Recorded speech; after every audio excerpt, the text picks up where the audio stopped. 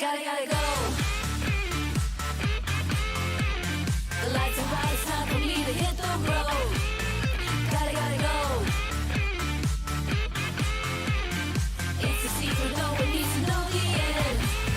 Street lights blink like a warning sign. Got another late shift, but I'm doing fine. Work day done, but the grind don't stop. Suit comes off, time to rise to the top. Eyes in the dark where the shadows crawl. Make one small move and I'm risking it all. Heartbeat fast, so I move with the flow. But the night's still young, so you know I gotta go.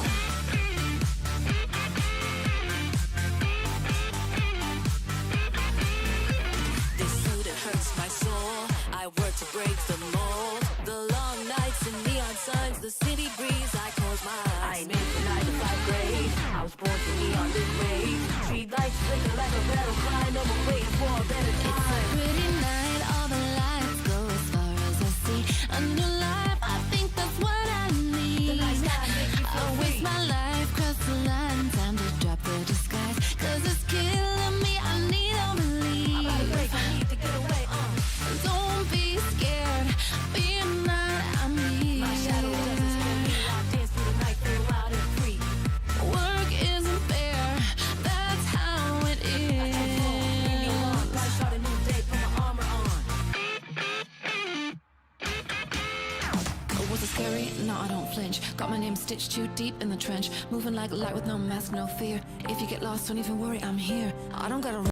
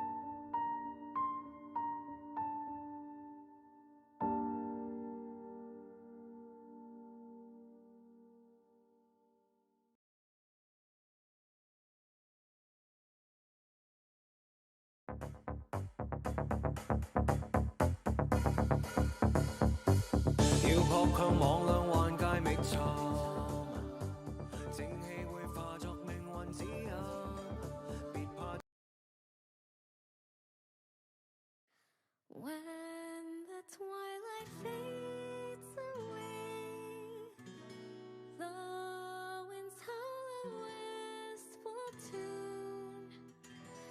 Nothing gold can stay. We paint the sky. Hello, hello. Can I hear myself on Twitch? I can. Can I hear myself on YouTube? I can as well, which means that everything is working, which means it is time for me to get flashbanged. Except I chose the wrong scene, so where is the right scene? Ah, there you go. And activate webcam. If you would be so kind, webcam, to focus on me. Yes, because that's kind of the whole point you exist for is to film me. Otherwise, yeah. Please focus on me. Yes. I don't know what you're focusing on, but that is not me. I can clearly see that I am not clear. Did you? Which is quite unfortunate. Actually, I did see it coming because that's usually how my webcam tends to behave, unfortunately. For some reason, it loves to focus on my microphone, I think. Oh, doctor, which is not exactly the point. But I think right now it works properly. Kind of. Yes. Yeah, pretty decently now. Good. Transition. There we go. Hello, hello, hello. Give me a second. There. Well, I guess you're not working at all. That's fine. You go over there. You go down. And there we go. Hello, hello, hello, hello everyone. Hello Ktosh, hello Shadow Master, and hello Gamer. How are you guys doing? Welcome in, welcome in. Should I spend the next 13 days getting Zibai? Maybe less if she comes home early. Or just clear out my quest log in HSR for the 4.x characters? That is not exactly... that is not really an answer I can give you. That depends on you, man. Depends on whether you want Zibai or you want the 4.x characters in Honkai Star Rail. That's a decision only you can make. Zibai is a good character in Genshin. She's a good lunar crystallized character. She's decently strong.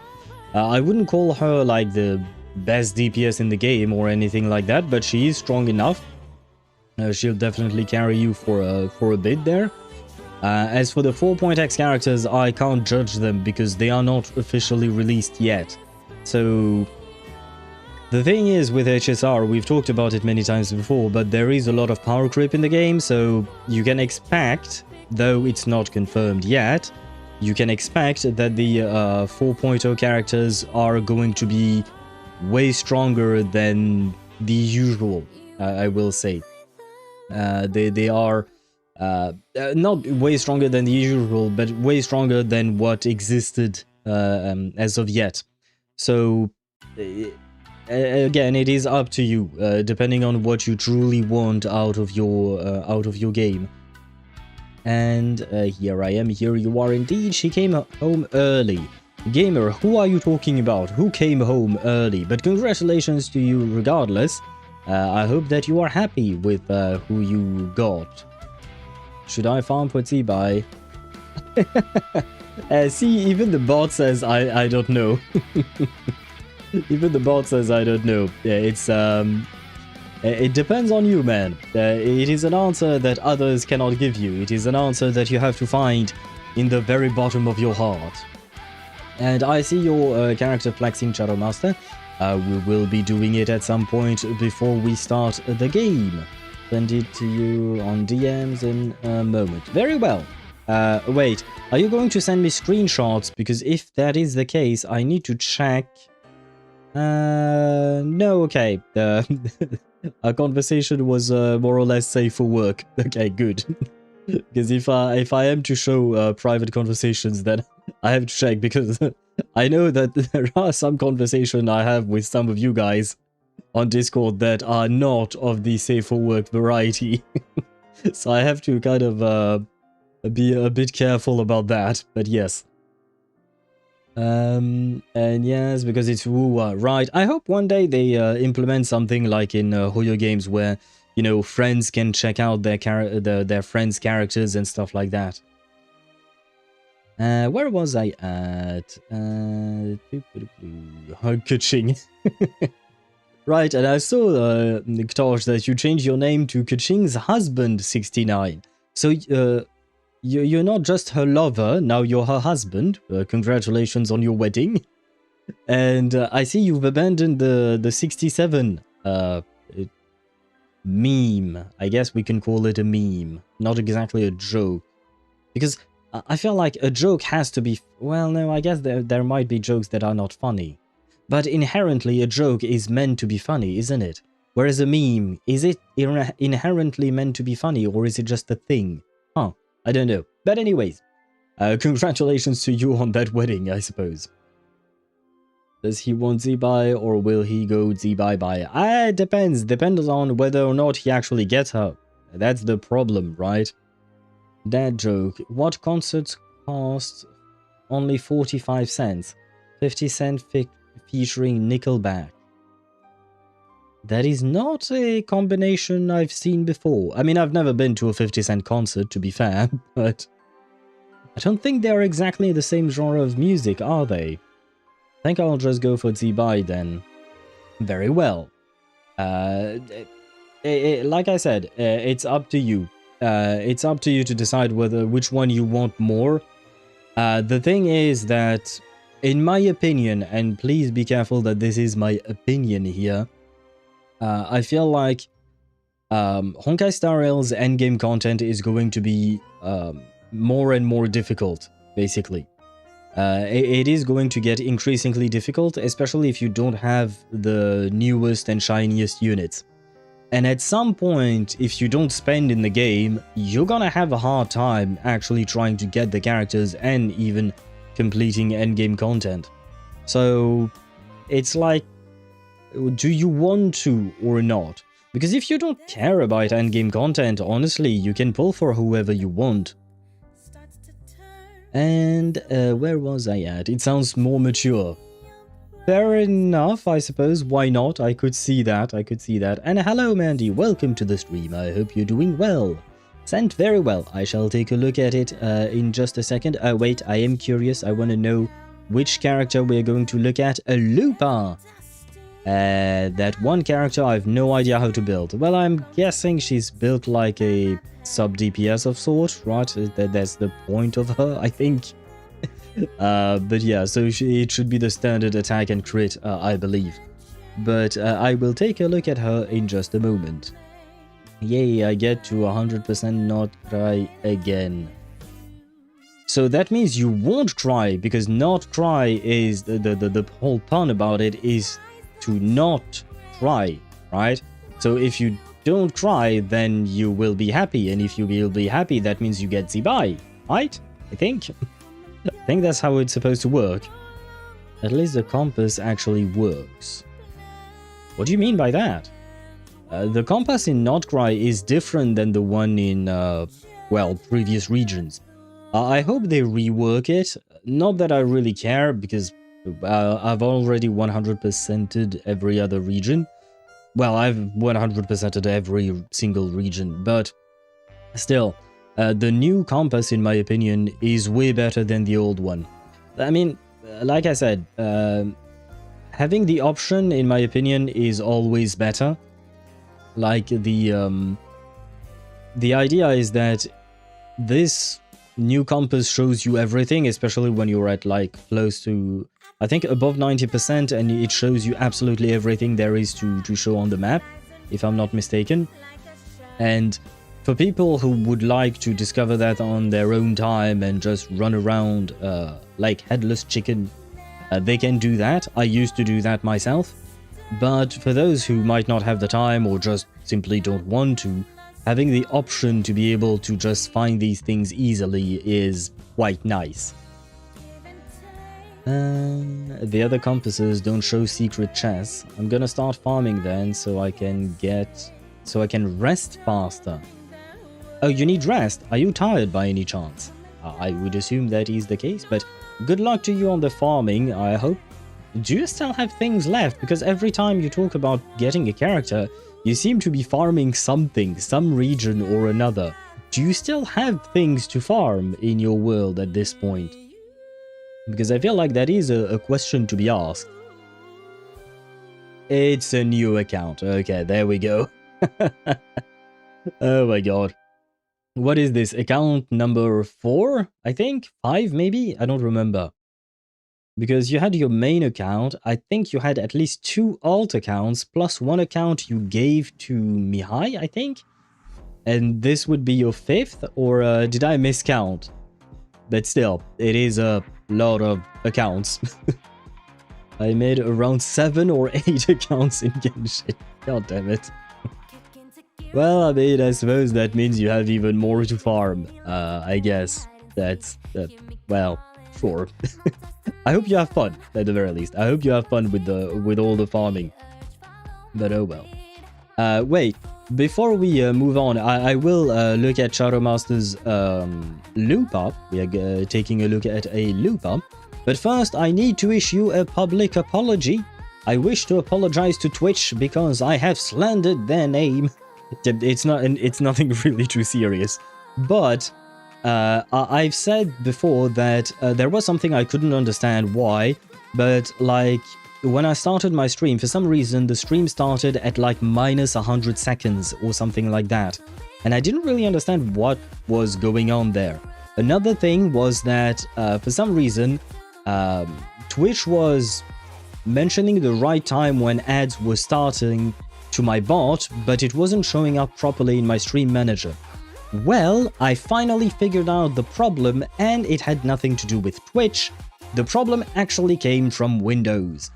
So technically speaking, it's kind of on me. But at the same time, you know, well, I didn't know. I didn't notice it up until now, but basically my Windows clock, just the PC clock, was not properly synchronized, so it showed, it was like a couple of minutes late. Like when, like for instance, right now it is 6:23 p.m. Well, it would show 6:21 or something along those lines, or around that time. So it wasn't properly synced, and I'm guessing that the counter for Twitch, the session, the timer session, counts from the Windows clock. But because of the discrepancy in terms of synchronization, it fucked up everything basically. So well, that's well, I don't want to exactly say that's on me. That's on Windows. And the only thing you needed to do was quite simply untick the automatic time detection and retake the box, and that was it. And it synchronized again. But still, I've never had an issue like this before on Windows 10, Windows 7, Windows Vista, Windows XP. Never had this issue, but I suppose it's always time for new things in life. Got a C2 Deluxe at rank 30. Well, hopefully he will get a buff. And this is coming from a place of love. I love Deluxe, but he does need a buff. Unfortunately, I don't think he'll be part of the Lahai-Roi characters. Well, or they would have to implement a new gang of characters of some kind. And you hugged Kaching again. Very well. And happy lurking to you, Ktosh. Meanwhile, we shall take a look at Shadow Master's Lupa. Wait, I need to find this. Not that, this. Would you please? There you go. There. And I believe we're good. Yep, there we go. There we have Shadow Master's Lupa. Like I said, I don't have Lupa, so I don't really know how she's supposed to be built. My guess is mostly like a sub DPS, right? So a DPS, but one that deals less damage than a main DPS. But the idea is the same, like attack percent, crit rate, crit damage, and stuff like that. Let me check. Yep. Yeah. Yep, that's it. Okay. And okay, she's on Lioness of Glory according to Pride Winner. I see. Very well. So let's take a look at her. 2,290 attack. I feel like that's in the right ballpark, right? I think. It's a pretty decent amount of attack. The defense is higher than I anticipated, not gonna lie. I didn't think you would get that much defense on her. Energy regen is at 0. That's maybe concerning. I don't know. It depends on well, your rotation. I don't know who you play Lupa with, Shadow Master. But do you have enough energy to cycle through her burst, her liberation every rotation? Do you even need to do that? I don't know. Because again, I don't know how to play her. 75% crit rate is good. You could go 5% higher, it would be even better, I'd say. But 75 is more than enough usually. 262 crit damage is pretty decent as well. You could go about 10 to 20% higher depending on your rolls. I would assume with such a crit ratio, you have double crit lines on every single echo, probably. But maybe some of your echo rolls were low, because, you know, in Wuthering Waves, it's like in Genshin, you have higher and lower rolls for individual substats. Encore, Lupa, and Shorekeeper, and she charges rather quickly either way. Okay, like I said, I've said this many times before, but for energy regen, whether it is whichever game it is, it mostly depends on the rotation and your personal experience with the character, because there are some recommendations, but usually those recommendations are general recommendations. It's not always what do you call that? It's not always like the specific scenario that you're in. 90. Oh, and that is her signature weapon, right? I think. Is that revelation? Yeah, dealing heavy attack damage. Didn't see that coming. Yeah, I do believe this is her, indeed, her what do you call that? Her what's the word? Her signature weapon. Very well. And then what we have? We have the echoes here. Oh no, okay, your crit damage is quite lower than I anticipated, from the echoes, I mean. So I guess most of the crit damage comes from the weapon. And hello, Satoru, welcome to the stream. I hope you're doing well. Hello, people. What did I miss? That's that's a good question, man. But hello to you and welcome in. I hope you're doing well. And hello, Sparta, welcome to the stream. I hope you're doing well as well. And yeah, that is her signature, okay. Why does that pose look like the EHME? I don't know what the EHME is. Exotic dancer pose with the sword. I mean...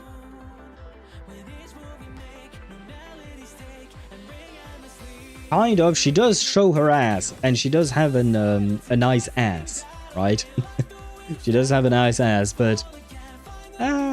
is it really exotic? Yeah, you know what? It does kind of remind me of Yanagi. Except with Yanagi, you know, she has that... what do you call that? She has that pole arm, which is really longer, which makes it look more like a pole dancing pole and stuff like that, yeah. Pole dancer to keep it safe for work, yes.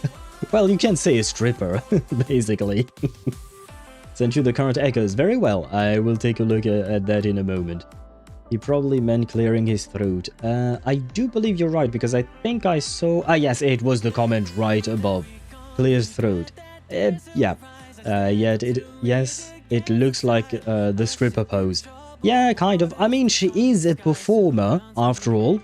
Though she performs in arenas, not in strip clubs, but you know, one profession can always lead to another, you know. One profession can lead to another. Officials need part-time too. Yes, why not? Maybe being a gladiator's arena, or an arena's gladiator, sorry, doesn't pay well enough. Maybe she needs more money. And by the way, gamer, earlier you said she came home early, but who were you talking about? I need an answer. Or were you talking about your wife, which I don't think you have one, given your name? I would assume. Unless it's your male wife, I guess, but still. I'm thinking you were mentioning a character, probably. Well, she does this pole dancer move with her spear in the idol. Ah, it does make sense, right? Because she does fight with a, what do you call that? With a spear sometimes. Yeah. Well, not sometimes, just kind of all the time, I think. I don't remember every single animation there is with her. Let me check your echoes. Yeah, okay, it is as I thought. I corrected myself. You don't have double crit lines because the crit damage here is quite low. You can go way higher than this for the crit damage. This is okay. She does like heavy attack apparently because that's the passive on her weapon. Dealing heavy attack damage extends. Yeah, so she must be dealing some heavy attack damage. So the heavy attack... I wonder why it's not highlighted. That's a good question. The crit rate is is high, if I recall correctly, in terms of roll, which is a good one. Crit rate, yeah. See, these rolls are quite low. These rolls are quite low. Same here. These are okay. These are okay rolls. 15% crit damage is okay. 6.9 and 15%. And 7.5 and 19. See, 19.8. That's a bigger crit damage roll. And I think you can go above 20, if I recall correctly. I don't remember the exact numbers, but I think you can go slightly above 20% crit damage. But see, if, for instance, number one, you would need to reroll, not to reroll, but to get a different forecast echo in order to get the double crit line there. But if you got the double crit line here, if you had like, you can almost, I think you can almost get 10% more crit rate here. So that would be like almost 30% between just changing 2 echoes, right? Here you could get 5 more percent. I mean, these echoes are okay. And here, this one is a bit above the rest. But yeah, you could easily get at least like 30%, if not slightly more crit damage on her. Still, the build is really good. The build is already quite good. But if you truly want to min-max her, you can go even higher, especially for the crit damage. The crit rate is good. I don't think the crit rate really needs to change. I mean, if you have more, you know, no one's going to complain about it. But crit damage, on the other hand, you could try and get more. Yeah, I read that. I wish my dear shopkeeper has not arrived. Oh, wait, what do you... Didn't you say... But you said she came home early, and now you say she did not come home. I am confused. I am confused, gamer. She fights with a spear / standard. Yeah, well, I mean, it's right there. You can literally see it right there. And hello, Mihai. Welcome to the stream. I hope you're doing well. Asuna is mocking me. I'm 7 from guaranteed. Goddamn. She truly does not wish to come home. You're on a 5th. No, you're on a guaranteed, right? I think. So at least you can take consolation in that, but I know it still hurts, so I feel your pain, man.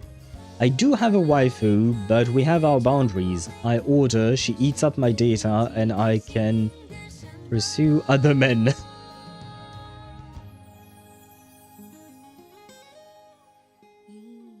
Is that true?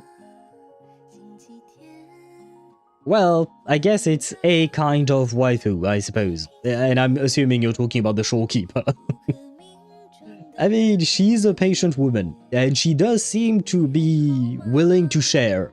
If you look at the actual story with the rover and all of that, she does seem okay with sharing, more or less. I mean, she hasn't said anything yet, right? She hasn't said anything yet. By standard, I mean a flag bearer. Yeah, no, I got what you meant. She's not part of the standard banner character, if that's what you thought I thought, but no, I know what you meant, Sparta. Well, she likes liberation damage the most. You charge her bar and then do 2 heavy attacks to have a special skill that counts as liberation damage. Ah, so if that's the case, then you would want to pursue liberation damage just like in this Echo, basically.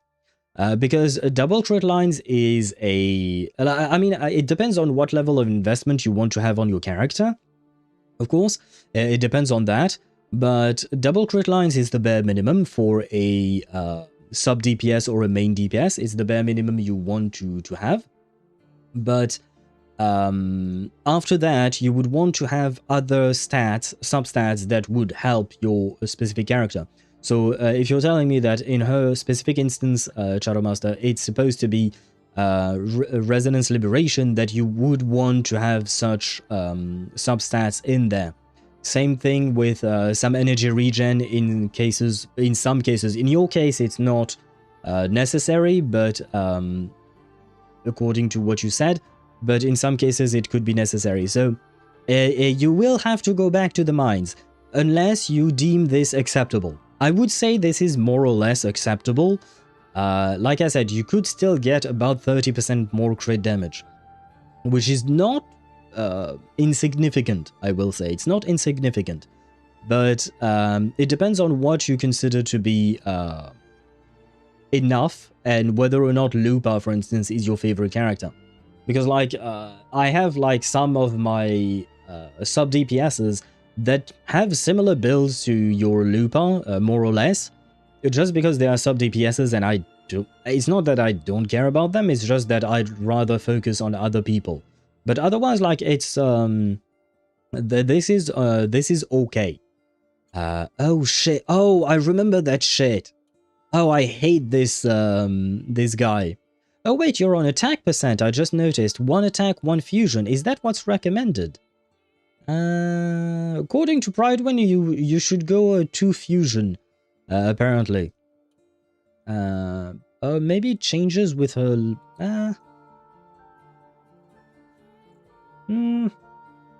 Increases attack.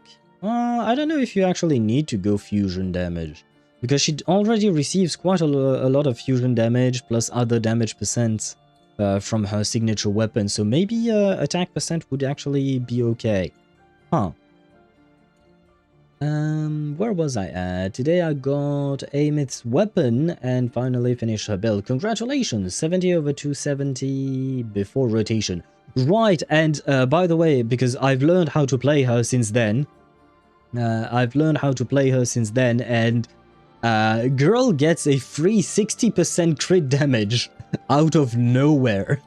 I mean, you have to break characters, tune break enemies, sorry. You have to tune break enemies 3 times in order to get 3 stacks, each of 20% crit damage. And it's just like, goddamn, that's kind of insane. The fact that she gives herself 60% crit damage. CK. That dinosaur bitch, it took me 2 days of constantly killing it just to finally get a decent one for my Galbrainer. Same, it took me even longer for me. But yeah, that dinosaur, I hate him. I farmed him for at least a week, every single day, because there aren't that many of them, unfortunately. But yeah, that dinosaur, I remember you. And I remember that Augusta chopped off your head, and that's what you deserved. Read her Sonata effect. It grants more fusion damage. Okay, I see. So she should be getting plenty of fusion damage indeed. Plus with the weapon, I suppose it makes sense then. And wait, I missed a few messages. Brothers, form around the standard. We hold this ground in the name of the Primarch. Wait, the Primarch. Wasn't the Primarch another name for, what's his name? Not Ferdinand. What was his name? Fenrico, that was his name. That was an... Yeah, I don't know if Lupa would be a fan of his Porsche. I don't think she would be. Plus, he was not exactly in Septimont. He was mostly in Raguna City, but still.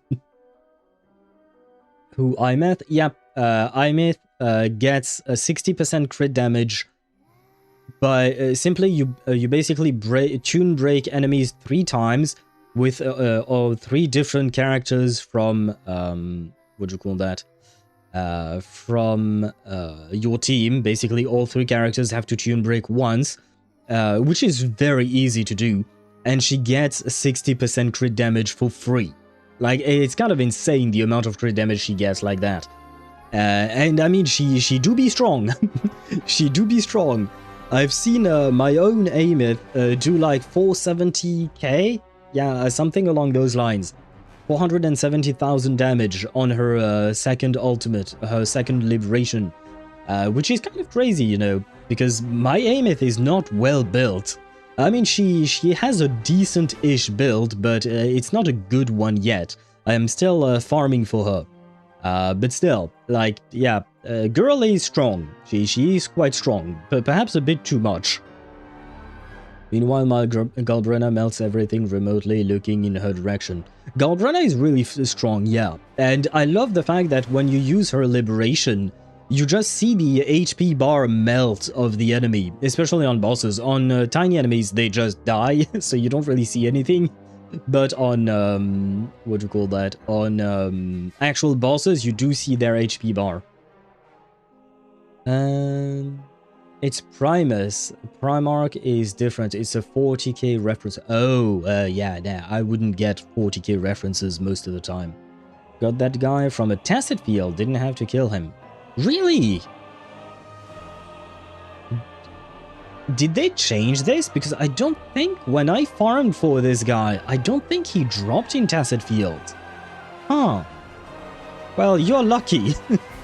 Because as far as I can remember, I had to farm every single one that I got. Unless I got really unlucky, I had to farm every single one I had from the overworld.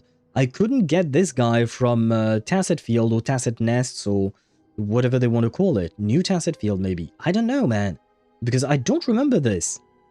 So I guess maybe they heard people complaining about this, because this guy was a pain to farm. There were only 8 of him on the entire map.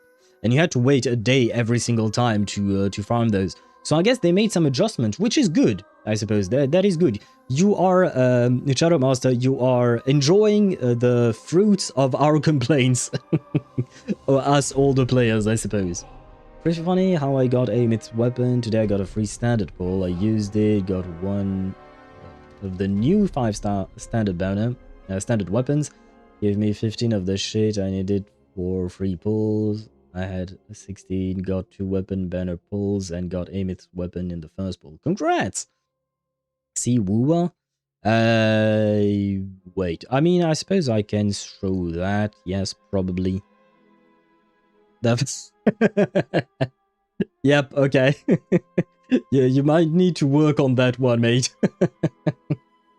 Your Aemeath might need to work 20%. I mean, hey, you know what? At least you have 21... like, your crit rate and your crit damage are very... almost symmetrical, you know, in the sense that, like, it's 21.8 and 210. Like, there is just 1 0 of a difference between the two. But you should probably get more crit rate first. Because her crit damage... I mean, her... like I said, she gives herself crit damage for free. So you might want to try and get her crit damage first. Crit rate, sorry. Crit rate first. Galbrena is still an absolute demon, but in my defense, she is S1R1. Yes, I do, but I'm out of money. What do you mean you're out of money? Do you mean you're out of credits? And you can't level up echoes or something like that? Is that what you meant? Oh boy. Yes, oh wow, that is rough. That is rough indeed. Now then, let me, let me start the game. That's what I meant. Yeah, I mean, I will show the game in just a moment. But yes. Let me start the game. We do have a couple of temples, which were painfully gotten. I will show you things, people. I will show you my pain. Having Lioness of lowering the main slot gives even more fusion and resonance liberation damage. Okay, well, like I said, that even with all the other things that I've read already, It does feel like she gets enough, probably. I don't know what's the point where you end up overcapping. Well, you don't overcap, but you know, usually you start getting diminishing returns from putting all your eggs in one basket, or in this case, all your rolls into one substat or something like that. So I don't know exactly when it's better to oh god, why are you downloading now? Oh no. Oh, please don't kill my stream while you're downloading. Yep. Well. We should be good. Are we back? Did the stream die for a second? Oh my god, this thing. No. Okay. I think the stream is still good, right? Yeah, stream still seems to be good. Okay, yes. Stream is still good, but... God, I've done my dailies. I've already played the game today. And yet, somehow, it seems like it had another... what would you call that? Another... update, apparently, today. I don't know what for. Stream is still stable. Okay, good. Because, yeah, I don't have a cap on my bandwidth when I'm downloading. So that, you know, it downloads really fast. But at the same time, that means that when I'm streaming, I can't download shit, because otherwise it kills my bandwidth and it takes everything. And that's not good. Now that I got Aemeath and her weapon, I will try to get Chisa. I need her for my Cartathea team. Sure, why not? She's not exactly a must. But if you like her, you know, you might as well go for her. Like, as far as I can tell, Chisa hasn't really found a real place in the meta. Like, you can very easily just keep going with Arrow Rover. It's just that, I will say, I do find Chisa to be more fun to play than Arrow Rover. I will say that much. I don't really like playing Arrow Rover, honestly. I've played him and, well, I keep playing him because I don't have Chisa and, well... if I didn't have other priorities, I would probably pull for Chisa just for convenience sake. Did you fight Sigillum yet? In the story? No. In the... to farm? Yes. Because I have tried to build my... my Aemeath, so I have already fought the boss, but I haven't fought it in the story. I'm assuming it will show up in the story at some point. That's why I put her on fusion and attack on 3 costs. Yeah, I got that. Glitch, but it's all good. Okay, we should be fine. I am in the game right now, so we should be okay. Hopefully it won't download something while I'm inside the game. Did you see Aemeath's idle animation? Yep, it is cute and funny indeed. It is. Yeah, I have seen the little sprite. We've played around with that quite a few times. Chisa's gameplay is more fluid and easier to play. Yep. I 100% agree. She is way more fun to play than Arrow Rover. Arrow Rover is somewhat clunky in my opinion. I don't like playing him. I play him because, well, he's good, and, you know, we kind of need the thing. We need him for the passive that he has. But other than that, I don't really... I mean, I will say his animations look cool, and he is aura farming and all of that, but yeah, in terms of gameplay, not nice. If you at least you weren't spoiled what Sigillum is. I mean, I know it's a robot, but I don't know much more. I didn't pay attention. I was just killing the thing over and over again. That's about it. I don't know what it is. We've seen it once during the story, but that's about it. I haven't actually, like, really gotten into the lore of whatever it's supposed to be. I just, you know, I farm. When I farm, I do not pay attention. I'm there to get my rewards and get out. When I'm in lore mode, you will see me read pretty much everything that I find. But when I'm in farming mode, I don't give a shit. I'm just there to farm. If only Arrow Rover could actually fly. I mean, you could say that for every rover, honestly. Especially, like, Arrow Rover, it would make sense because, you know, he controls arrow, he controls wind, sorry. But it also makes sense for Havoc Rover because he does have a wing, right? Although I guess you can't really fly with a single wing. It's kind of hard. Look at Discord for a moment. Speaking of rover, would you send? That is not a well-built rover. I will say that much. That is not a well-built rover at all. Well, it's not built at... She's not built at all, is she? I mean, at least she's level 80, I guess, but I think you don't have any echoes on her or something like that. All my gameplay with Arrow Rover is pressing skill 3 times for the 6 arrow damage bonus, and rarely I press his ult for the heals only. I don't even press his ult for the heals, I press his ult just because it charges his consulter gauge faster, basically. It's just for that, but yeah.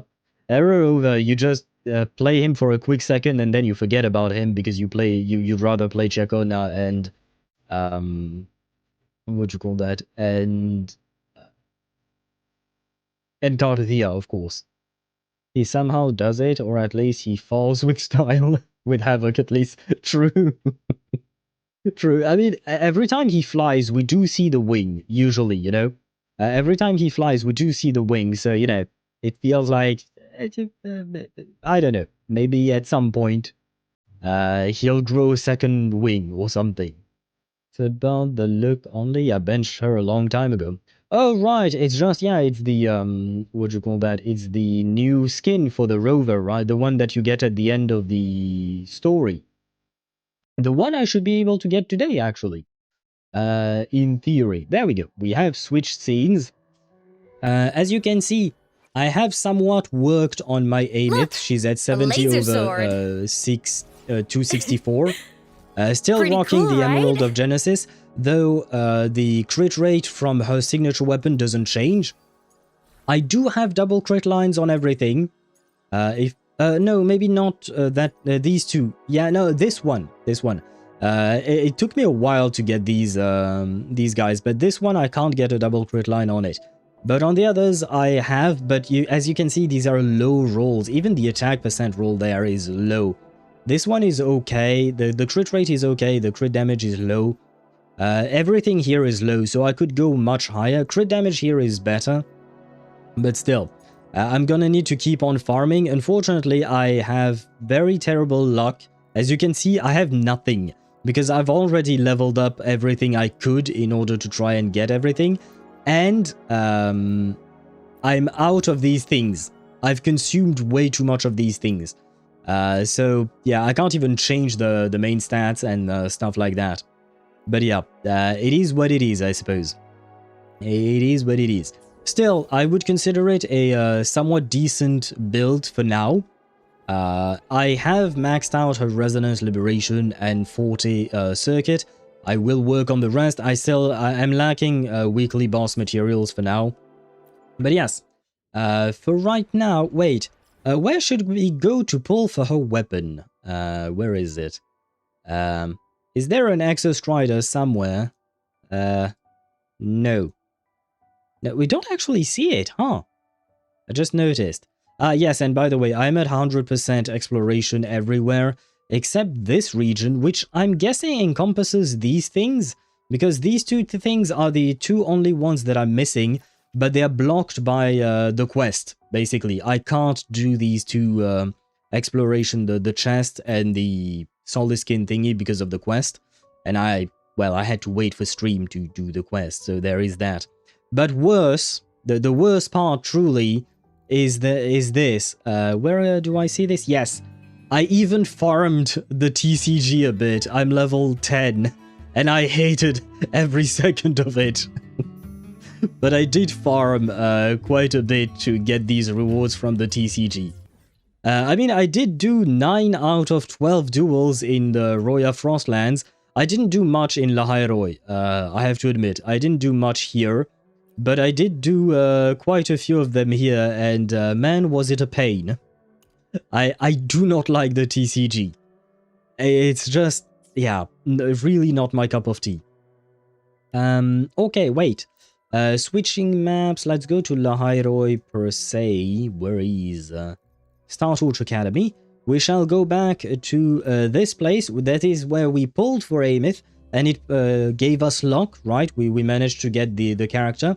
We only have a couple of 10 pulls though, because that's all I managed to what do you call that?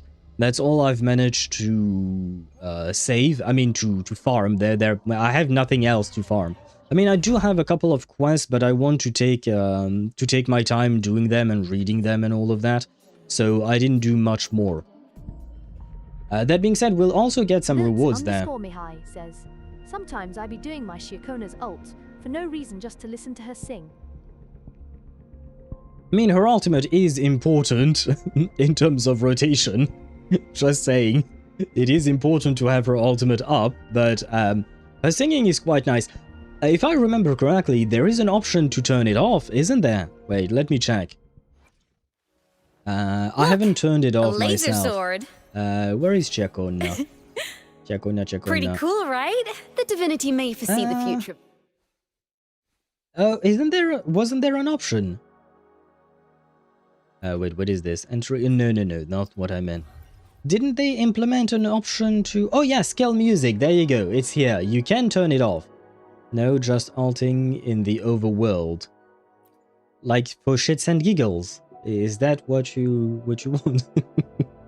Oh, and by the way, well, here is an example, Shadow Master. As you can see, my Chakona is a sub DPS as well, but I am at 80 over 281, for instance. So you could go higher with your Lupa. This is just one example, but I think, for instance, yeah, as you can see, my Linné has a build that is more similar to your Lupa. So it depends on the level of investment you're willing to go Pretty cool, with. right?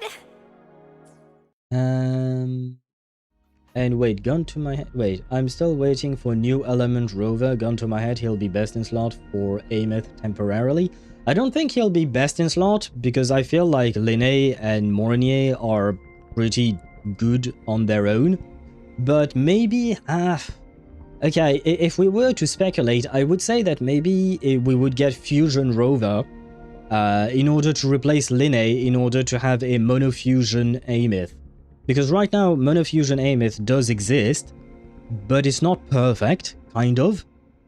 I'm guessing that Fusion Rover would have a better synergy specifically for Monofusion. I said temporarily. Yeah, but I wouldn't call it best in slot still. Unless it is best in slot specifically for Monofusion, or Fusion Burst as they call it here. Because, you know, she has 2 game modes. I think that for Tune Break, she will still have best in slot, Linné, and Mornier, probably. Managed to create such a powerful false sovereign deck, it destroys everything easily. I have not built a deck. I am still rocking the first deck that the game gives you, because I couldn't give more of a shit. I do not want to learn. I mean, I suppose I could learn how to play the game properly, but honestly, I just don't want to. It's not a game mode that I particularly appreciate. Here I just wanted to get the pulls because I wanted the weapon. But other than that, usually I won't force myself to play through things that I don't enjoy. Unless there is some kind of a reward that I truly want. But like, I still have a shit ton of rewards locked behind Divergent Universe and stuff like that in Honkai Star Rail, for instance. I'm not going to do it because I don't want to. Do the free 3 pulls for Chisa? Nah. I'm not interested in building a new character right now. I can keep playing Arrow Rover. My Arrow Rover is decent. I don't like his gameplay, but I don't have to spend all that much time for him. Plus, I'd like to start saving for other things, other characters that I might want in the future. I might even do a 10 pull on Luke's banner. But Luke, yeah, but he would want to replace my Zani, so never mind. I probably wouldn't want him to truly. Never mind. They give more of a shit going to the restroom? Yes, I suppose technically speaking you're right about that. Just make a base false sovereign deck and switch a couple of cards and you're good. I'll take your word for it. I would have to actually look at it because I have no idea what the false sovereign deck is supposed to be like. I have a couple of different decks that were recommended, but unfortunately I couldn't complete them because I didn't have all the cards. So I was just like, fuck it, I'll just keep using the tutorial deck and I'll be fine. And I mean, I've managed to win 9 out of the 12 matches with that stupid deck. So there is that. But I'd probably have to change later down the line if I wanted to. But the thing is, I would have to read what each actual individual cards do in order to actually properly play the decks. And that's the part where I'm too lazy and I'm not interested. And hello Zenny, welcome to the stream. I hope you do it. Ah shit, we have ads. Wait, we have ads? We have ads. Wait, but my bot. Oh no, now something's broken. My bot didn't say shit. Bot, what is wrong with you? You didn't warn me about the ads. Did it? No, I don't think it did. Huh. Ah, brother. When I fix one thing, another thing breaks. God damn it. But hello Zeddy and welcome to the stream. I hope you're doing well. It's fine at the start and later false sovereign with Yuno is the strongest. Okay, I see. Once again, I'll take your word for it. I don't even remember what Yuno does. Like her passive and active abilities, I have no idea. I think I've unlocked everyone by now, I think, probably. But yeah, no, I haven't read most of it. Like I said, it's not a gameplay that I particularly enjoy. Like, worst part is, I will say, one type of gameplay that I do enjoy is this thing. Basically the Facebook ad gameplay. Or YouTube ad gameplay. I enjoyed the shit out of this game mode. It's not very difficult or it's not interesting that much, but I don't know why. I really enjoyed that gameplay. It's Shakes fist at ads. Yep, I am waiting for the ads to go away, but before we pull, because I wouldn't want people to miss out the few pulls that I do have. I'm doing good. Better, actually. Were you sick? Because I remember a couple of people saying that they were sick at some point, but I don't remember who. I remember like a couple of weeks ago, at least 3 or 4 people had headaches. Were you one of them? Not really, just a life update. Ah, is it I mean, if you're saying that it's better, then it means it's a good update, right? And how about you? I'm doing okay, more or less. I don't sleep that well these days, which is impacting my moral overall, but it's still, I've known worse. I've known better, for sure, but I've known worse. By accident, I challenged the strongest guy in the Frostlands early and destroyed him in 2 tries. First time try starting cards were crap.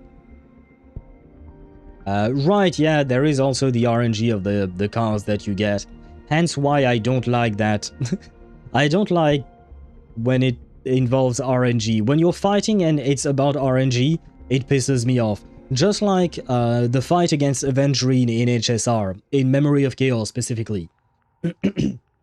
It was an absolute pain in the ass, and I hated that boss because it was all about the RNG of his stupid fucking dice. And no thank you. No. When you reach endless mode in the Facebook ad game mode and you get some specific weapons perk, you can just AFK and never die. I suppose you could. I never tried. I just played it myself, but I suppose you could probably, depending on the weapon you get. I ended up swapping rooms for a better overall space, and I have more room for my computer and a better table, so I can't complain.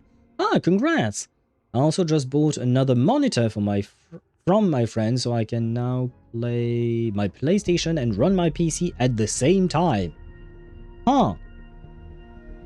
Wait, what? Oh shit, I'm an idiot. My oh shit, I'm an idiot was not about you, Zenny. It was about the ads. I thought that the ads were already running and I didn't read it properly. But no, the ads were not running. The Twitch was warning me that ads were about to run. But since I haven't seen the Twitch warning in a bit, because of the synchronization issue before, I misread the situation. So now I have to wait another 3 minutes before I can actually pull. Fuck me. I guess that's on me. I should have done better. I should have read, to be fair. We need to fix our sleep somehow, at least so life goes better for one of us. Well, I've tried. I've spent the last 14, next to 15 years trying to fix my sleep. And if it ain't fixing, yeah, I kind of gave up on it. Wait, Aemeath gets crit rate or crit damage? From what? If you're talking about the stacks I was talking about earlier, it's crit damage. She gets 60% crit damage from the stacks. If you're talking from her traces, she gets a 5-10% crit rate, I think. Something like that. Her signature weapon is also crit rate. Now I can finally run both my games at the same time. But Zenny, can you play 2 games? I guess you could. Yeah, I've done it myself, so I suppose you could play 2 games. But wait, what games do you play? What are the 2 games that you would play both at the same time? Get many main weapons from defeating bosses, and if you're lucky to just get HP % lifesteal by the main weapon, you can just AFK and never die. Then just get as much attack and attack speed. Yeah, that is more or less how I built the Facebook game ad thing. Usually I would try to get some lifesteal as much as possible, so I wouldn't have to be absolutely perfect when dodging things just because I'm a lazy bastard. Can watch you and play something. Wu-Wan Genshin. Ah, okay, watch me and play... Okay, that makes more sense. Because, yeah, Wu-Wan Genshin, you can't play both at the same time. Because, like, I've played Honkai Star Rail, AFK Journey, and Reverse 1999 at the same time, but that's mostly because they all have auto fighting modes, right? So I would launch the auto fighting in Reverse, launch the auto fighting in AFK Journey, and actually fight myself in Honkai Star Rail. I can do that. But like Genshin and Wuthering Waves, you can't auto fight in those games, so... Okay, watching me and playing a game, that makes way more sense. But I will say, having 2 monitors on a PC is life-changing. I am never going back. Ever since I've discovered the beauty of having 2 monitors, honestly, I am so freaking happy. Is it under Forte or under Inherent Skill? I don't remember. A good question. Look, a laser sword. No, it's her... Pretty cool, it's right? this thing.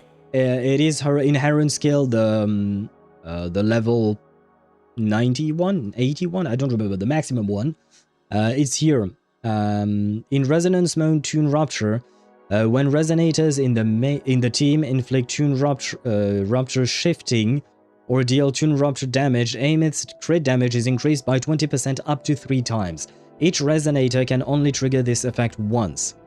You can do the same in Fusion Burst, except it's 2 stacks of 30% each, which is, again, 60% crit damage at the end of the day. Now then, the ads are over. We have talked about Aemeath and her kit. We have talked about her weapon. It is time for us to pull. We are at 40 pity, if I recall correctly. Let me check. Can I count? 8, that would be 40. Yes, we are at 40 pity, so we can go up to 22 more. That would be 62 pity, which is not a whole lot, but it's the best I've got. So, let us hope that the weapon will come home. I mean, even if it doesn't come home today, I will be able to get it over the patch, but you know, it would be nice if it were to happen on stream, you know? So please, ever bright Polestar, please come home to us right away! Pretty please! No. Very well. And a Tauchi, why not? I will take any and all coral I can get. I need to save again for sequences for Phoebe, whenever she gets a rerun next. Okay, we have one more 10 pull. I've already farmed everything I could farm, my dear ever bright Polestar. I've tried everything. So please, Please, make me the happiest man in the world and help me save my singing digital ghost waifu. For the singing digital ghost waifu? No. Well, fuck. Well, shit. We have a couple more polls. Come on. Going to 61. Pretty please. No. Okay, going to 62. Pretty please. Come on, please. No. Oh, man. Oh, man. How am I doing in terms of coral? Oh, man. No, not you. Can I get... Yeah, we'll do them one at a time because, you know, it's kind of painful to have to spend that, but I suppose Phoebe's not going to have a rerun anytime soon, probably. Going to 63! Pretty please! No! Fucking hell, come on, man. Oh, man. My Phoebe funds are going away. My Phoebe funds are going away. Time for me to put Sigillum in the dirt. Wish me luck. Good luck to you, Sparda. He should be easy. I mean, with my own Aemeath, I can one rotation him. Or her. Or it, I guess. Although I guess my Aemeath is better built than yours, that's for sure. But you could use your Galbrenna. I'm sure your Galbrenna would do fine against it. Just got it. Sending luck. Wait, you got what? The weapon? If that is the case, then congratulations to you. And let us see if the luck will come to me. High says, the next patch, Luke and Phoebe, tears of joy. The next patch, Luke and Phoebe? Oh, do you mean the next phase? Wait, is Phoebe... No, Phoebe... Wait, what? Let me check this. 3. Reruns? I made the video, but I don't remember it, actually. Yes, next phase? Really? Characters and banners. No, next phase is Luke and Galbrenna. Okay, yeah, no, yeah, no. I guess you meant it as a joke, maybe? Because, yeah, I don't know who's coming along with Luke. I was just... Oh, okay, yeah, no.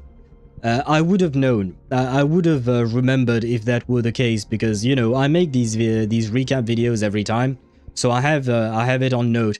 And I would have remembered if it were Phoebe, and then I would have decided not to spend these things. So no. Otherwise, I would have known. Galbrenna, yep, she's getting a rerun while Luke is having his release. And speaking of release, will you release me from this banner, please, weapon? Wait, a 4-star. Okay, let's see. What is it?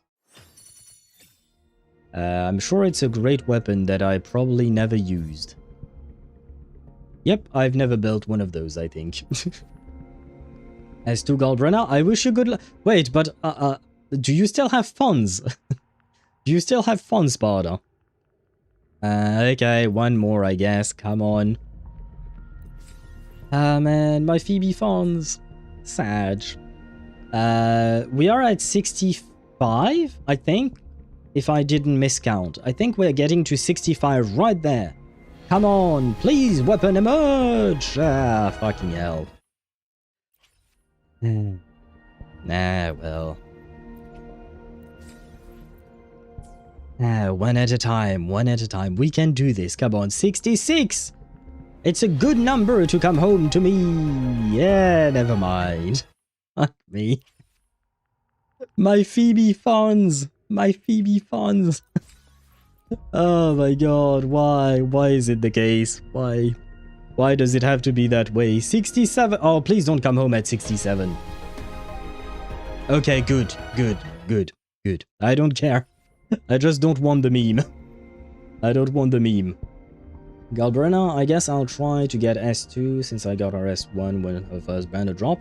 I wish you good luck then. I wish you good luck, both of you, Sparda and Mihai, if you do wish to get S2 on your respective Galbrennas. And hello, 360 Debashi, I think is how you say your name, I think. But hello to you and welcome to the stream. I hope you're doing well. It wants 69. Well, let's see. I mean, I wouldn't mind if it came home at 68. Pretty please.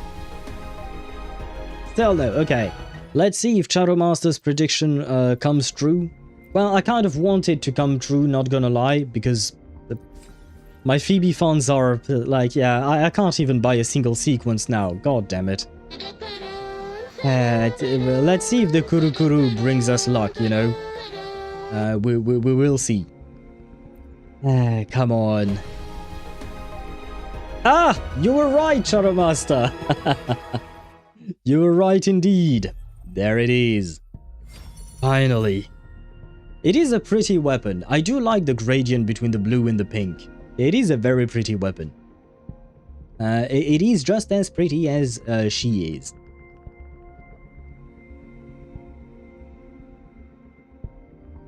Fuck Luke, I don't pull for male. El Bozo.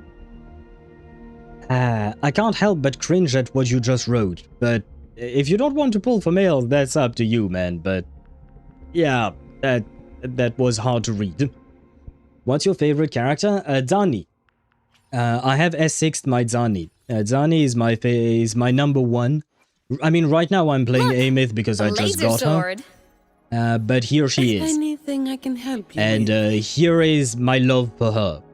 And here is my love for her as well. I have farmed like a crazy madman for her. All of these things have double crit lines over here. I have farmed. I am proud of my Dani.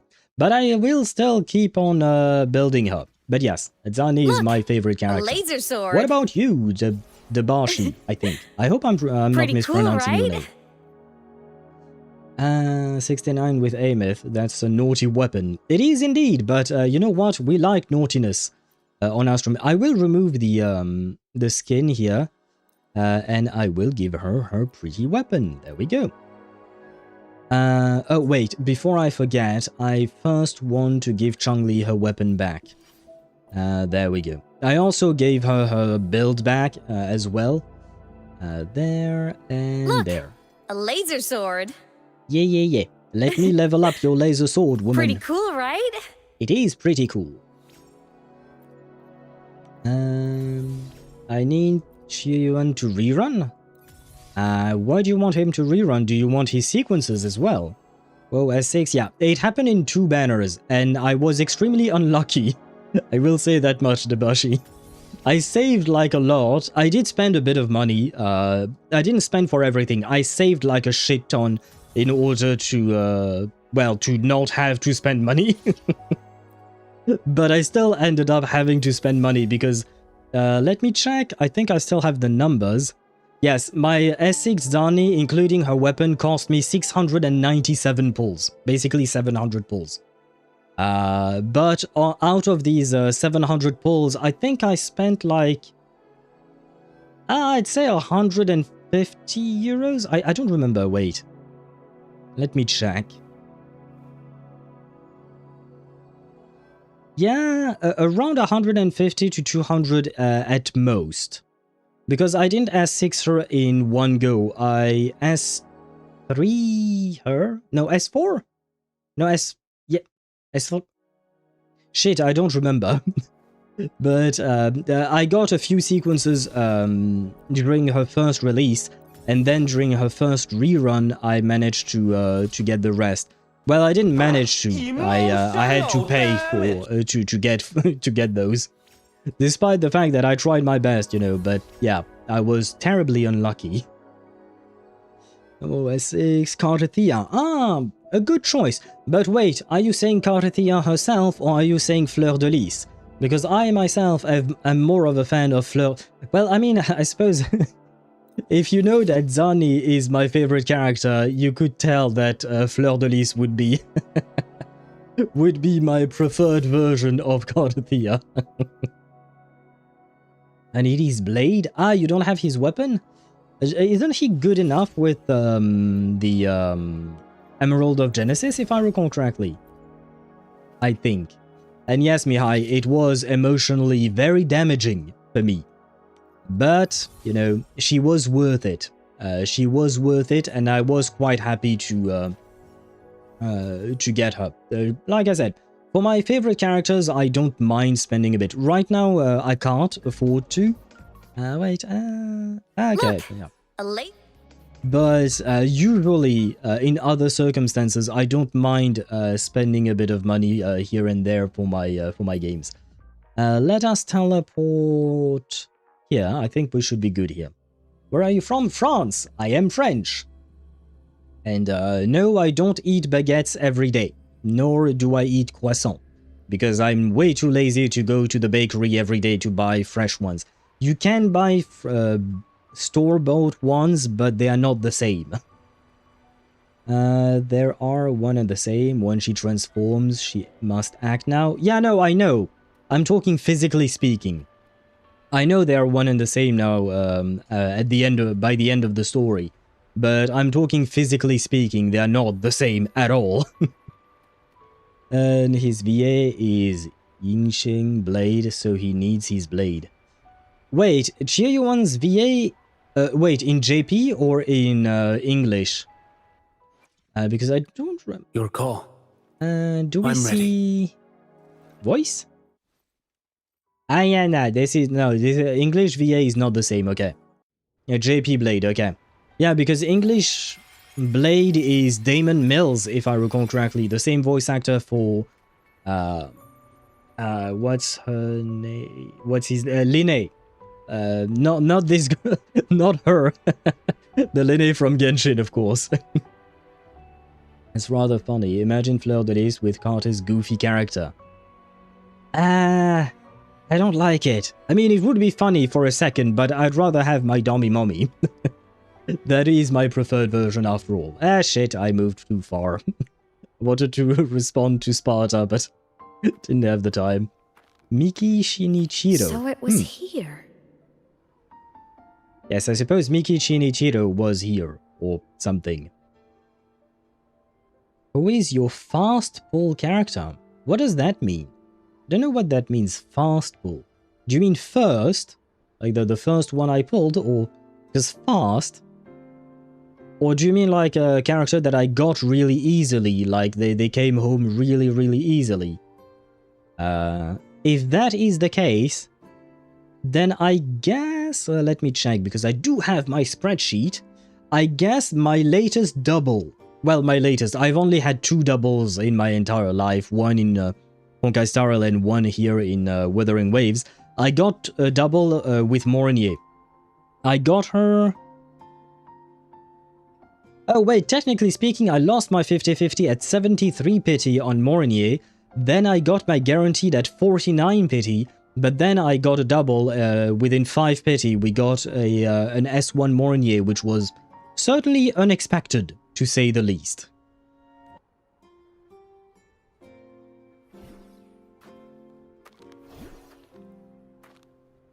This is the research outpost you mentioned before. Wait, what were we doing, guys? I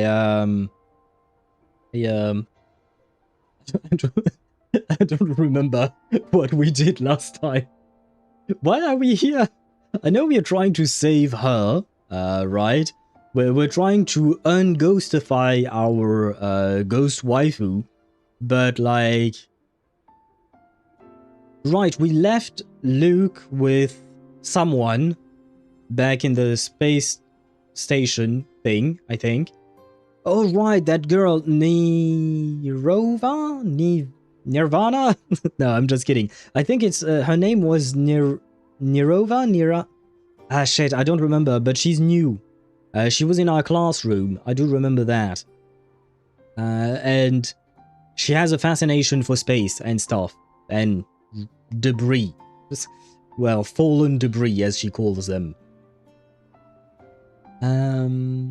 That wasn't good Mornier then. But, well, I mean, it was. We did get a double. Plus, because we got a double, honestly, having S1 Mornier is kind of amazing, just because of the fact that that means she's not glued to Toon Break characters. You can play her, you can replace Shorekeeper with S1 Mornier wherever you want.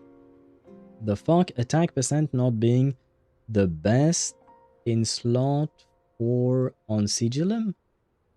What do you mean? Attack percent not being the best in slot 4 on Sigillum. No, on Sigillum you would want crit rate. Or if you're talking about building Aemeath, you want crit rate. Because she gets enough crit damage on her own with her kit and all of that. Her weapon does give a bit, but you kind of really want... wait, no! No, actually you can go crit damage because her weapon gives crit rate. Well, shit, I can't look at my own Aemeath's build.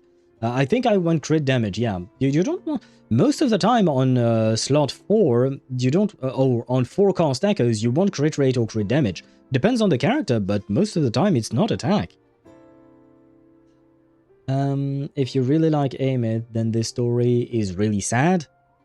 Yeah, I have heard about that the fact that her story is sad. I was expecting it, not gonna lie. Most characters do be having a sad story, unfortunately.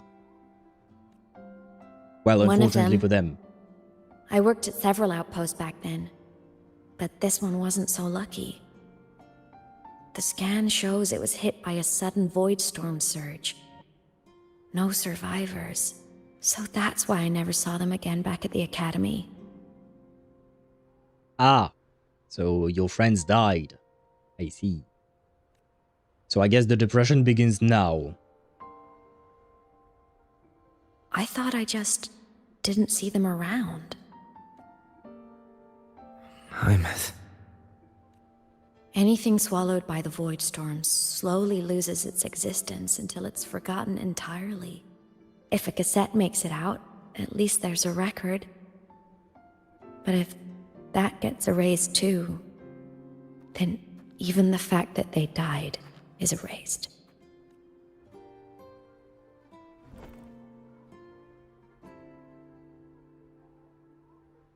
Use the core. I want to see them again.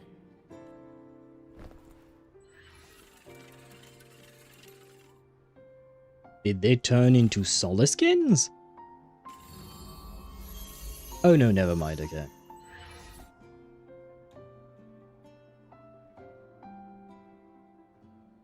Aemeath, you were amazing. If not for you, that Glomoth would have crushed us to a bloody pulp. Oh, this reminds me of Jian's story quest. In his story quest, you actually do get to see some of his past comrades as well. But they, oh, well, past comrades in the sense that they were his comrades in the past, but also that they passed away. I'm still shaking, but you're already cool as ice. Are all synchronists from Rebel College as composed as you?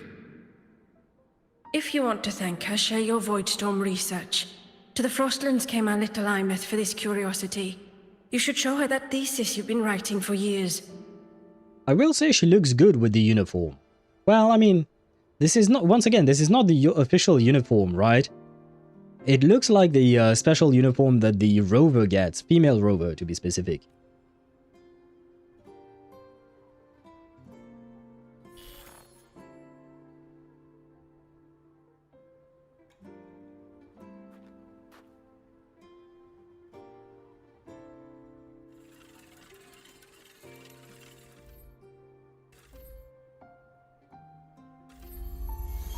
Aemeath, you think cassettes might be a breakthrough?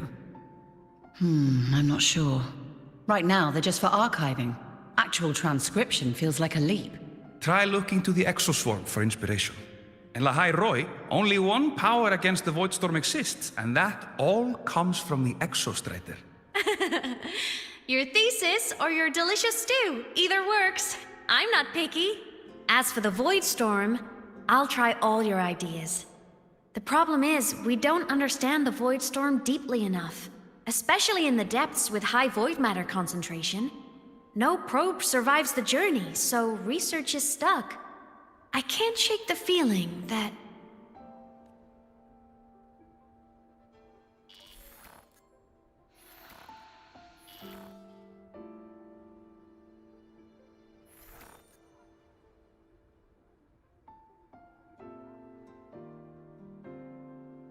Man, you really gotta give props for the facial expressions in this game. Like, it's subtle, but you can tell that she's sad. When I was a child, my parents were lost to a void storm. Soon after, I even forgot what they looked like. And by the way, if you don't know what the Void Storm is, when in doubt, I always say, when in doubt, blame either the Thronodian or the Fraxidus. It's always one or the other. Most of the... yeah, pretty much all the time. So you see, death hasn't been all bad. Once I became a digital ghost, void matter couldn't affect me anymore. Even if the whole world forgets my friends and colleagues, I still get to remember every single one of them. Aemeath? Yep. You don't always have to smile through everything. What's that supposed to mean? Ah, come on, you know very well. I'm happy. Really. It's the way I choose to live. You're too serious, always overthinking, hence the long face. Well, your eyebrows say otherwise, and so do your eyes. Or both. Yes, Sparta. The Fraxidus or the Thronodian or both. It is true. Oftentimes the Fraxidus working towards reviving the Thronodian will cause issues, right? See, I see them eyebrows. They don't look happy. You wouldn't understand how happy this moment makes me. Come on, I'll show you the Frostland's slumbering giant. Oh, my bad. I didn't mean to cut her off. That's on me. I did not get to read what she said. Well, shit. Ever since I became a digital ghost over 10 years ago, I've stayed in Lahai-Roi. Can't get too far from the Exostrider. You've been to many places, right? Care to share some stories? Let me think. Well, I fought the Fraxidus in Jinzhou, then I fought the Fraxidus in Ragusa City, then I fought the Fraxidus in Septimont. Is that what you wanted to hear? Because that's mostly what I've been up to, not gonna lie. And hello Swivy, welcome to the stream. I hope you're doing well and happy lurking to you. Aemeath Rover was so fucking depressed, dude. Had to wipe his fucking memories. He knows what he talks about.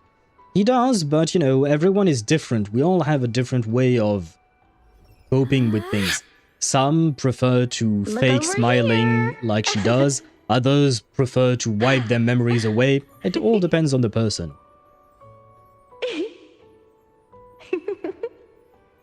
I wish we could interact with her. You know, I pop out the mouse, the cursor, and you could interact with her little sprite that appears on the screen. I'm guessing it would be too much of a pain to make it happen. So the rain holding Jinzhou captive stopped. Time began to flow again, and everyone got to celebrate a new beginning with the Moon Chasing Festival. Then you return to the Black Shores, to the place that's always watched over you from afar. Oh, and the archipelagos, Ragusa and Septimont. Oh, I just love how different these places feel. It's all so wonderful. I love hearing these stories.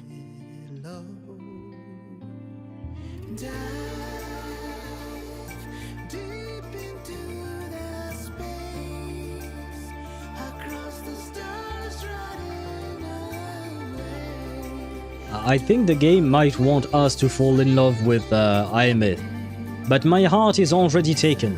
While I do like our pink-haired, singing digital ghost waifu, robot, kind of, my heart is already taken, my dear. Ah, that's the full Exostrider.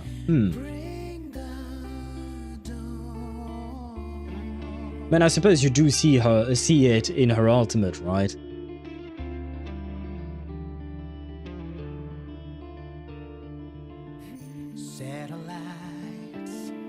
See, I think the girl just needs a hug.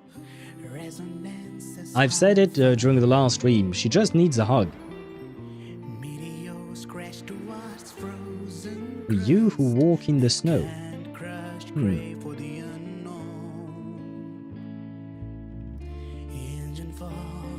It wasn't all smooth sailing. Plenty of emergencies along the way. Still, it all sounds amazing. And I know you must care for some of the people you met. Tell me, this journey you've been on since losing your memories, have you been happy? Yeah. That's all that matters. Okay, wait. This must be... This must be what? No! You can't just stop in the middle of your sentence, bro. This must be what? Oh, brother. Should I take my motorcycle on stairs? Sure, why not?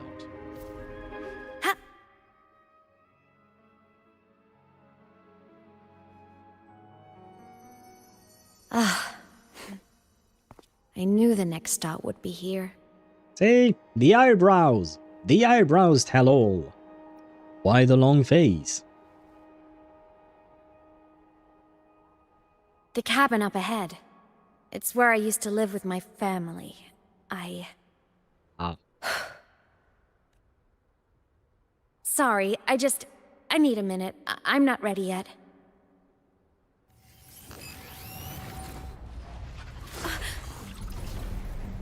Oh! Just like before. The moment it appears, my frequency starts getting sucked out of me. Aemeath said it's a Thenodian derivative, like the Void Worm. They share similar frequencies, but my gut says it's different.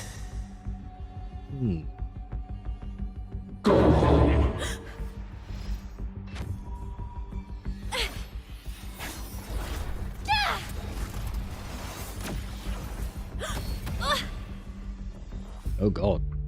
You okay? I mean, can she even get hurt? Wait, does she need to swim?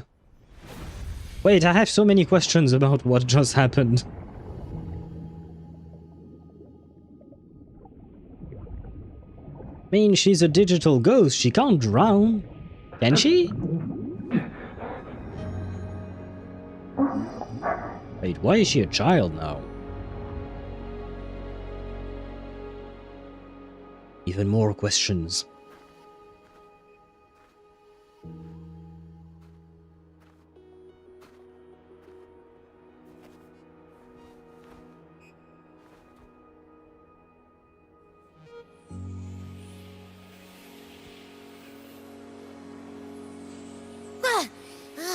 What happened to ya?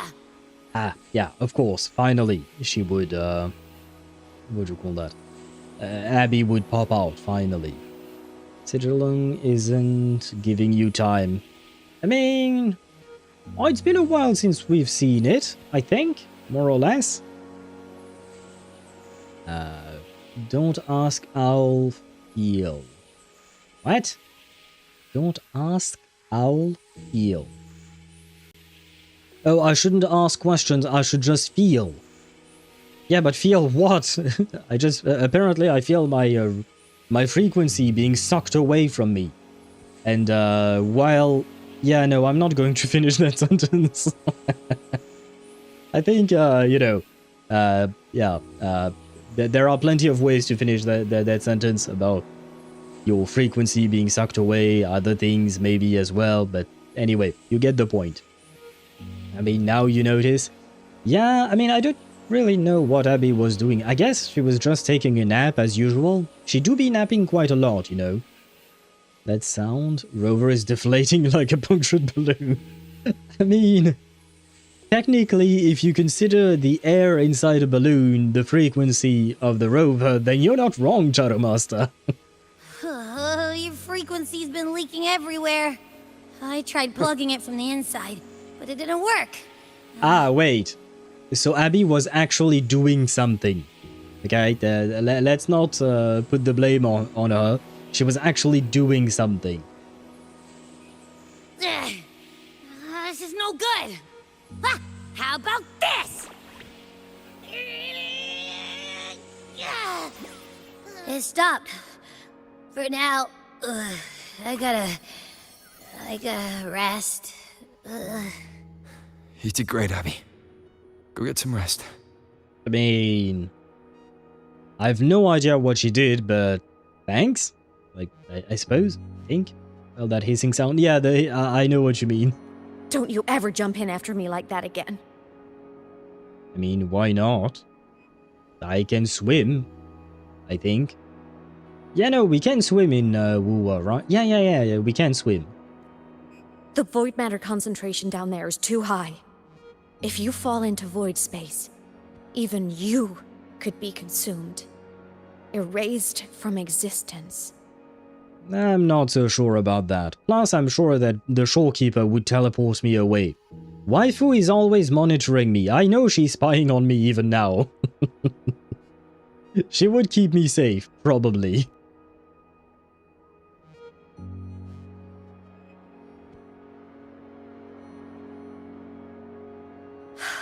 Always making people worry. Oh, wait. Now that I think about it. There's a theory in Lahai-Roi. Threnodian Aleph 1, the devourer of existence, is the embodiment of voidance. The dissolution of all things. Do you mean void? Its true form is like a black hole. Oh no, IX is coming for your pool, Sparta. This is very pretty, by the way, but I think Aleph 1 is coming for your pool, Sparta. Be careful with that. Thanks, Abby. Sorry, sweetie. Rover doesn't really give a shit. Yeah, no, Rover doesn't seem to be the type to think before he acts. Tethys system is spying on you, always. Yep, shorekeeper is always there. I mean, at least she's not a jealous wife, you know. She do be sharing us with a great many, a great many other waifus. But still, it is nice to have her spying on us, because at least that means we are always kind of safe, kind of. Not here, motherfucker. Yep. I mean. Maybe we'll have an Acheron to save you, Sparta, or something, I don't know. And wait, I wanted to say something. Oh, right, yeah, because I was talking about Shorekeeper. Shorekeeper is our robot waifu for 1.x, right? I'm guessing Aemeath is our robot waifu for 3.x, but we didn't get a robot waifu in 2.x, did we? Huh. I don't think we did we? I do, it's Galbrunna. To be fair, they do have some similarities, Galbrunna and Acheron, I mean. In terms of, like, you know, just in terms of personality, they are somewhat different, but, like, the overall themes for their story and the way they behave. If he could think, he wouldn't have had to erase his memories and restart. True. I mean, maybe the erasing memories would... Yeah, but no, but the thing is, even after erasing his memories, he's still not thinking. He's still not thinking, unfortunately. But oh well. I suppose not everyone is meant to think, right? And that theory is correct. I've verified it myself. So far, I'm the only one who's reached it. Because I'm already dead, and no living soul could withstand a place like that. You went inside the Threnodian itself? That sounds kinky. Yes. Think of a severe void storm as a manifestation and portal into void space itself. A higher dimensional plane. It's pitch black, but also like a kaleidoscope.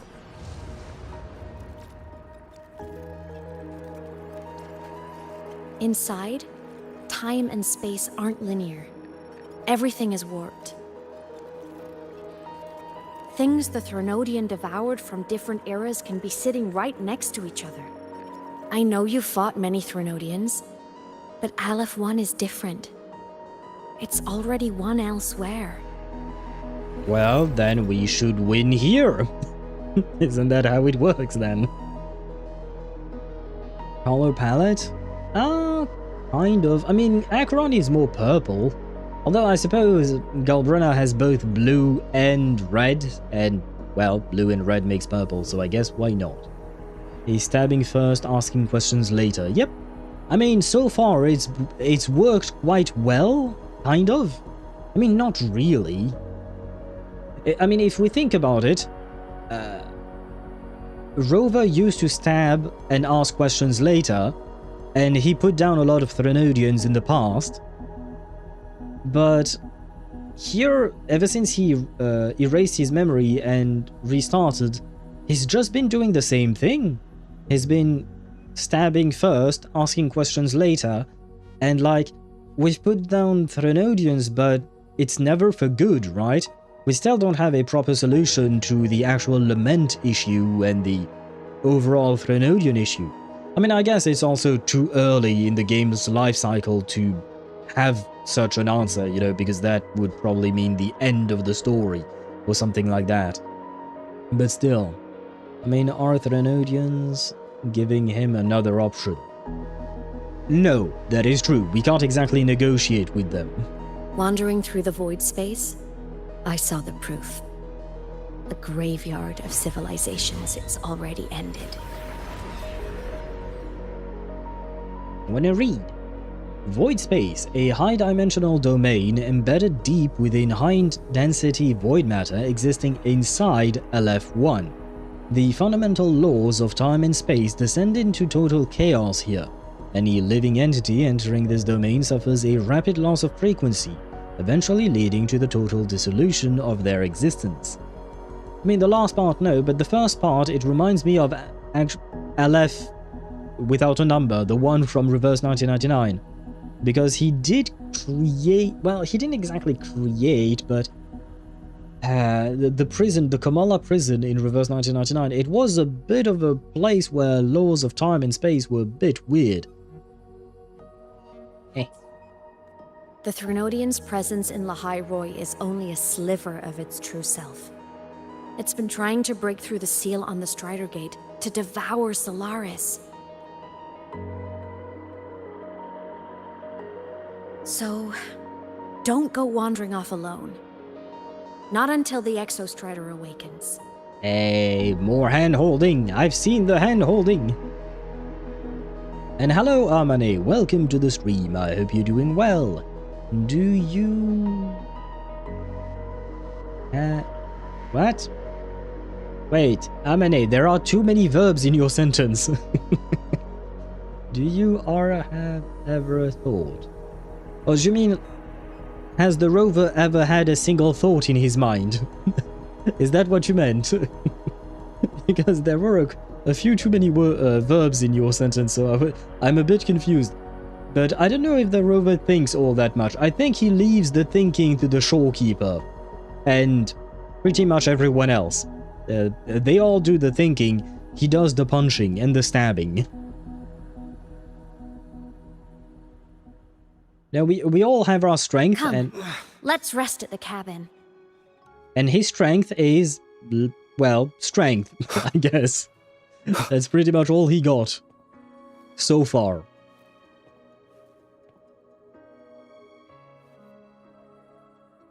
Can I play with the pile of leaves? Oh, I can! Sorry. I know, because they mentioned that they wanted to add more environments that you can interact with, and I wanted to try it out. Yeah, you can play with the pile of leaves. Is it useful? No, absolutely not. But it brings joy. It brings joys to this owl for no reason at all. I'll stay outside and keep watch, just in case Sigillum comes back. You rest. Don't go anywhere, okay? Do you want to come to the cabin with me? I mean, it is your home after all. I'm just a squatter of some kind. Oh, there is a paper airplane. Wait, can I visit the home? I usually wouldn't do this in real life, like, unless the person gives me permission or, like, they want to show me their place. I wouldn't just roam around in their, in their place like this, but, you know, this is a video game. I can't really ask for permission. The fuck is this thing? No, I can't go on the bed. I know. I wanted to zoom in on the cat. It is a bit weird. It is both... Oh my god, it's a pain to try and... Oh, okay, I give up. It is both cute and kind of scary at the same time, not gonna lie. Huh. He's not dumb, but everything and everyone else isn't exactly giving him a diplomatic or smart choice. I mean, I do... Well, that's the thing. I don't know if Rover is dumb or not. Because, like you said, the situations never called for Rover to use his brains. Like, I think the Rover is probably smarter than the raccoon from Honkai Star Rail, than the Trailblazer. But, yeah, not really sure how much... how many brain cells does he have exactly? So... Sweet... yeah, I don't think that word works. Sweet plus creepy.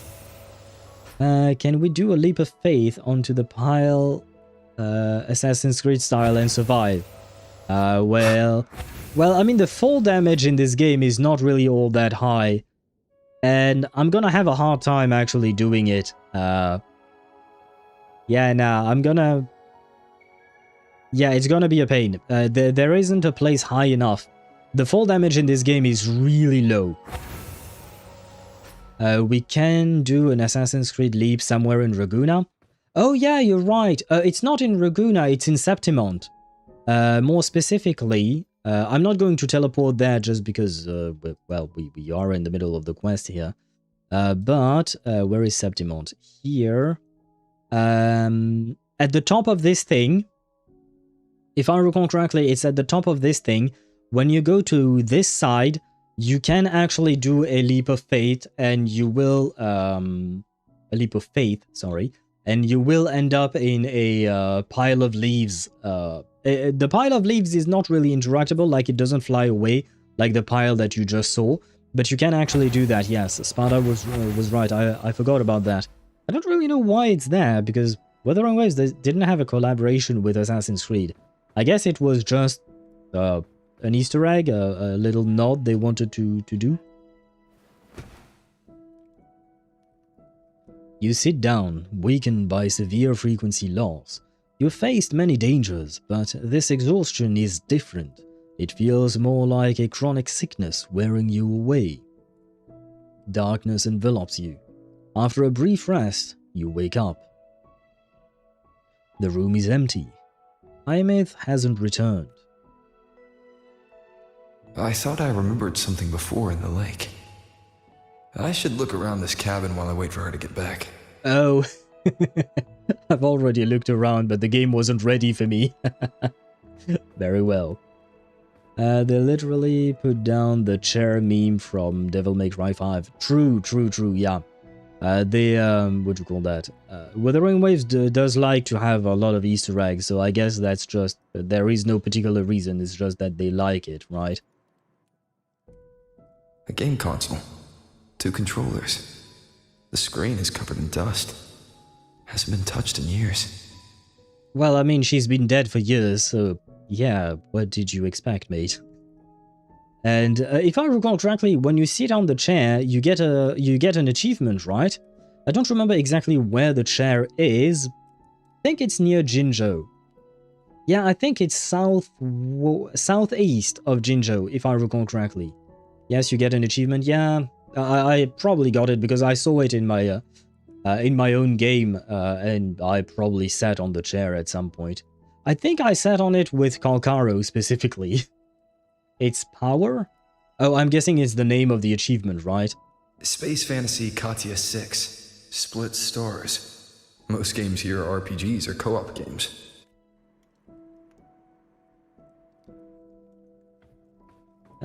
Where am I supposed to go? Upstairs, maybe?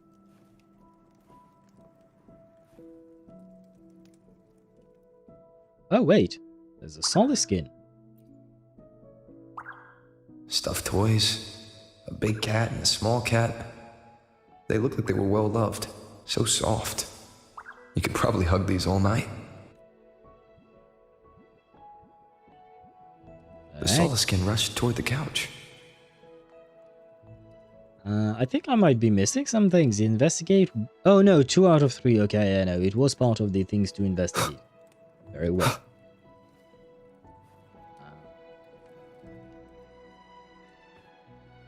I know.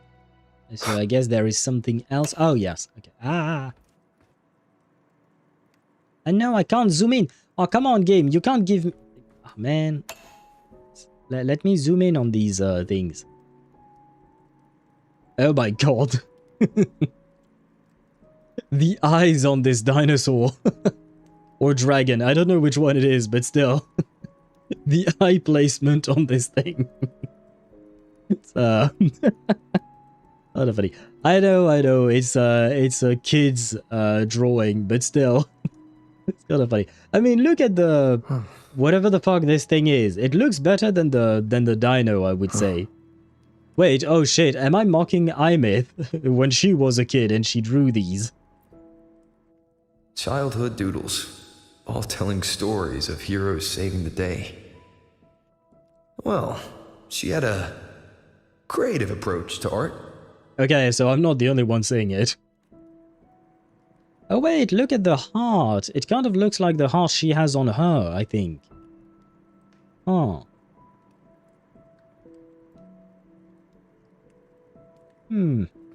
Impressive drawings. Well, kind of. Touch the paper plate. Ah! I keep walking on furniture everywhere I go, man. Aemeath still isn't back. But if my hunch is right... You've met her in the past?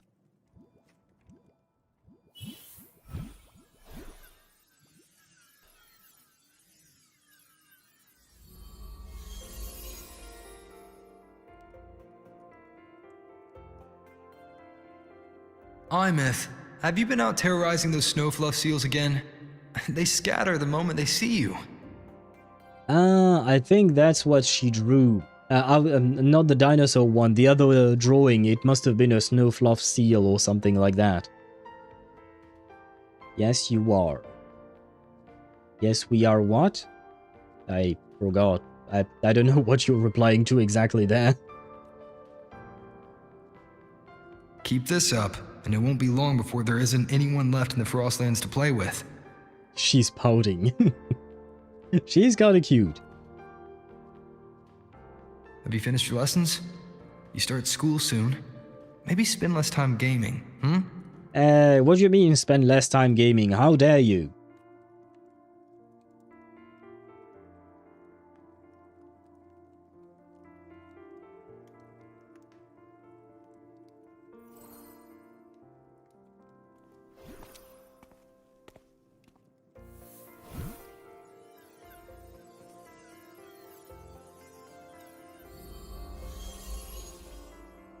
Nuh-uh!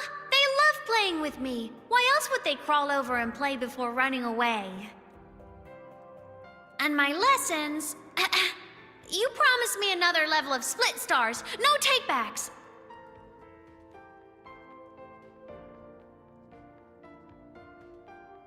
But I want to learn how you folded that thing first. Can you show me? Pretty please? Oh, does she mean the paper plate? Honestly, it ain't that hard.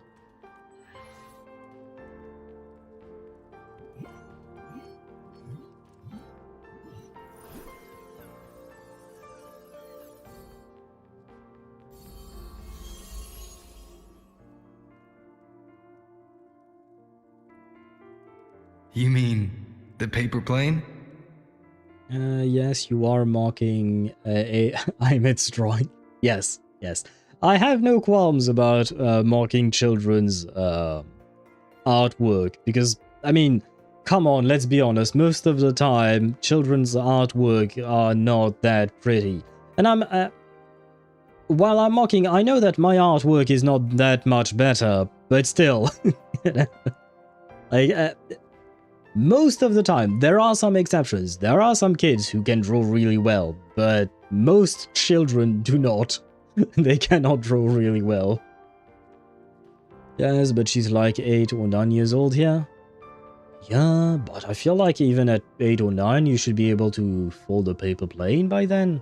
Probably, I think. Not every child has the intelligence of a teenager before being a teen. You don't have to be a teenager to be able to fold a paper plane. Yeah! Mine always nosedives right away. Oh, Yours so she flew knows. so far. How? So she knows, but she's asking for proper technique, I suppose.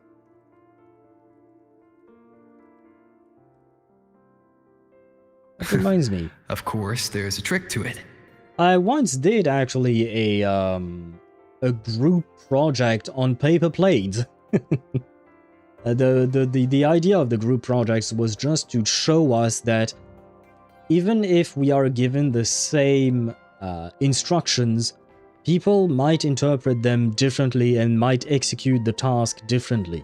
Because basically we had a few groups of people and each of them had to make a paper plane, but none of them were exactly similar because everyone, you know, had a different technique to fold the paper plane, and we had different ideas to decorate the paper plane and stuff like that.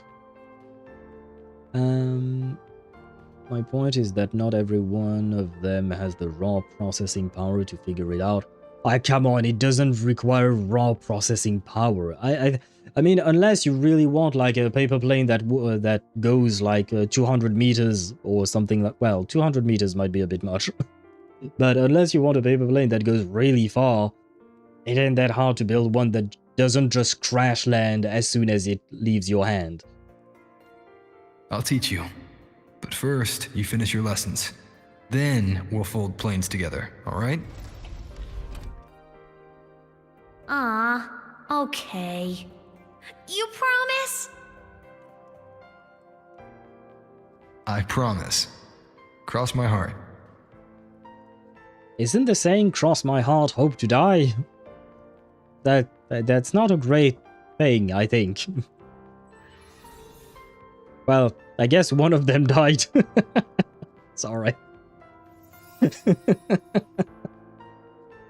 I know that's horrible to say, but you can't tell me it ain't true.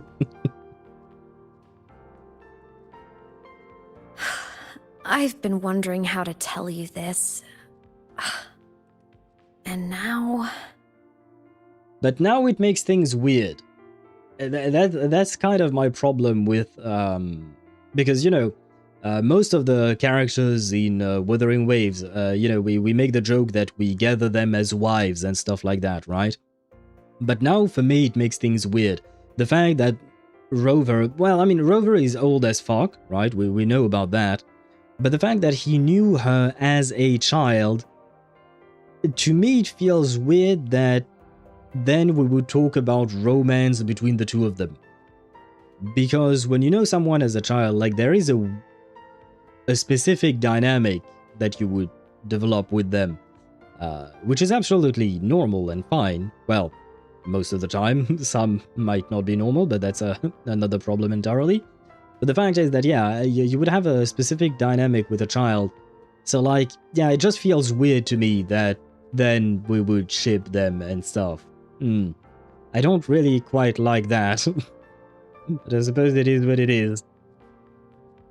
We lived here to... Oh, wow, I didn't even read that yet. We lived here together? I thought we were just passing by, or like, you know, stopping by from time to time, but no, okay, we lived here together. Yeah. Yeah, so to me, this feels like Rover and Aemeath would have had some kind of a sibling relationship, like a Rover being the big brother or something like that. And the ship afterwards becomes a bit strange in the relationship they built. Yes, Rover was an adoptive father-daughter. Yeah, that's what I thought, and I don't like it. Well, I mean, I don't mind an adopted father-daughter relationship. That part is fine with me. It's the more romantic setting that comes afterwards. Because, like, I remember, and I will take the ads as a cue for me to write this story. Not write, sorry, to talk about this. But it reminds me of an anime called... what would you call that? Usagi Drop, I think? I think it's called Usagi Drop. But yeah, in that anime, a dude adopts a little girl, and they have a really wholesome relationship throughout the entire anime. And what do you call that? And at the and well, throughout the anime, they had a very wholesome relationship, and it's great. But the manga itself had a very different ending that the animators decided not to put in because it received a lot of backlash. Yes, like you said, they get married at the end. What the fuck? Yes. And that is my reaction to this, basically. That's why I was panicking on the first day. Thank God you... I did not forget. I will say that much. I did not forget what people said. When was it? It was Saturday. In 4 days, I didn't have the time to forget that. But I didn't think we would learn about... Well, I guess we would have learned about it at some point. But anyways, yeah. Just like you said, they got married at the end. What the fuck? So to me, it feels the same way here between Rover and Aemeath. Like, pick one or the other. Either you pick the father-daughter relationship, adoptive or not, doesn't matter to me, or you pick the romance route, but you don't do both, you know? You don't do both. You do either one or the other, but you can't do both, because otherwise, you know, it's kind of like... it is weird, in my opinion. Fuck, I wish in some cases you did have that selective of a memory. Yeah, well... I can't control what I do remember or what I don't, unfortunately. I can tell you this much without spoilers. It stays father-daughter. Okay, good. Good. Because otherwise, I don't think I would like the story all that much, I will be honest. Because, like, I watched the anime Usagi Drop, and I love the anime. The wholesome nature of their relationship is really, really great. And then when I read, because I was wondering if there would be a season 2. So I searched up online, and I found a Reddit post. And on that Reddit post, someone mentioned that you don't want a season 2 because it would dive into what the actual ending of the manga was, and you don't want to see that. And not gonna lie, it didn't completely ruin my my feelings about that anime, but it did tarnish it a tiny bit. Like, I was like, ah, shit. Thank God the animators didn't go that route. Thank God they didn't animate that part. Because, yeah, for me, it would kind of ruin everything. And I've seen some other, another anime, I can't think of the name of it, but I think it was a step brother, maybe? I don't even remember if it was a step brother or a full-blown actual brother. I don't remember, but basically, parents die, and there is one dude with 3 sisters, and he decides to take care of them, and it's really cute. Except some of them start falling in love with him, and eventually, I think it was in an OVA after the end of the season, in an OVA you actually see that he gets married to one of them, and I was like, why? Why? Why go that way? I mean, like I said, I don't remember if they were blood related or merely step-siblings or whatnot, but still, the relationship they developed was not romantic whatsoever, until the author decided, hey, why not throw in some romance? Because at first it was mostly just a big brother taking care of his 3 little sisters, who each had their issues and had a hard time adapting to life after their parents died and stuff like that. And it was a great story, until they added romance that wasn't needed in the story. So yeah. I am happy if we don't go the romance route with Aemeath, which is kind of too bad because I know her as being this hot singing robot waifu, and now I'm learning of a past that kind of destroys that image. I've seen some shit, but like, this is just you even to me. I don't have a girlfriend that I view as a sibling. But if I did, I'd have problems with that. Yeah, I know. Thank God I don't have a sister, so I can't even think of that. Maybe if I had a sister, I would have such an issue. I don't know. I hope not. But yeah, no. I'm good. Romance is one thing, family is another, you know? You can build a family with your romantic partner, but you know, it's a different type of family. But anyway, that's just my opinion on that. And the ads are over. So, we live together, huh? When I was little, I woke up one morning and realized I couldn't remember the sound of my parents' laughter anymore.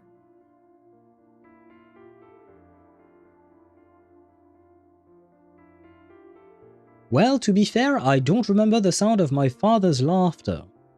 Oh, to be honest, I haven't thought of that much. Did he even laugh? Well, to be fair to myself, I was quite young when he died, so there is that, but still. So I'm in the same boat, Aemeath. I'm in the same boat. Their voices, their faces, their warmth. Everything about them dissolved in the void storm. Okay, we may not be in the same boat. My dad did not dissolve in the void storm. He was cremated. That's the closest thing we get in real life, I suppose. But yeah, Later, even the memory of forgetting them began to fade from my mind.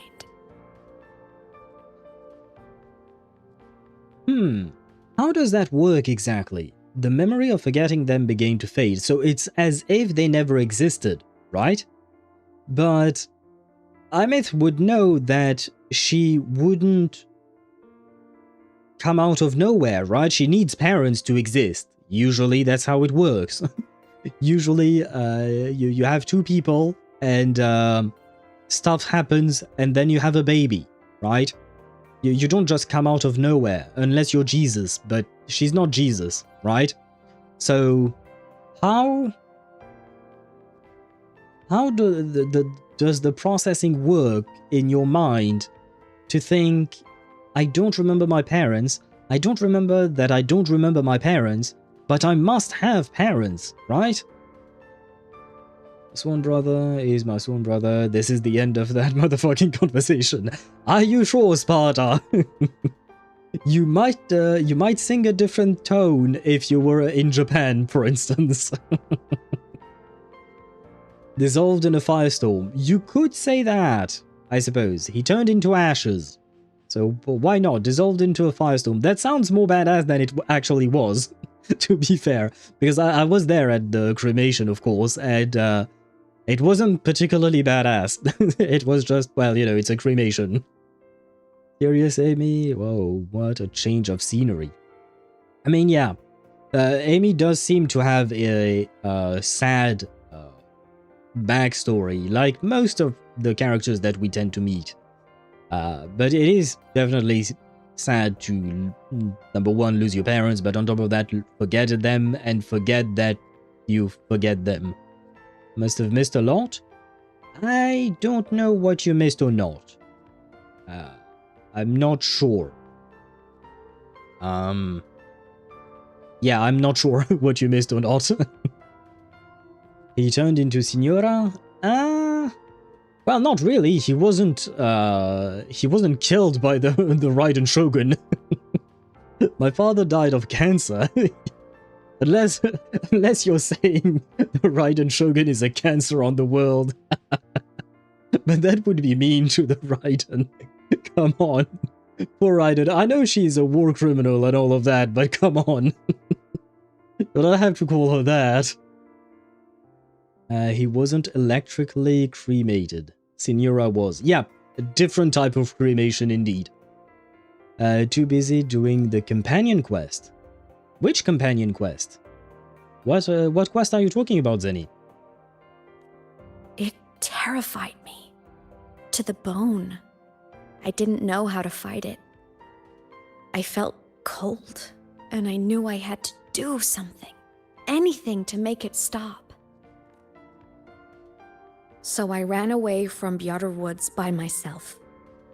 I hid in the Starwood Riseway and made my way to the Frostlands. My parents, one was a foreign researcher, the other a Roya.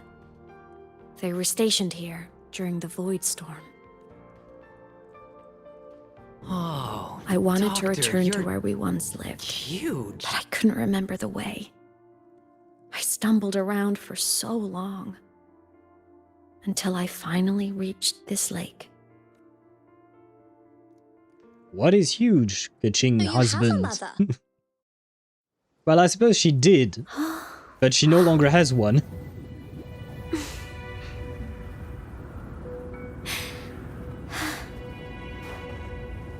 Didn't see that coming, did you?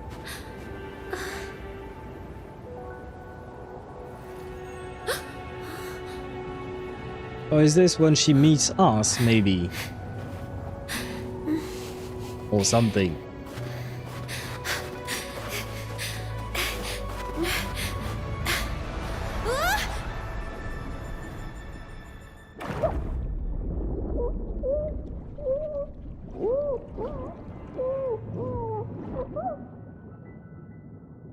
Yeah, the priority was not the medallion girl, but yeah, well.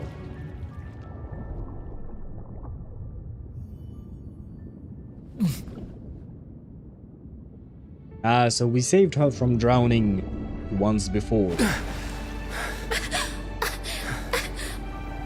Don't worry. Everything's okay now.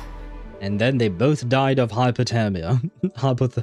Hypothermia, sorry. Because freezing water, not great for health in general.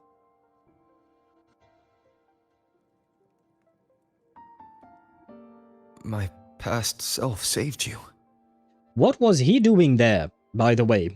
what was he doing there? Health. Yes, exactly, Sparta. Health. It's good for your health, but it's not good for your actual health, you know? Speaking of water, well, I still have some coffee to drink, but if you insist on it being water, Aemeath, I thank you for the hydrate, but I still have some coffee to finish first. So I suppose why not both? I think Camellia's Quest. Oh, I hope you you have fun, Zenny, with Camellia's Quest. I hope you have fun with that because honestly, it was a really good quest. It was an interesting quest in my opinion. That was dark humor. Are you saying that because I myself am dark? Unless it's a natural hot spring?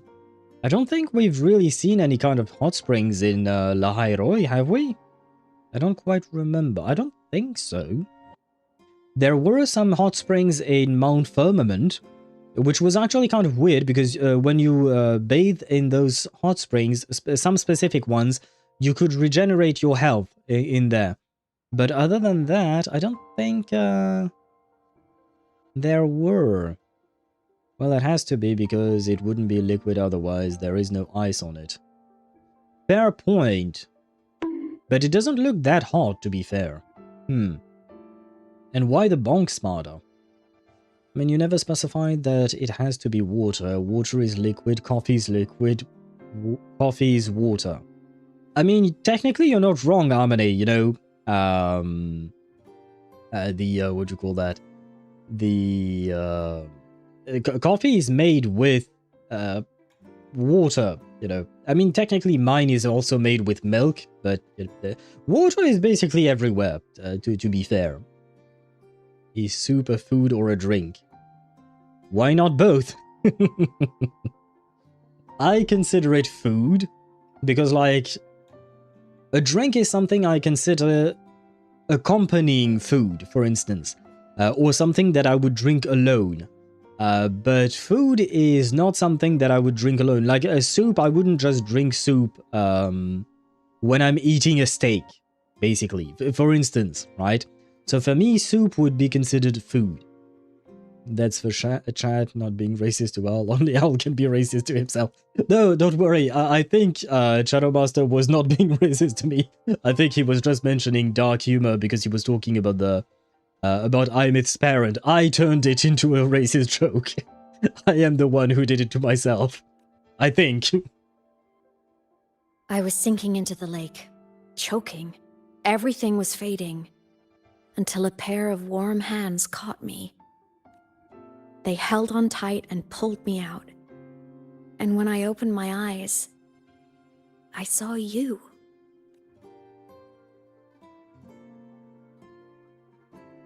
But then I realized the talisman my parents had left me was gone, probably lost to the deep. The thought alone broke my heart. Wait, if what do you call that? If Chisa calls us senpai, does that mean Aemeath is going to call us dad or something? Because, you know, it kind of makes sense. It should make sense if we actually adopted her and lived with her for a while and taught her things and whatnot. We are essentially her dad, so she should be calling us dad. As long as she doesn't start calling us daddy, I will be fine. Now, see, I knew someone would say it, Shadow Master. I knew. Hence why I specified before you wrote your comment. I knew someone would say that. I meant my alert was dark humor. Yeah, I had a feeling that was the case, Shadow Master. I am the one who turned it into a racist joke. I often do that. Hey, another test subject. The heck are you talking about, Tosh? Between the Doctor, You're Huge, and now another test subject, I have no idea what you're talking about. Which is quite often the case with you. I cried so hard. No. And you had no choice but to scoop me up, comforting me as best you could. You took me back to your cabin to get warm. And after that, well, you guessed it. I stayed with you there, under your care, until the day you left Lahai-Roi. So we abandoned our child? Why did you keep this from me? Well, fuck. Rover. I mean, I know that Rover has bigger concerns, right? Because Bro is trying to save the entire world and all of that, but still, rough for the child, I think.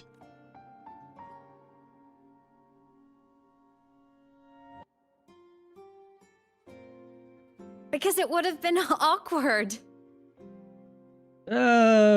Wait, is she looking at the camera? Does she know? Is she looking at me? Does she know what I said about it being awkward if, you know, we had romance feelings and all of that mixed up with the adoptive father deal? I feel like she's looking right at me. Imagine someone you don't remember runs up to you, all smiles, saying, "Long time no see. I'm the kid you used to look after." Well, I mean, it would be funny, interesting, to say the least. And, you know, since I don't remember shit, or rather, the Rover doesn't remember shit, I honestly, anything goes. Rover is speedrunning abandonment issues. True, because she's been abandoned by her parents, and then she found an adoptive parent, and the adoptive parent abandoned her too.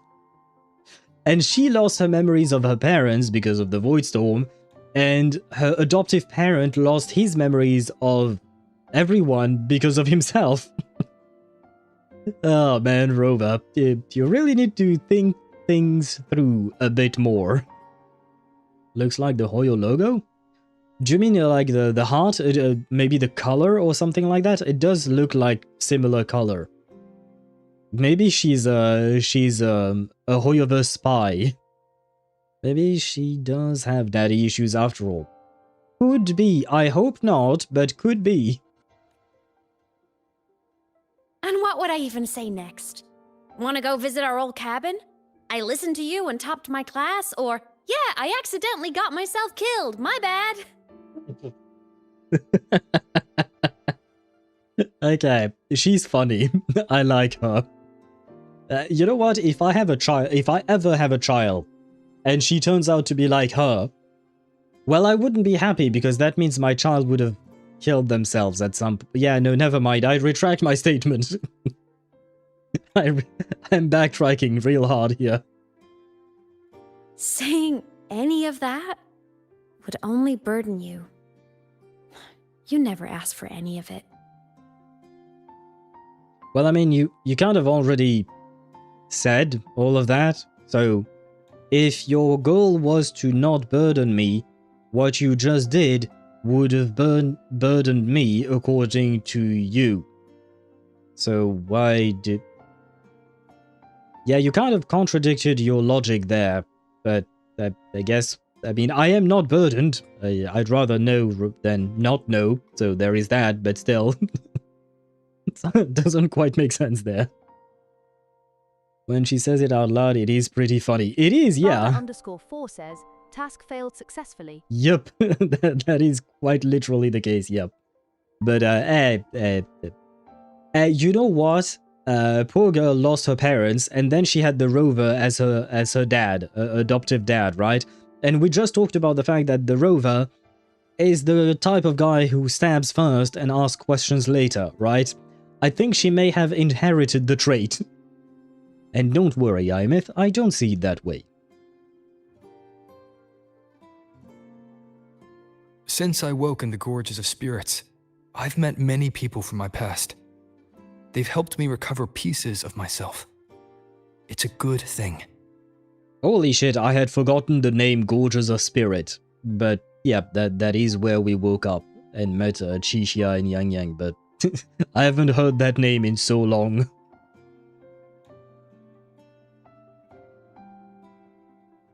I can make my own choices.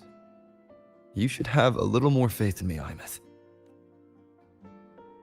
I see.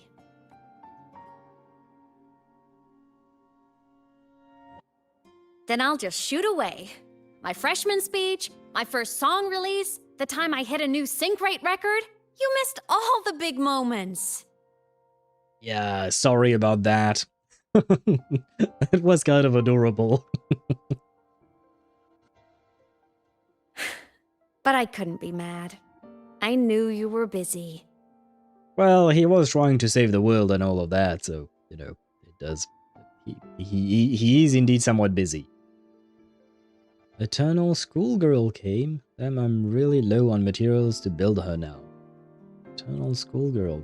Oh, do you mean Aemeath? You got Aemeath. Congratulations to you. Unless... Oh, no, you mean Chi-san. No, you must mean Chi-san, right? A schoolgirl, yeah, because... I mean, she's not an eternal schoolgirl, but I see what you mean. I'm guessing you meant Chi-san. Okay, congratulations to you. Yeah, I mean Chi-san. Okay, yeah. And for low materials, yeah, patience. Patience is all you have. Or you can buy the battle pass or stuff like that. It can help speed up the process if you're, what do you call that? If you're really in a rush to build her. You were always off saving Solaris from the lament. You had to. And I do think that's a good thing. So I thought, why can't I do the same? Look, I kept Lahai-Roi safe while you were away. Well, yeah, but you died. So, it ain't that great. You died. I didn't. I erased my memories, that's one thing. Plus, honestly, at this point, I'm not entirely sure the rover can die. Honestly, bro is a bit too powerful for his own good. And still, it worked at... Yeah, but... If you're a parent, I think the last thing you want is to see your child die. I don't know exactly how Rover felt about her, but still, as a parent, you do not want to see your child die, whether it is heroic or not. Sure, there was a cost, but not bad for your unofficial apprentice, right? Well, it is a heavy cost. Yes, there you go. Well, that cost was too steep. That is what I wanted to say, but you did really well. You know, when she smiles like that, you kind of want to praise her, but at the same time, girl, you died. You died. That's a big deal. Rover can still die. It's just really hard to put his eyes down. Do we have confirmation that he can actually die? Could he not be somehow revived by the grey-haired or white-haired? I think they described her as white-haired girl from the very start. I called her our girlfriend that broke up with us to the point where she was so mad she she pushed us into a black hole to end up in Solaris 3. I have no idea who she is, why she did what she did or whatnot, but maybe she could revive us or whatnot, because honestly, we have no idea the extent of her powers. And to be fair, we don't really know much about the extent of Rover's power. Especially because he lost his memories, so he doesn't exactly know what he's capable of or not. But he could be an entity just like, you know, we've talked about the fact that the Threnodians can't truly die. They can always be brought back. Maybe the Rover is something similar. Main Sigillum is heavily hinting at the fact that our resonance disappears. If our resonance disappears, we're dead. But are we dead, or can we still be brought back in some way, shape, or form? I mean, I suppose, no, yeah, you're right, because she does say, Aemeath did say that Aleph 1 was peculiar, right? Among all the Threnodians, this one specifically is more dangerous than the others. I will be the stern parent. The cost was too deep. Steep. Too steep. I misread. My bad. The more you save, the steeper the cost. I've always known that. But some things, you just gotta do. I mean, I've saved Jinjo and nobody died. I've saved Raguna and nobody died. I saved Septimont, but I suppose Yuno died, but it was her own plan. I didn't know about that. So it was kind of her own fault. And we brought her back. So, you know, there is that. Too deep? Oh, you're playing daddy after all. I didn't do that on purpose. I mean, it was a deep cut, right? It wounded the Rover deeply in his heart. That's what I meant, of course. No need to bonk. Damn, she's really taking after Rover. She is indeed. I mean, if she was raised by him after her parents died, it stands to reason that she would inherit some of his traits and some of the ways he deals with things.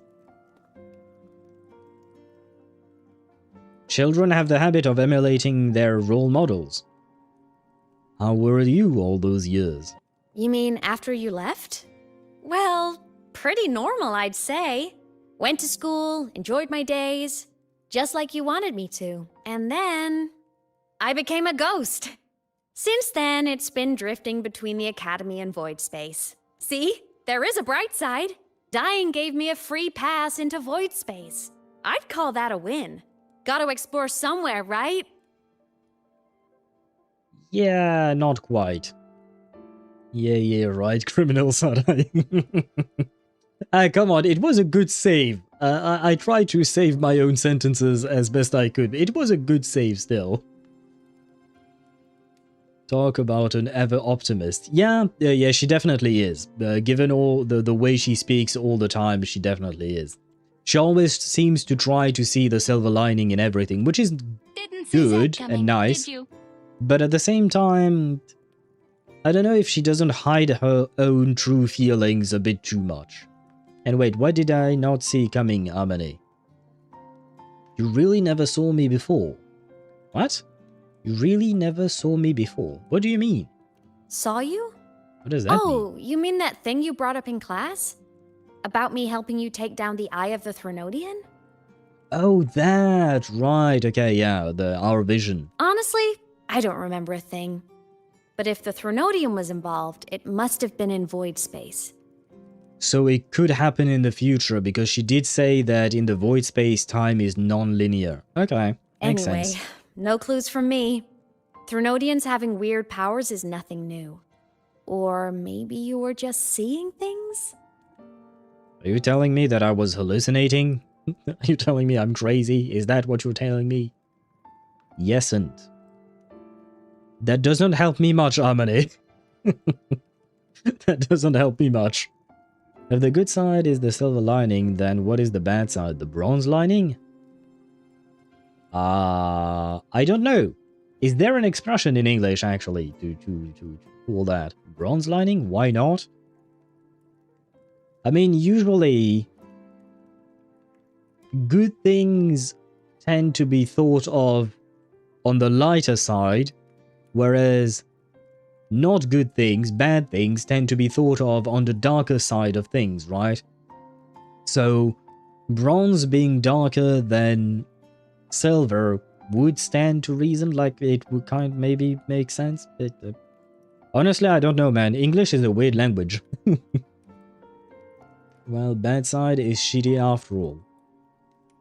Well, bad side is always shitty because it's the bad side, I suppose. So is the better side the gold lining and the best side the diamond? Guys, this is not your League of Legends ranking, okay? Is there wood in League of Legends? I don't remember. Because I remember that... what do you call that? I remember that we used to joke around with League's ranking system and saying that wood was like the worst players, but there wasn't actually wood back then. Did they implement wood at some point? I don't think they did they? It would be funny if they did. Shitty bro. Oh, okay, you were making a pun out of it. I see. When will Sino leave your body, Charo Master? That is my question. If that's really what you want, then...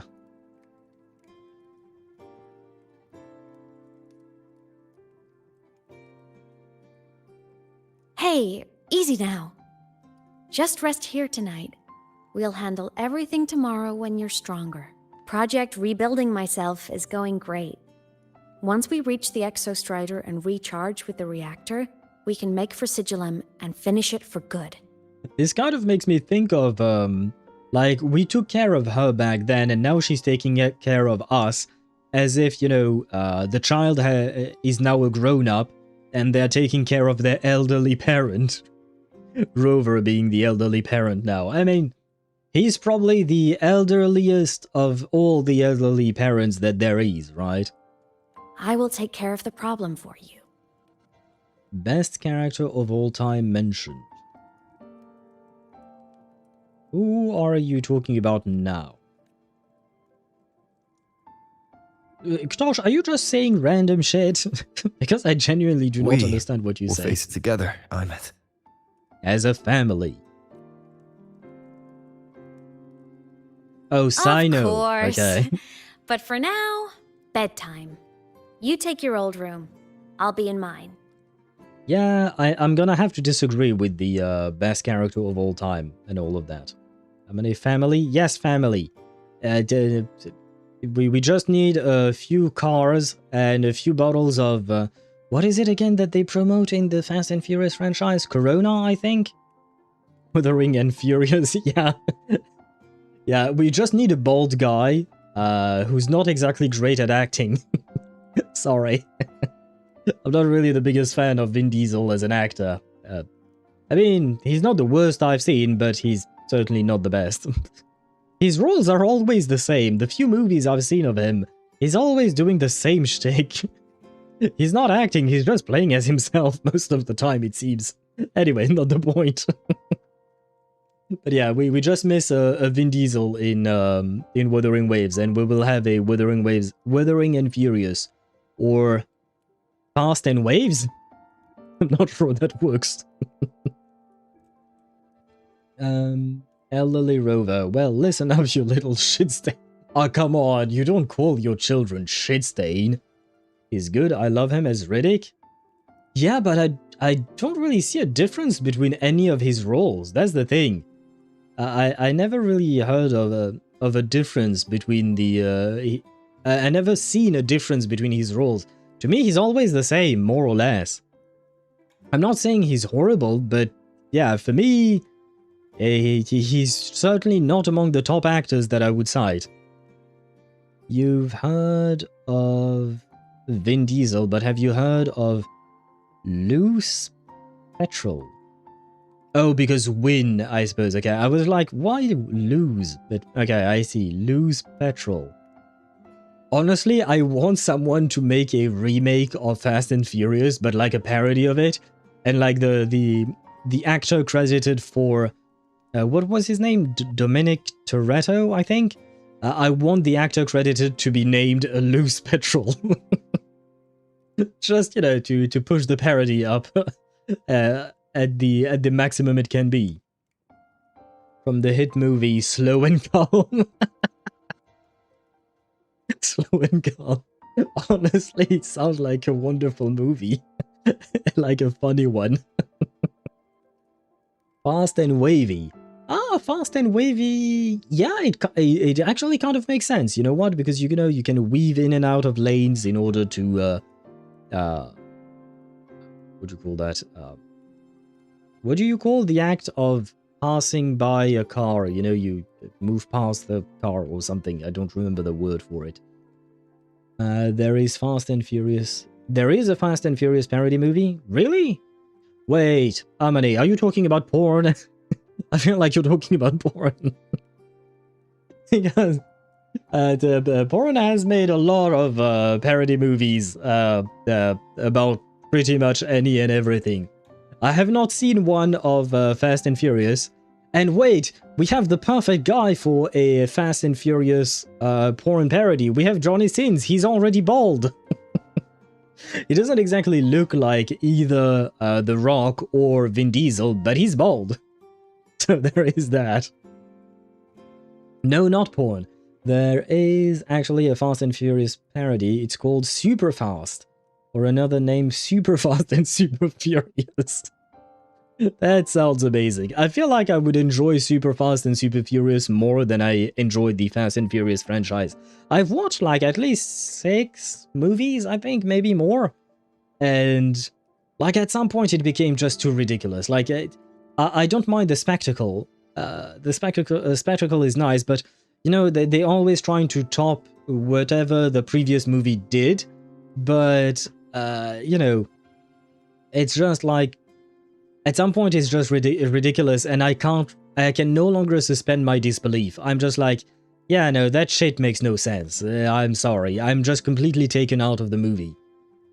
What is happening? I don't know how we came by talking about Vin Diesel and Fast and oh, family. That's why, Zenny. We were talking about family because Rover and Aemeath are somewhat family, and it were, yeah, and then it devolved into into Fast and Furious.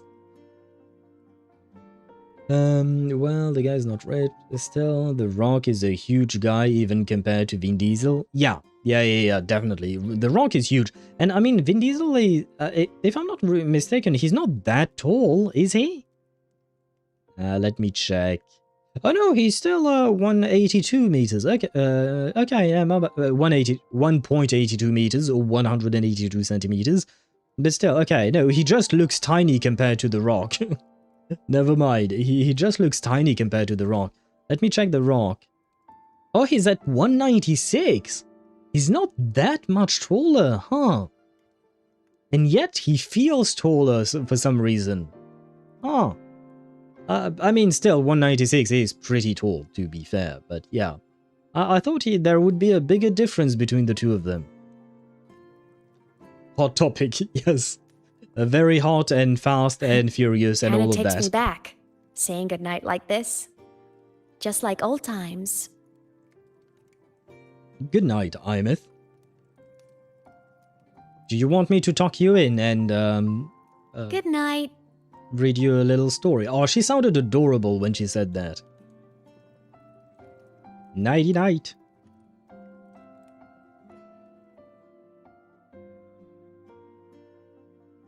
Wait, so the room with the cat was her room, not mine? I'm wholly disappointed. Where are my plushies? Do I have owl plushies? Huh? When did I fall asleep? Wait, I just had a question. Why is she sleeping? Do digital ghosts need to sleep? Like, I'm not entirely sure there. Well, Vin Diesel in his movie is rather ripped, but he loses to The Rock either way, but The Rock used to be a WWE fighter. True. I mean, yeah, no, in truth, both of them are very muscular, that's for sure. It's just that, for some reason, in terms of actual height, I was talking about, not in terms of being muscular, both of them are ripped dude. The cat is us, so she sleeps with us either way. Is it us? I mean, it is black, and we are always dressed in black, so why not?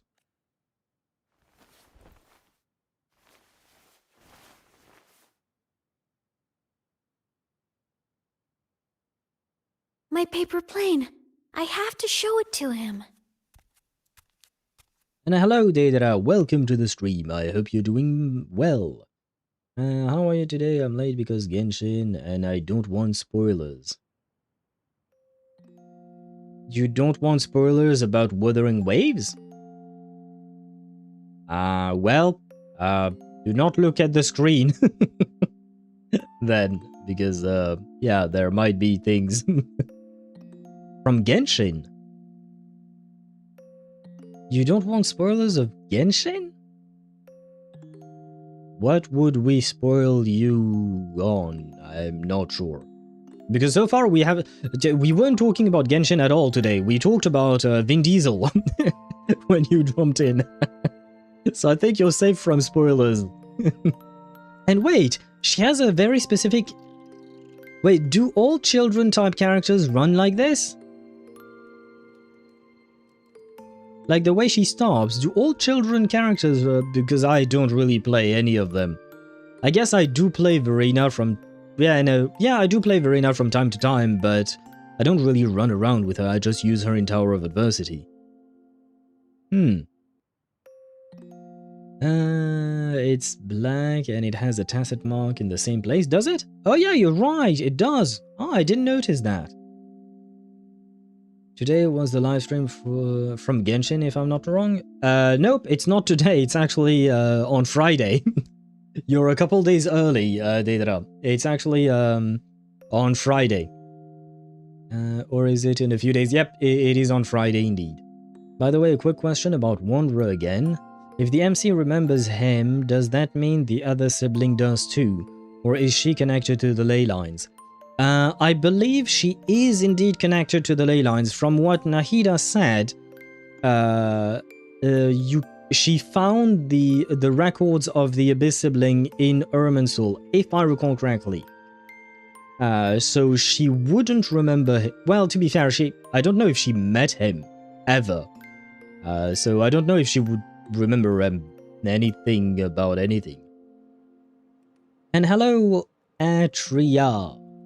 Yeah, I think I'm pronouncing that right. Is it Atria or Atria? I wonder. Type 1 for Atria and type 2 for Atria, please. But hello to you and welcome to the stream. I hope you're doing well. She has a different walk than Verena, I think. Okay. I'm not imagining things. I haven't played Verena in a long-ass time. Like, well, basically ever since I got Shorekeeper, I've never played Verena again in the overworld. Verena has been relegated to Tower of Adversity and Whimpering Waste. That's about it. That's it. Well, that is so dumb, but what happened to grown-up Aemeath? Basically, we learned that Aemeath and the Rover met when they were younger. Well, before Rover erased his memories, he met Aemeath when she was a child, looking like that. Oh, I can't zoom in on the child. Oh man. Okay, fine. And he basically kind of adopted her, and they started both living in this house. And both of us were tired when she started talking about it to us. But then we were both kind of tired, so we both decided to go to sleep. And when Aemeath went to sleep, she woke up as the kid for some reason. Not entirely sure why. Run around with the view from the front. There you go. I can't run around that much because, you know, there isn't that much space, but that's the view from the front. And I think I am caught up with chat. Yes. Happened something important? Well, just the fact that basically Rover was kind of like an adoptive dad or a would you call that a big brother type deal to Aemeath. Other than that, we encountered Sigillum again, but Aemeath made it flee. Different. Verena wiggles her ass a lot. I don't want to hear about Verena's ass, man. I don't want to hear about her ass. She's cute, yeah. Aemeath is indeed cute. And even grown-up Aemeath has both funny voice lines and cute voice lines. Like, she's really adorable as a character. This cat stuffy he gave me is so warm. I love cuddling it when I sleep. Feels like he's right there with me.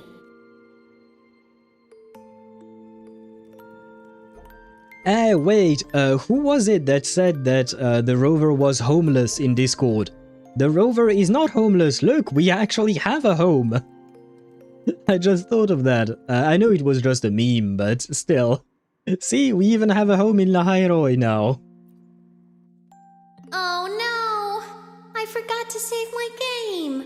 That was my best score ever. That's a rookie mistake. Oh god, that's a terrible mistake. Next time, I'll definitely beat his record. I'll show him. Yep, okay. I drew my favorite story. The challenger fighting the dragon, and the lone hero battling the evil galactic empire. But I can't get the colors of their clothes right. Oh well, I'll just ask him to help me later. They have clothes? Oh, did she mean the heroes? Well, their clothes are white, more or less. Because for a second there, I thought she meant that she gave clothing to the big lizard and the fluffy snow thing, seal or something.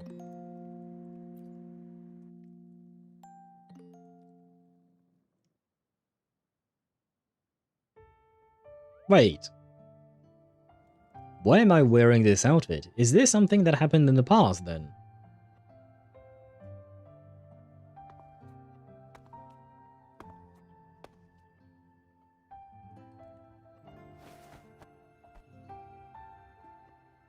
No. Aemeath. What's wrong? Can't sleep? Are you sad right now? No. Just thinking about some things. Hey, did the earring on the rover change? I think the earring on the rover changed. It's not the same exact one, I think. You're lying. You are sad. Ah, no worries. Nothing a good drink can't help. You see right through me, huh? I'm not sad. I just... Well, to put it in your words, I guess I'm thinking about my homeland. Your homeland? Please tell me more. What is your homeland? Are you an alien? Are you an alien to Solaris 3 specifically, or are you just talking about the Black Shores? Then, do you want to go back for a visit? I can't go back.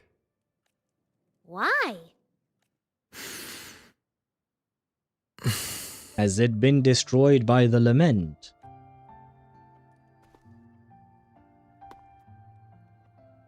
Can I tell you a secret? After Mom and Dad went away, my chest always felt all tight and heavy. When people in the tribe talked to me, their voices always sounded really far away. But that day at the lake, after I cried in front of you, the feeling got a little smaller. I didn't feel so bad. I know you can't say this stuff to other people, 'cause they all think you're super strong. Wait, I just noticed something. I need the camera to get on her face again. But I'm just a kid, and I don't think you're that strong. So, if you need to cry, you can cry with me. I'm really good at keeping secrets. Okay, I can't zoom in more because, you know, this is the camera, but I noticed she has the same makeup as her adult version, being like little white stars on her pink under eyes, under, I don't know what to call that, but does that mean that even as a child she used to wear makeup, or does that mean that she naturally has, like, pink upper cheeks with little stars, white stars dotted on them?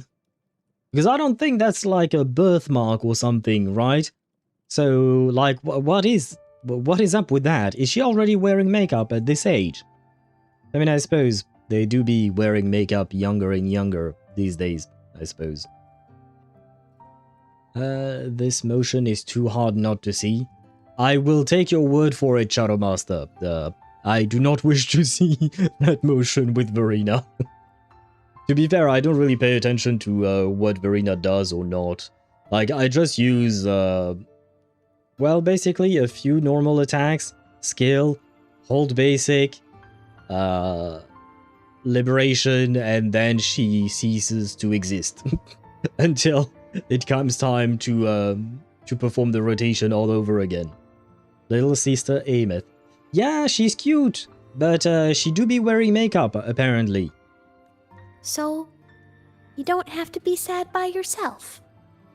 Okay?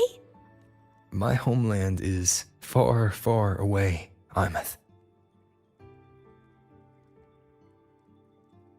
I feel like this is indeed implying that he could be an alien.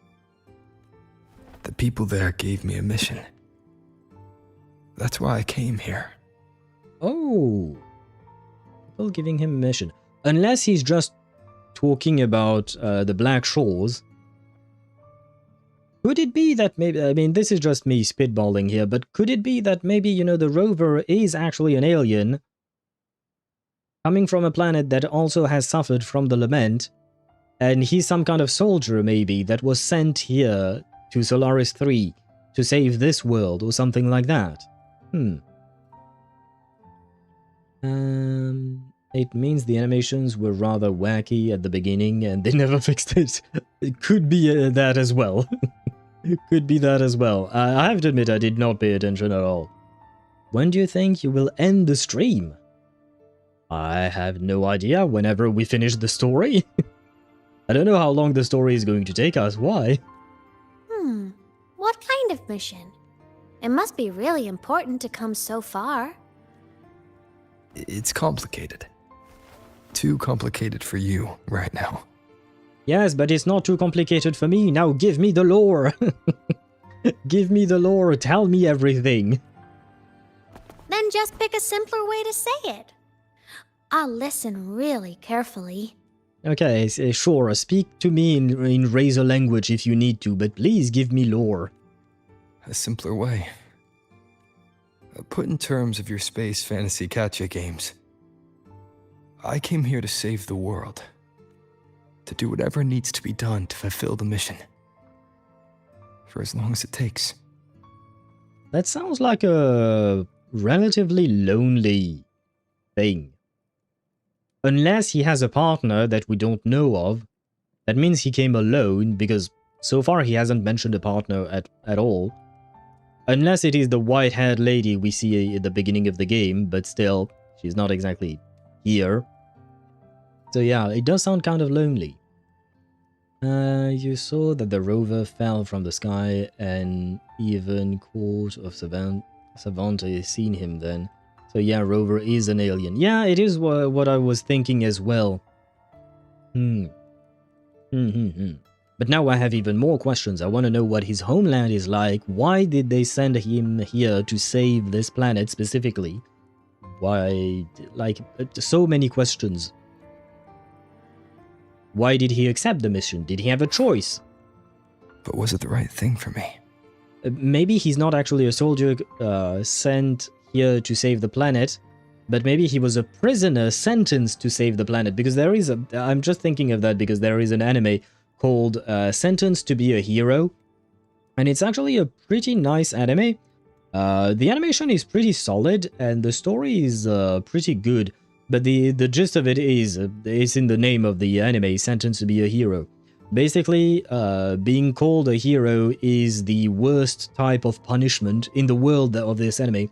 It's the worst type of punishment there is, because you become kind of immortal. Well, no, not really immortal, but like you can die, but you can be revived, and you're sent to fight a type of monster that plagues the planet, more or less, and you're treated like shit.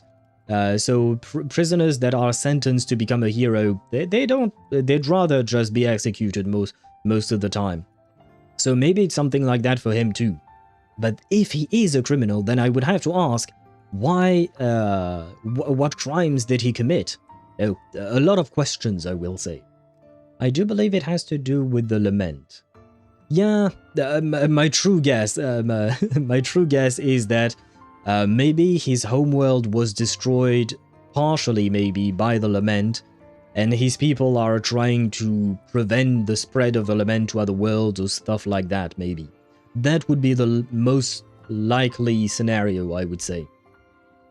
Must be lonely as fuck, Rover. Let me be your partner. Rover do be needing a partner. Maybe female Rover is actually male Rover's partner or something. I don't know. It would be kind of great to see both at some point like that. And they didn't send only him in this story, shows why Lahai-Roi doesn't have a sentinel. Okay. We'll see, unless you want me to write... No, don't tell me anything.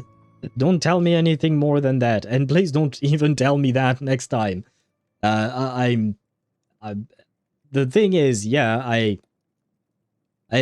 technically you're very vague and all of that, but I don't know what the story has in store. Like, I don't know whether or not it will actually mention the Sentinel existing or not, and I don't want to know until it actually happens. Because one day, I realized I would never return home. See? So maybe he is a prisoner that was sentenced here to Solaris 3.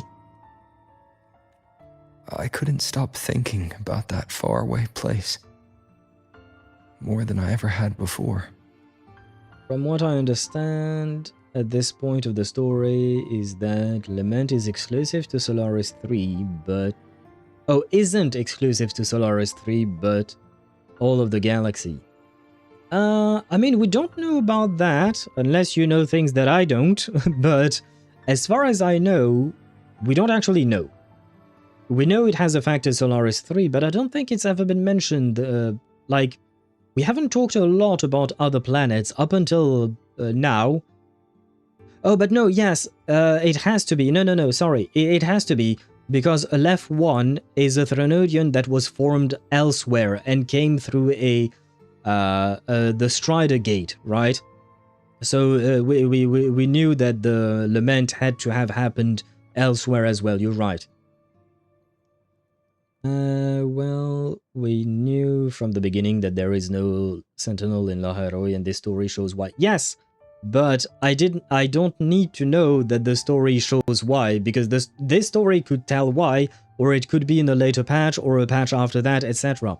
So I don't want to know what will actually be shown or told, even if it's like the vague notion that this concept is going to be talked about. Got away. I go away for a few minutes because my cousin checked up on me and shit is on fire. What do you mean shit is... What is on fire? What did you burn down? I hope you didn't burn down your house. In what you'd call dreams, I'd go back, stand there, just stare at what I once called my homeland. Even if staring didn't change a thing. Even if it was pointless. Oh, I see. Yeah, bro is homesick, basically. You miss home. That's pretty much what I said. Maybe. But talking with you makes it not so bad. There's still a lot I have to do in this world. This won't stop me. Don't worry about me, Aemeath. I do like this idea. I do like this idea of him being on a mission, you know? Because it kind of changes from, what do you call that? The Traveler just being the traveler and, you know, not doing much of anything in the... Like, they just exist, basically, the traveler, and they go through things. And well, I guess the traveler is traveling, more or less, you know. The Trailblazer, honestly, it feels like it's kind of the same thing, for now at least, because we don't really know much more. But for now, it does feel like the Trailblazer is just trailblazing and that's about it. Whereas the rover having a real purpose, an actual mission that he needs to accomplish, it gives like a different sense to a different perspective on the character, I would say. Because if it is indeed a mission that he was sent on by other people, probably his superiors or something like that, it should show you his determination, right? Because he did mention that he would have to do whatever it takes, or how long it takes, to actually, you know, be able to do what needs to be done here. So it's actually... It shows the determination of the dude. Bro probably spent thousands of years trying, which is kind of insane. But still, very interesting indeed. So, if Lahai-Roi doesn't have a sentinel and the Exostriders are the mechs, wouldn't then Aemeath becoming its resonator make Aemeath on the level of a sentinel? Curious thought. Well... No, it wouldn't make her a sentinel, it would make her a sentinel's resonator. Kind of like Jinshi or Karthia, more like that. Because she's not becoming the mech itself. Well, she resonates with it and uses it, I guess. But the mech itself would be the equivalent, I think. The mech would be the sentinel, and Aemeath would be the sentinel resonator. Because Sentinel Resonators basically use the power of the Sentinel to do their shit. So, like, Aemeath would be doing the same. But there is no Sentinel. Yeah, but the equivalent of a Sentinel would actually be the mech, the big robot, the Exostrider, right? It's curious that the Exostrider even have a resonator. Yeah, because technically speaking, Exostrider and Sentinel seem to be different, but like, I'm right now speaking in equivalence. Like, if you want to draw an analogy for Lahai-Roi specifically, the analogy would be that the Exostrider is the equivalent of the Sentinel. It's not the same, but it is the equivalent. No, Sentinel Resonators are not Sentinel level. Yes, they are quite different. One is just using the power of the other. Ah, sorry. Bumped into my microphone. Right, because then would the Exostrider then need to resonate to the Sentinel? But there is no Sentinel to resonate with. They're both powerful constructs, but the Exostrider is inferior to the Sentinel? Really? Because we don't... I mean, as far as I can tell, we don't know yet, at the very least. And I think the ads are over. Yes, they are. Yeah? I'm your family too. Until you find your real family and can go back to your homeland, I'll be right here with you. Oh, she's adorable. Sounds good. So, you know what? What do you call that? The rover. Rover found not only wives, but also family. And a child, I guess. So maybe the rover do be... maybe the rover truly is Vin Diesel. Building up a family and a harem at the same time. Fair point. There may be resonators who could potentially, perhaps hypothetically become as powerful as a Sentinel, but that is only hypothetical. Yeah, we have no proof of that whatsoever so far, at least as far as I can tell. I figured a vessel that's meant to carry a Sentinel would be more powerful.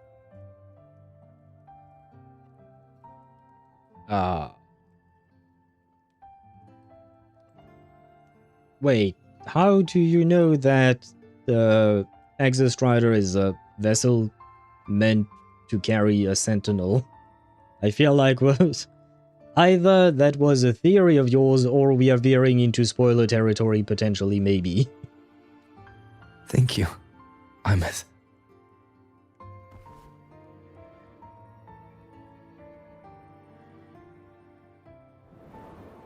Nah, not the white screen. It shows me that I have to clean my screen. A dream of the old days.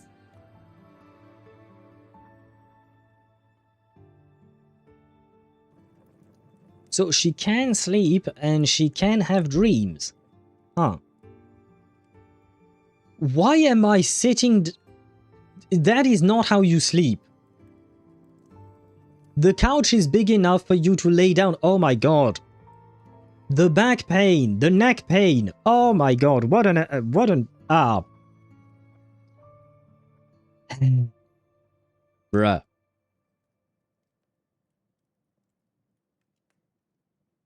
Seriously, man. Who sleeps like that? Sitting. Brother. Rover has a six-pack for a back. Well, I mean... Homeland. I suppose bro has to be quite strong. Whoa, that was weird. Oh, okay. Bro is strong, right? He basically is more or less like a god-level entity of some kind, so I guess maybe.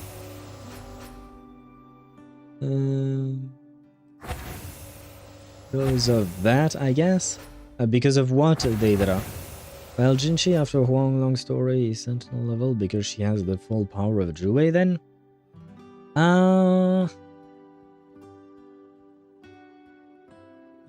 But wasn't Zhuwei already weakened, if I recall correctly? They were not, like, at their full power either.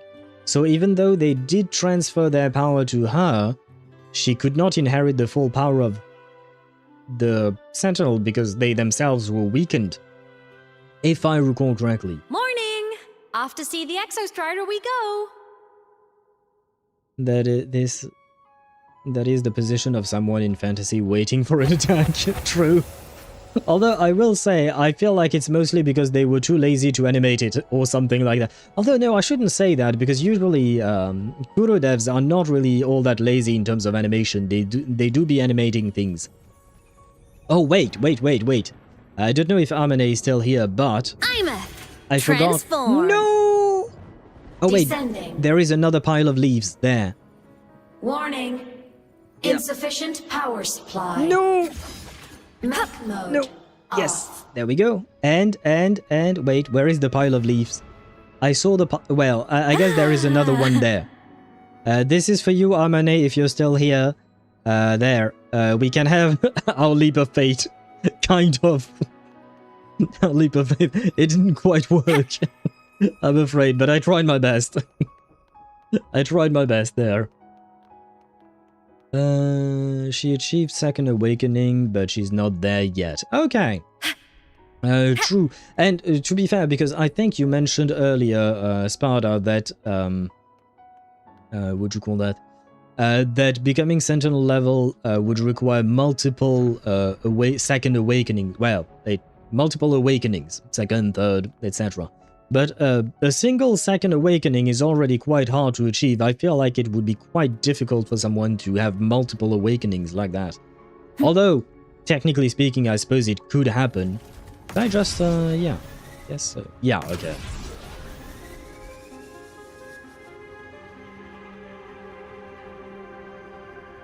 Vroom, motherfucker. Oh god, yep. The penguins, they kind of startled me, man. The Exostrider is surrounded by water. Perfect chance to test out that bike Dr. Luke modified for us. Oh yeah, no, I have tested the bike, no worry. Oh god, that's not what I meant to do. And I'm dead. Oh, these things are adorable. Hello. Are you ready for the end? Always ready.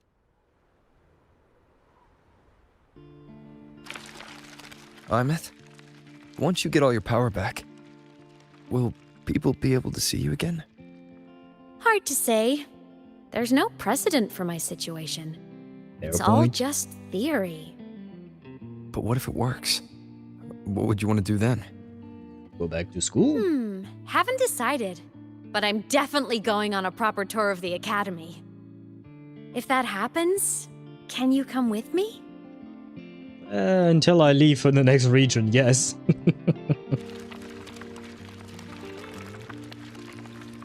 Oh man, we're going to abandon her again, aren't we? Well, fuck. Whatever, we head to the next location. It's sleeping.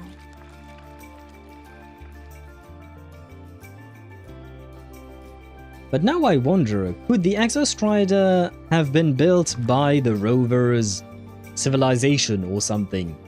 Like maybe they sent it with him or something. Look! We've reached the Exostrider's feet. I don't really see feet, but okay. Once I find more pieces of my existence here, I'll be strong enough to face Sigillum. We take that thing down, and this is all over. All right, let's race full speed ahead to the finale! Well, don't get too excited. We might die. Well, shit, you're already dead. Never mind.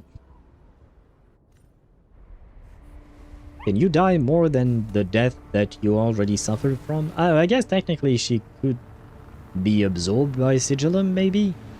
Hand over. Pilot control.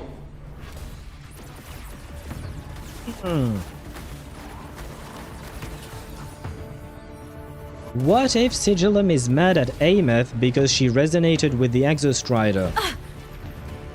And maybe Sigillum used to be the pilot? Oh god. Wait, is she dying? Not again! Score 4 says, speak of the devil. Yeah, well... He just killed my daughter! I refuse! It's heading straight for the Exostrider. I have to catch up and get Aemeath back. Of course we need to get our daughter back. Do I need to do anything, or is the... Okay, yeah, no, the game is playing itself. Never mind, sometimes I do be needing to do some things, okay. I do wish that the game would let me control the... everything. Or something, at least. Complete. It's throwing up barriers to block my path.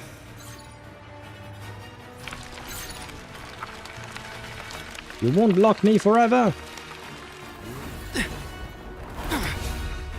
Wait, what? Oh, space.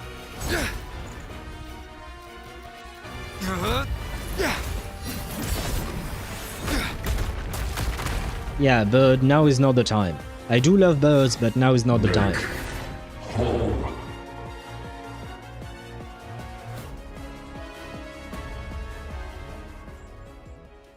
Need to find a way out of here first. Oh, I can't use my Sigillum isn't just after the reactor core. It's targeting my frequency and Aemeath's piloted control of the Exostrider as well. What exactly is it planning?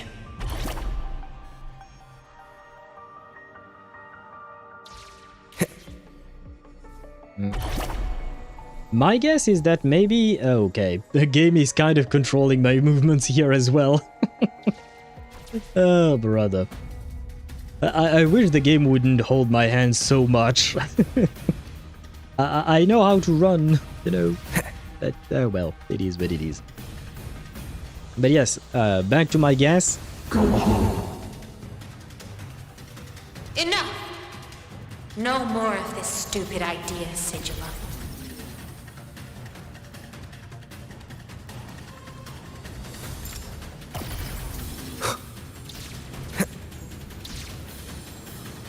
My guess being that, yeah, Sigillum might be the original pilot, maybe, of the Exostrider, and it doesn't take too kindly to Aemeath stealing his job, basically.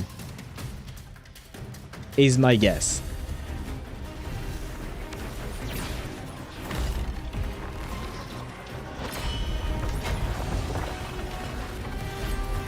Oh shit, it actually woke up.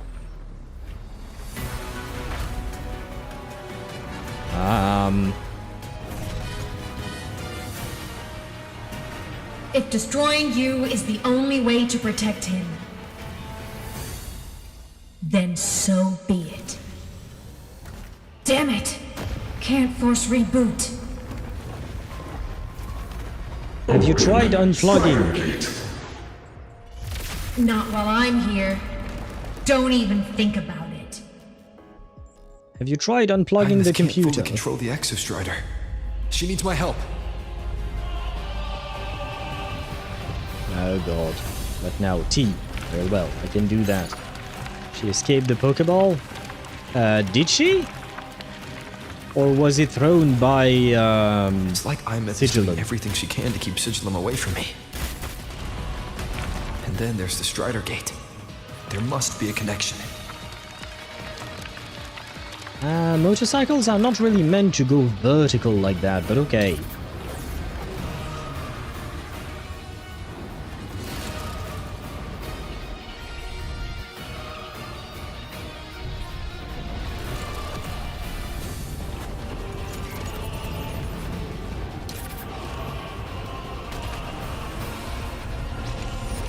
That is one big Optimus Prime. What did it okay. It's already speaking more clearly now. I can't let it drain any more of his frequency. So draining my frequency makes it speak better? If they wanted a language Gotta end this for good. lesson, they could have just asked.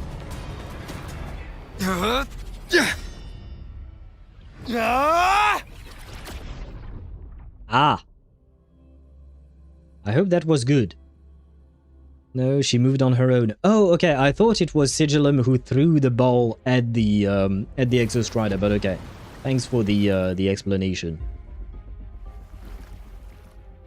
Are you alright, Aemeath? I am not, because I have a feeling the game is going to give me Spectra Rover and Aemeath to play with. And, well, that's not exactly the best of teams. All good.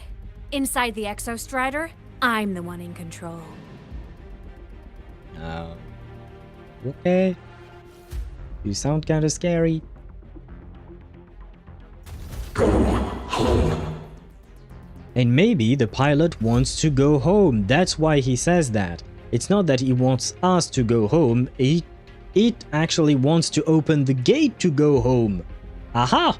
I think I'm onto something. Maybe. I'll destroy Sigilum. So, just go. Stay away from it, okay? Please. I'm begging you. Aemeath? Why refuse?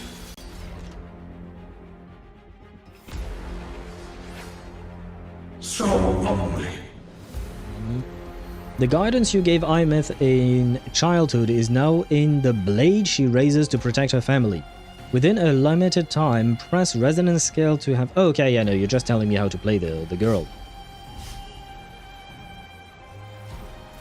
Oh, come on, I was waiting for it. Interference. Oh, never mind, I have Havoc Rover, not Spectra Rover.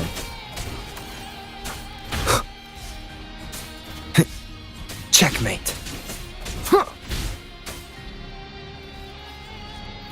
What? Well, that sounded... that kind of looked unfair, not gonna lie. Negative resonance. Follow agony. No hesitation. Oh, okay, wait, this is not her usual kit. Swift and resolute. What? E? Okay. No idea what's happening. Swift and resolute. Why? Fall silent. No, come back! Come back! No! You will obey! Stop running away from me! Checkmate. No, not again! What?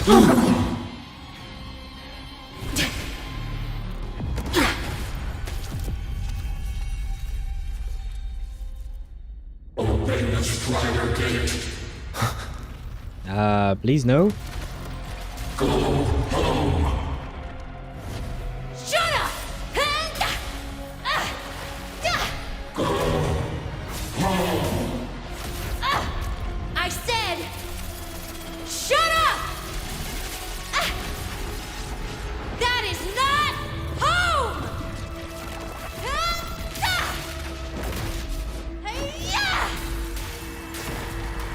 Okay, girl is kind of powerful. And hello, Accelerator. Welcome to the stream. I won't allow anyone. That's a lot of wings. To harm Rover. I see that our daughter has evolved. Aemeath? Don't worry. It will end soon.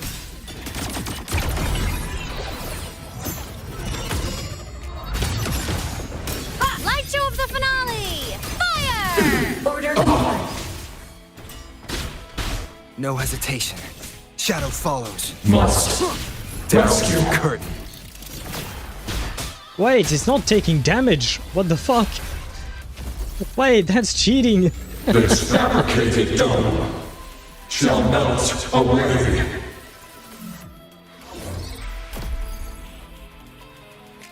Come back. One with the sounds. Whirling up! Come on, Solar flare! Heroes on! Lights up! Limelights, check. Cannon ammo. Cluster cannon ready. The savior rises! She sounds adorable when she says the savior Blade cleaves rises. the night. Perils purged in light! Ha! And he's dead. This mission has become an eternal shackle.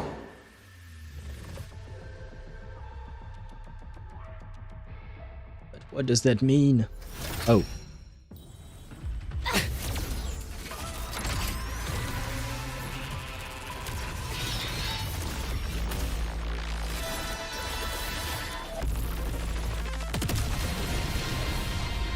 What are you doing? What's going on? What exactly are you hiding from me? You don't need to know. I will protect you. Oh! I did not expect Aemeath, that attack. Haven't you noticed you're not yourself right now? Yeah, stop lying to me, child. I am your father. Listen to Dad. The Tell Dad shackles the of truth. purpose break here. Come back.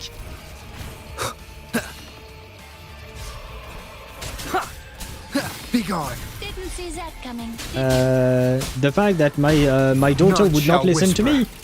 I don't know. For what cause Shadow. do you fall Oh my god. silent? No hesitation. No, I dodged that one. I disagree. All the other ones I wouldn't say anything, but that one specifically I'm mad. Well, this is more like physical damage right now. And perish. One with the sounds. Okay, stop running around. I will fight you with this. A minor, come on! Stars! Well, of light course, up tomorrow. I do that. See, this is why I hate enemies that just fly away from me. Stop flying away. Projection mode. Please let me wail on you Blow. so that you die. Smile! Sparks! Ignite the world! Ouch. For what cause do you Starlight over the refuse? seas! Scorch through the void! Eliminate. Cluster cannon ready. No, you The don't. savior rises! You heard the lady. The savior rises. Come on. No, come back. No, I was going to tune break them. Yes, there. Feather drones! Feather drone, come on, little one! From the sky! Must Fly rescue. high! Truth! Reach the cosmos! Swift and resolute. Oh, come on. Stop running away. Why do you keep running away? Come back.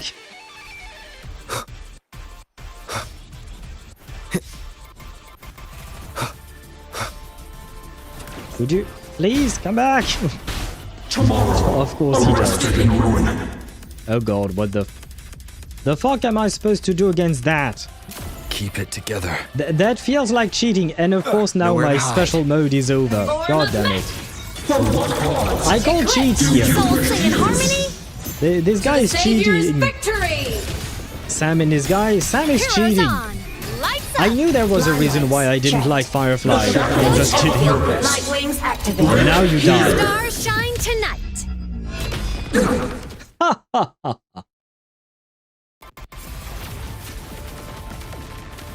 Now you're gonna tell me it's gonna get more power-ups or something like that.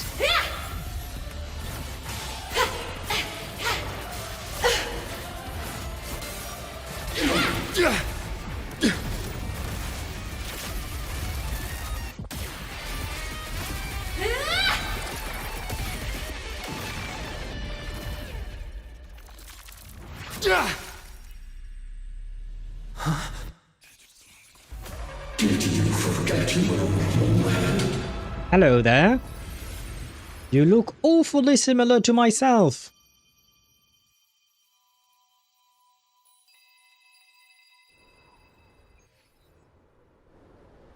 Aemeath and Sigilum are gone.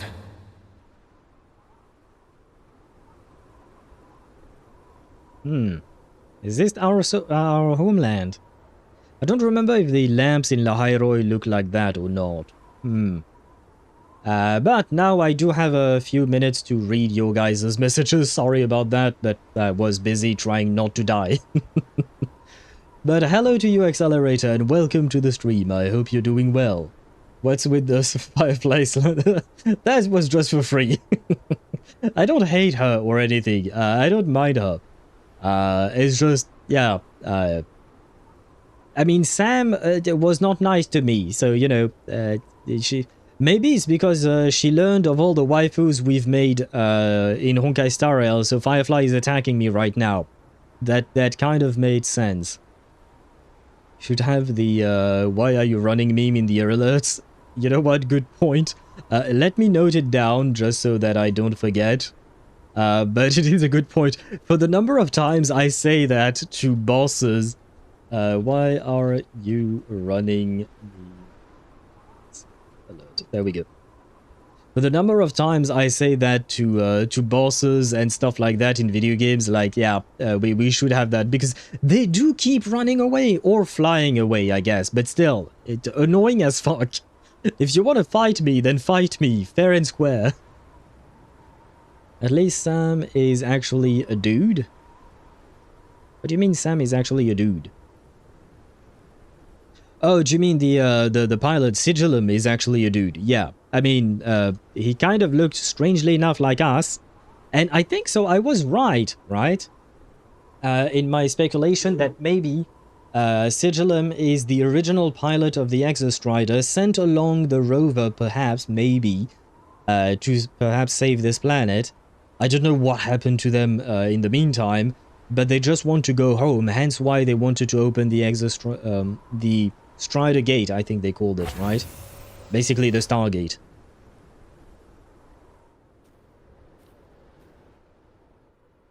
Is this Aemeath's old dorm?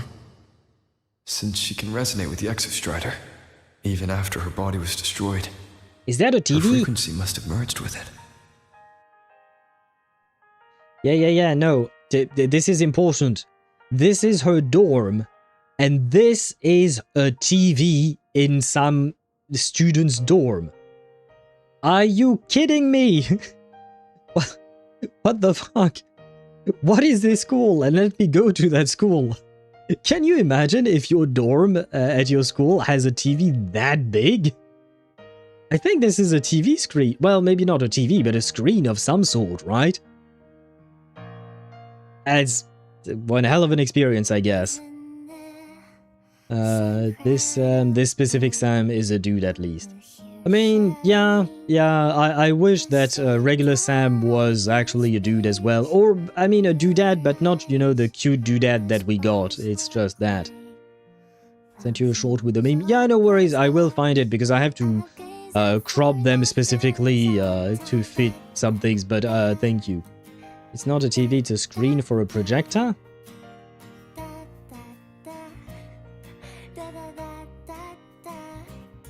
I don't really see a projector, but still, imagine having that in your dorm. Plus, let's be honest, no one has a room that big in a dorm. Wait, what? Wait, no, let me yap with my chat. No, girl, wait, where are you? Why are you running? Again, god damn it. A photo album. You open the album to photos of Aemeath with her classmates. You can tell she's a girl of many passions, ice fishing in the Frostlands with friends, splurging at markets, battling it out in the arcade. But away from the camera's focus, Aemeath seems elsewhere, quiet, lost in thought. At the very bottom, you find a photo of you with her as a child. Its edges are soft, creased, and worn from a handling. Potato, potato, and tomato. Tomato, same thing. Oh, do you mean screen projector? Yeah, still, you wouldn't... whether it is a TV screen or a screen for a projector, whatever you want to call it, there is no way in hell there is a school that actually gives that to a student. Plus, let's talk about the room itself. It's huge! It's huge! Wait, am I not supposed... Oh no, I'm supposed to look at this. Huh. A poster of Fleet Snowfluff's fan meeting.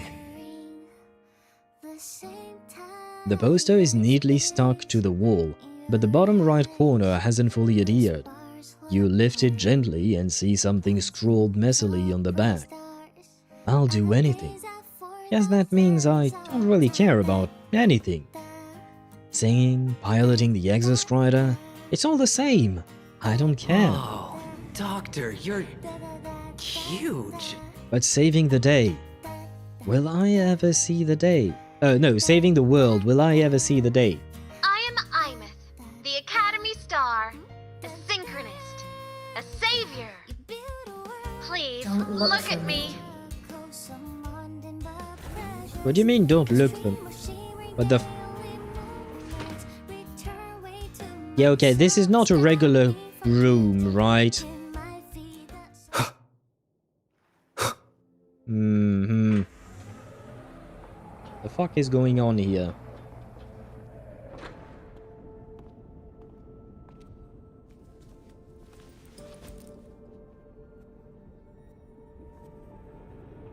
Wait, since the Sigillum pilot looked like us, does that mean it's a clone? Piloting the Exostrider. Huh. It doesn't matter to me. Or... is it our past selves that made a clone of us without memories? That would be the present-day us, I guess. But if this is what it takes to lighten his burden and ease his pain, saving the world, huh. Nothing but a pair of shackles. Heavy, eternal shackles. You okay there? You don't seem okay. No. He can't ever know this. I must keep this secret. Bury the truth deep. No, you do not lie to your father. Come on, Aemeath. I taught you better than this. Probably. Hopefully, maybe. It's not that messed up, but you'll see soon.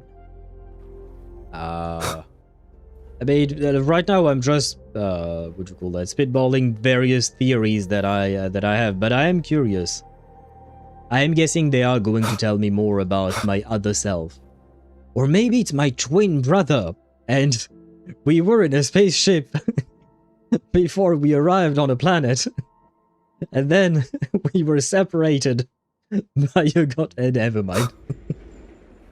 Never mind. Although, I guess the Traveler and their siblings, they're not twins, right? If I recall correctly, they are actually the... Why?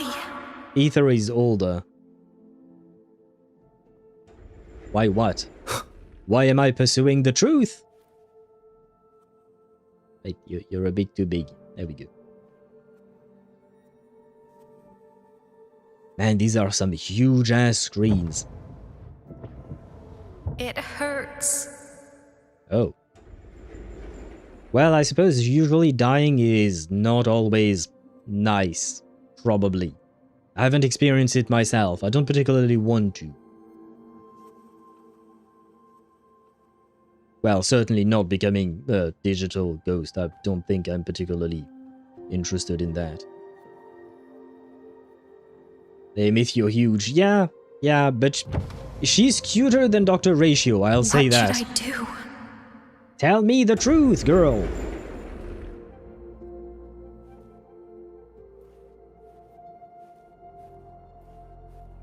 Fine. See, this is why... Oh. I can't go back. The one who sighs? Why am I the one who sighs? Why do I sigh? Can I go back? Oh yeah, I can! I can play with the tables. Sorry. Moving on. Enter. Oh no. No. No. Why the no? On the contrary, I was happy. I could play with the tables. There's no purpose whatsoever. But like I said, little joys in life, little joys.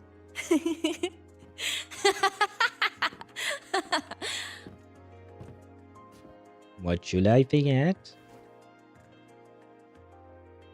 Why are you laughing?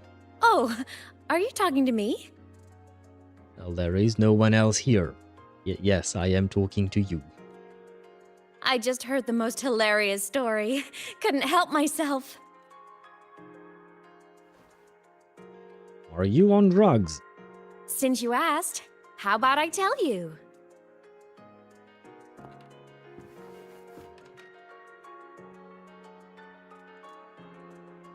Once upon a time, there was a black cat who set out to save the world. Aha, a black cat. Was his name Rover by any chance? Why? Because everyone told the cat it was a savior. So everyone was telling the Rover that they were Jesus, basically.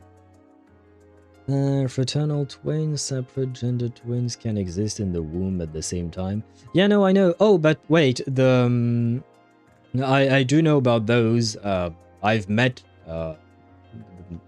fraternal twins like that in the past when I was a kid. I do know about those. Sorry. But I thought that the traveler's sibling, Aether and Lumine, I thought that they were actually just siblings and not actually twins. Are they twins? I don't remember. Drugs, no, but you can be high as fuck from a near-death experience. Whichever pops out first is the elder, that's it. Oh, yeah, no, I know about that too. I am aware, but is that... They are twins, that's my question, okay. Because they could be twins or they could just be siblings with like a year or two of difference or something like that. But how about Wise and Belle in ZZZ? Are they twins or are they just siblings as well? I think they are siblings. Maybe I was confusing them with the Traveler and Lumine or something. Male Rover would find it hard to play with a table, but she could. Not sure what you mean by that. Wise and Belle are siblings. Siblings, okay. Belle is younger. Yeah, Belle being younger, that I remember. Okay, I must have switched things between Belle and Wise and Lumine and Aether then. The cat didn't get it. When it opened its big golden eyes, it was just stuck in this tiny cardboard box. And inside that tiny box, it was crammed full of even tinier little creatures. The cat was shocked. It had to tiptoe around, careful not to step on anyone. I wonder what that means. Like, what is this metaphor with the tiny box and tiny creatures? These tiny creatures, even living in their tiny box, had so much misery. Humans, so I many guess. disasters, constantly just waiting for the other shoe to drop. Okay, humans and the box being Solaris 3? Please save us, they begged the cat. And of course, the cat agreed. Even if they hadn't asked, the cat would have helped anyway, because that's who the cat believed it was, a savior. And so the cat took up its sword, always fighting, always talking, always roving. Right, yes, because we are the Rover. Yep. I still do not fully accept the name, but, well, I guess I got used to it, never mind. Saving the world, over and over. Until one day, it realized the cardboard box had been sealed shut.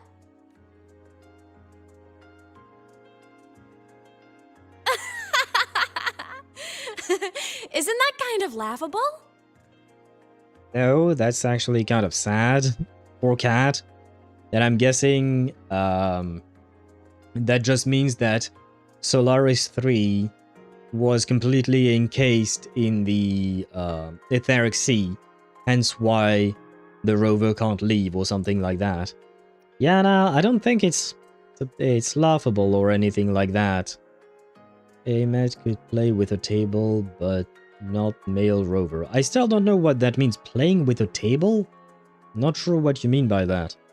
I don't think this is funny. No. Stop this. Now please speak plainly. Where's your sense of humor? Isn't it absurd? The sheer ridiculousness of everyone ignoring the fact that it's just a cat. Well, I mean, you're just talking about like a kid story, but I am not a cat. I'm an owl. Please, show me some respect. But in such a laughable story, somehow everyone else gets to be happy. I think girl lost The it. ones who relied on the cat, the ones who hated the cat, they all got exactly what they wanted.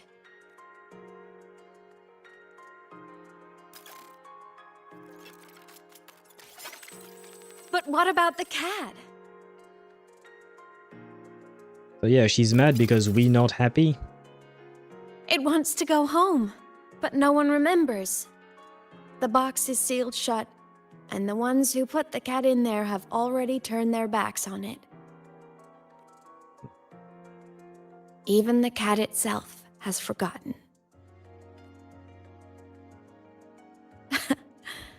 Isn't that so absurdly laughable? Still no. Why did you disappear? No. I know the game is telling me to take a break. That doesn't mean, Aemeath, you're supposed to take a break as well. No. Please tell me more. She could grind her nether region upon the... Oh god. Yeah, I did not want to think about that. Give you credit where it's due. You are not much of a gooner. You tend to say you are. Well, yeah, because right now I don't want to think about these kinds of things. I'm not in gooning mode, I'm in lore mode. I'm thinking about the possibilities of what the story is saying. I'm not talking about someone grinding on the corner of a table or something like that. It's just like... That's not where my mind is at. Plus, need I remind you that I chose to see Aemeath as our daughter. I don't want to think about our daughter like that. No, thank you. I think I've made myself very clear about that.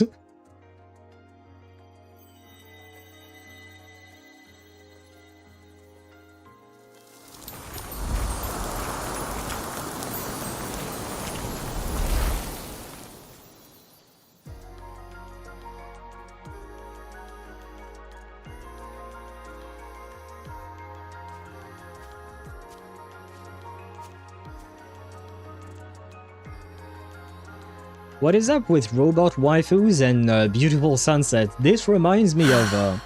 My head's been loud. That place with the shorekeeper as well. Your daughter is... yes, but you leave her alone. That just spins and spins up. I still don't have the answer. Yes, daughter is hot, but leave her alone. I must protect the daughter from all of you gooners. God damn it. What is wrong with you people?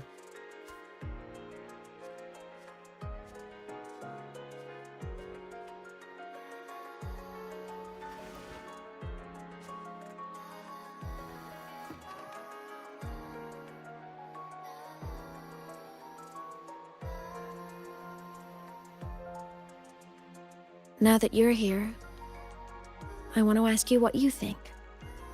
What I think about what? You never really truly gave me any answers. No one is giving me answers. Why is that?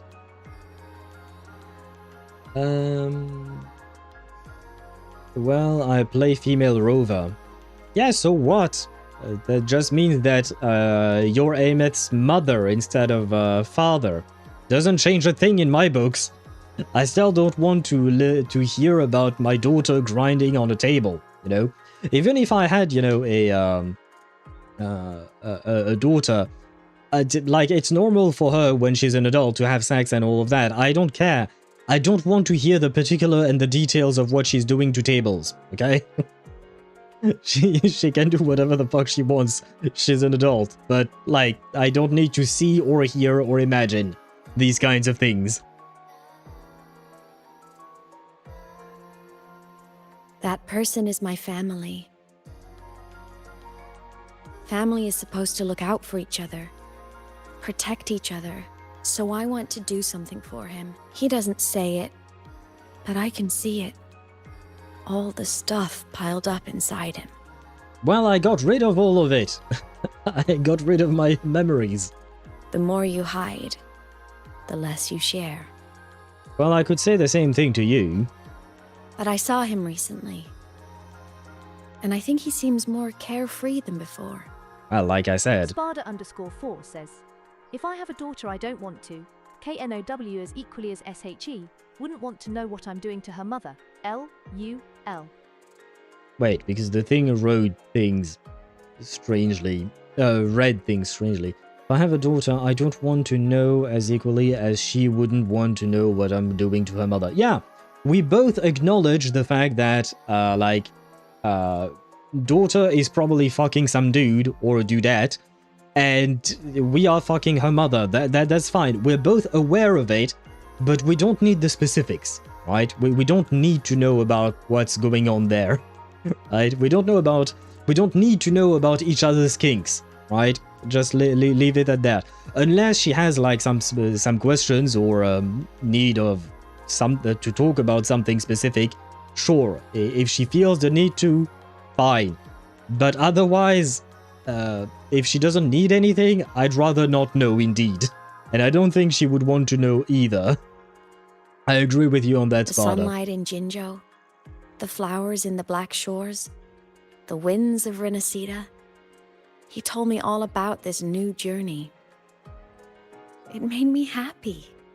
Truly happy for him. I guess forgetting can be a blessing. If you don't remember something, it can't hurt you. Well, no, it can kind of, you know, come and bite you in the ass later down the line. If she needs data, I can provide it. I do not need specifics. Yeah, I mean, as a parent, you do have to guide your child in some way, shape, or form, and sexual activities are among the things that you should help them as a parent.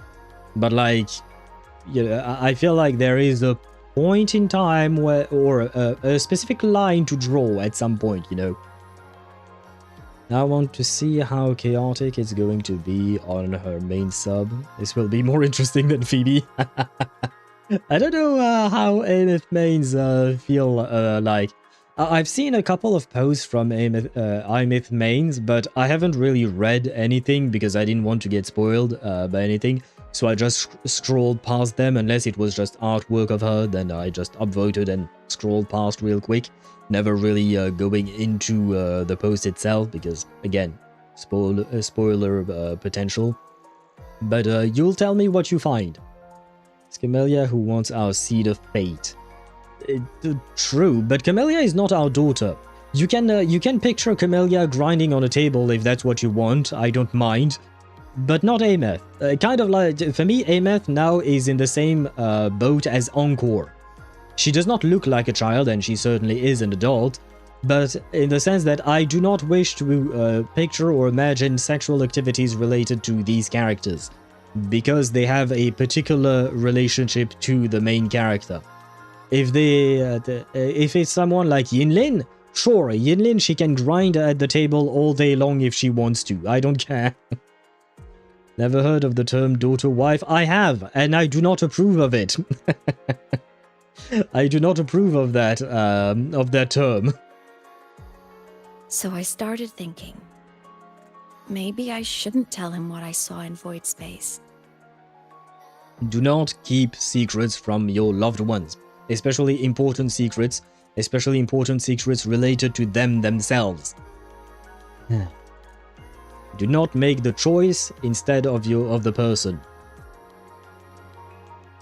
I thought I taught you better, All girl. that pain he carried about his home. It's gone now. Why bring it back? Because with the lack of information we have now, we might see that pain differently than we did before. If not knowing is happier, why ruin it? But is it happier?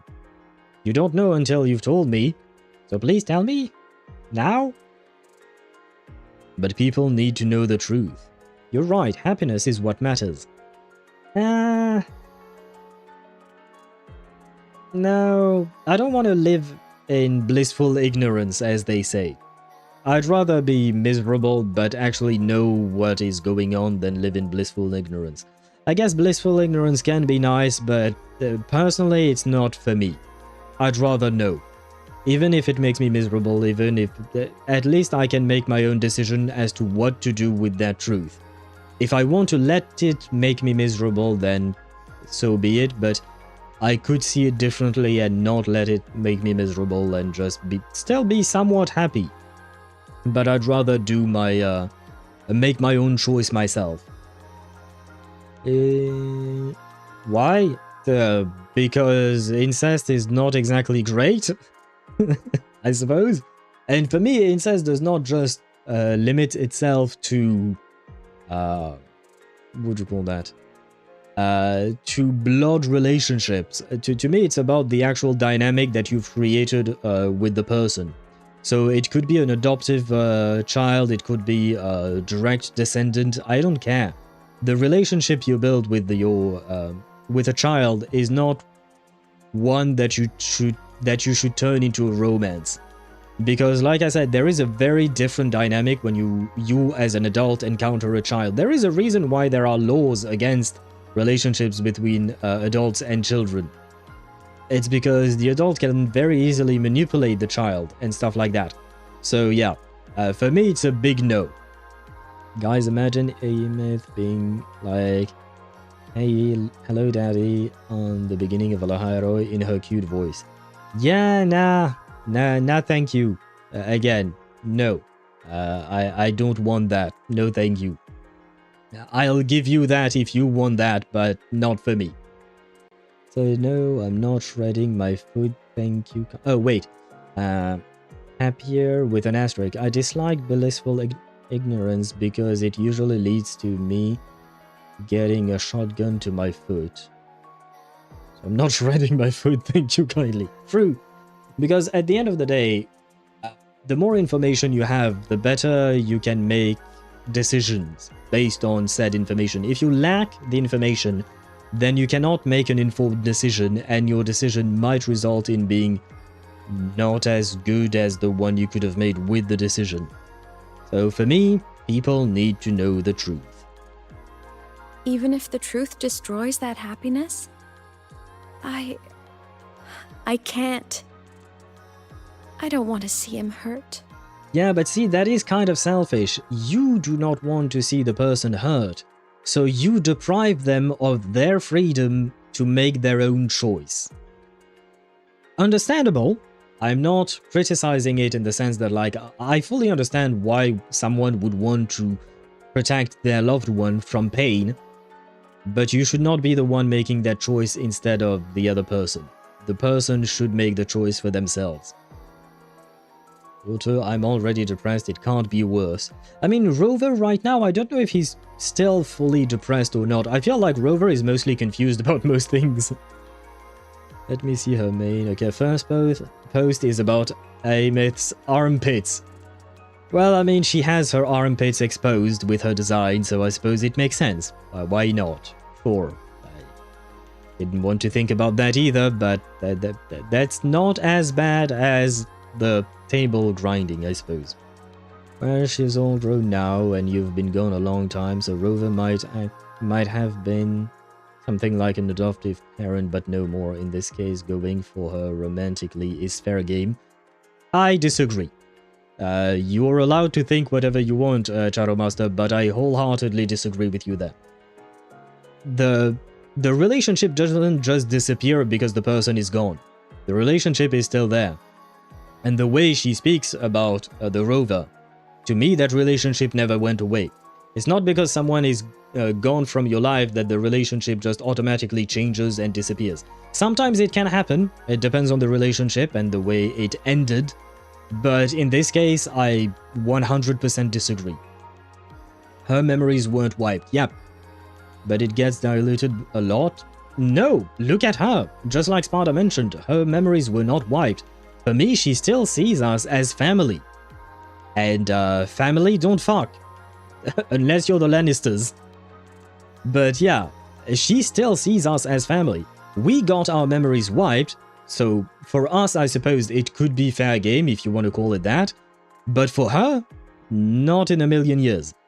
For her, we are still family, the way she speaks about us. First comment is positive to the gooning. This is going a bit boring. What do you mean? And if she started it? Well, personally, knowing the relationship, I would still say no. I would still say no, because again, the dynamic between an adult and a child is very different from the one that you have between two children, for instance, or the one that you have between two adults. There is a power dynamic at play that is not one of equals, and to me that is not a good foundation for any kind of relationship. Romantic-wise, I mean. We do fuck family, but not in the literal sense. We do it in the metaphorical sense. Yeah, I suppose yes, when you have a terrible family. I guess that's a good point. But yeah, in the physical sense, I'd rather not, personally speaking. But still, for me, that's just a nope. A big nope. She considers us more like an adoptive parent than anything else. And if that is the relationship we've built, it should stay the same. Because for me, it would just be like the anime that I mentioned before, Usagi Drop, and it would just ruin everything. In that sense, she's fucking with you a lot. No, I don't see how she is. Whether it is the literal sense or the metaphorical one.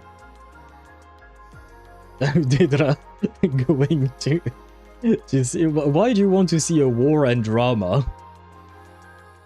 I want to protect him. We all need a little hope to keep going, right? I want him to hold on to that hope.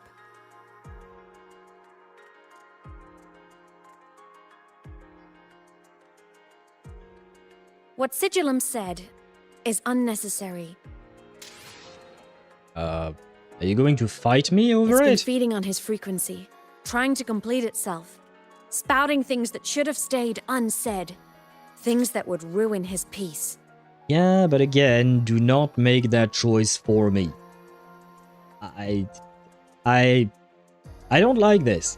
As much as I understand why she's doing what she's doing, I don't like it at all. Do not make the choice for me. Allow me to make the choice myself. Because at the end of the day, while you do wish to protect me, my life is mine and mine alone. So I should be the one making the choice. Same for you. I suppose you can make your choice, but that doesn't mean I will like your choices. Metaphorically, yes, she's hiding info. I wouldn't call that fucking with him. Because for me, fucking with someone is like playing around with the person. In her case, it's not really that way. Well, metaphorical one, she's lying to you almost all the time since the beginning. Yeah, but I would still not call it fucking with someone. Because to me, that the level of deception or the nature of the deception is very different. And makes choices for you, so yeah, she fucks with you a lot. Yeah, no, I still disagree. For me, the definition is slightly different. And I know you're just trying to make it so that you could say that Aemeath fucks with us because of the whole conversation we had previously, and I will still disagree. That's basically it. Not just because of that, but also because I don't believe that the situation calls for that specific set of words.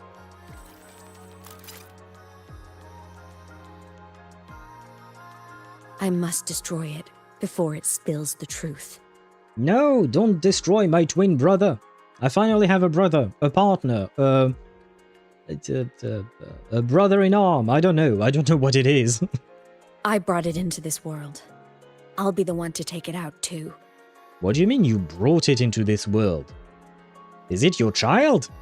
Is it my grandchild? Nothing truly matters.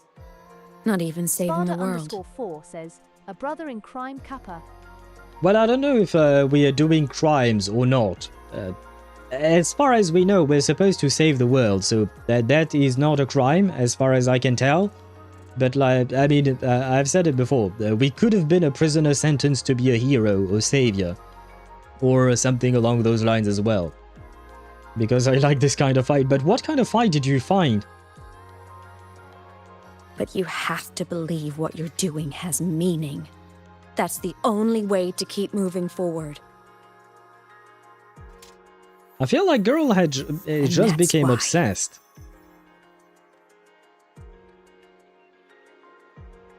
She's just become obsessed with the way, what would you call that?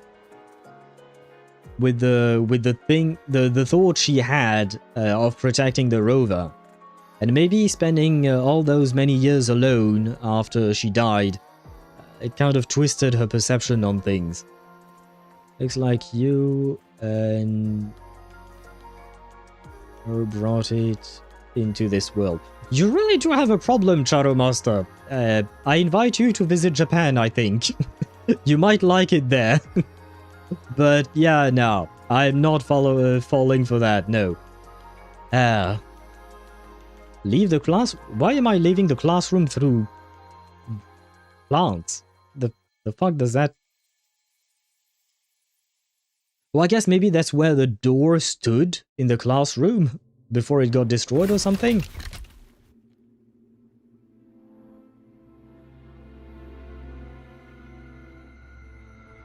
No, don't kill me! Or him. Us!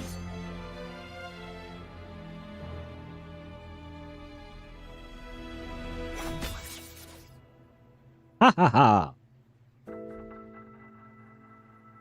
Stop, Aemeath. Now listen to father. I told you to stay out of this. And daughter, do not speak back to your dad. Stop. What is with this insolence? Is she in her teenage rebellious phase or something?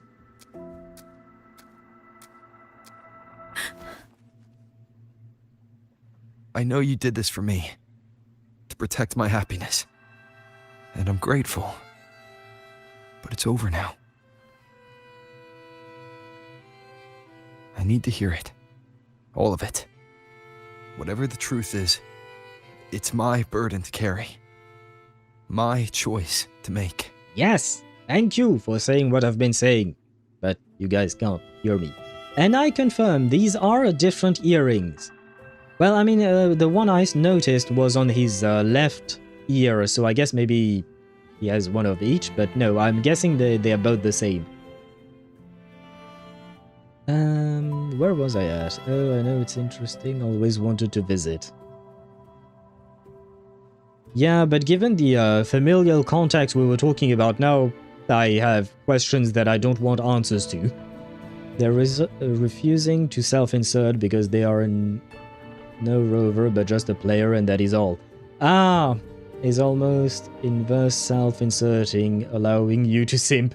Yeah, that's what I thought. So they don't want to become a self-insert into the rover, so that they can keep on gooning to Aemeath without feeling guilty because she's our adoptive daughter.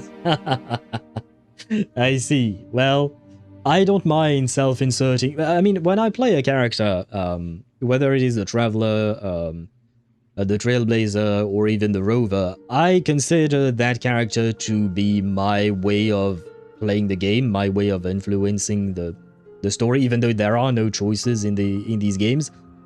But, you know, kind of like my muscle mage, I consider the character as if it were myself. So I don't mind, but that means I'm no longer gooning on Aemeath. I'm like putting a stop to that barrier she's our child. That's it. She's daughter. Because if you want to talk about hot daughters, like I've talked about Gala in AFK Journey. She's the sweetest kid, but we later meet her again many years later. I think it is 13 years later or something like that. And she's become an adult, and she's cute. She's really, really cute as a girl. But I'm not gooning for her or on her or whatever the phrasing might be, because she's our adoptive daughter as well there in that game. So for me, that doesn't really matter. If the relationship you built with the character is that of a father-daughter relationship, then no gooning is allowed. And hello, Chip, you have arrived at the right time. And yes, I think some people in chat deserves a bonk, whether it is the Beaner bonk or the regular bonk, both. But hello to you and welcome to the stream. I hope you're doing well. There my avatar. Yeah, you could see it. You could say it that way.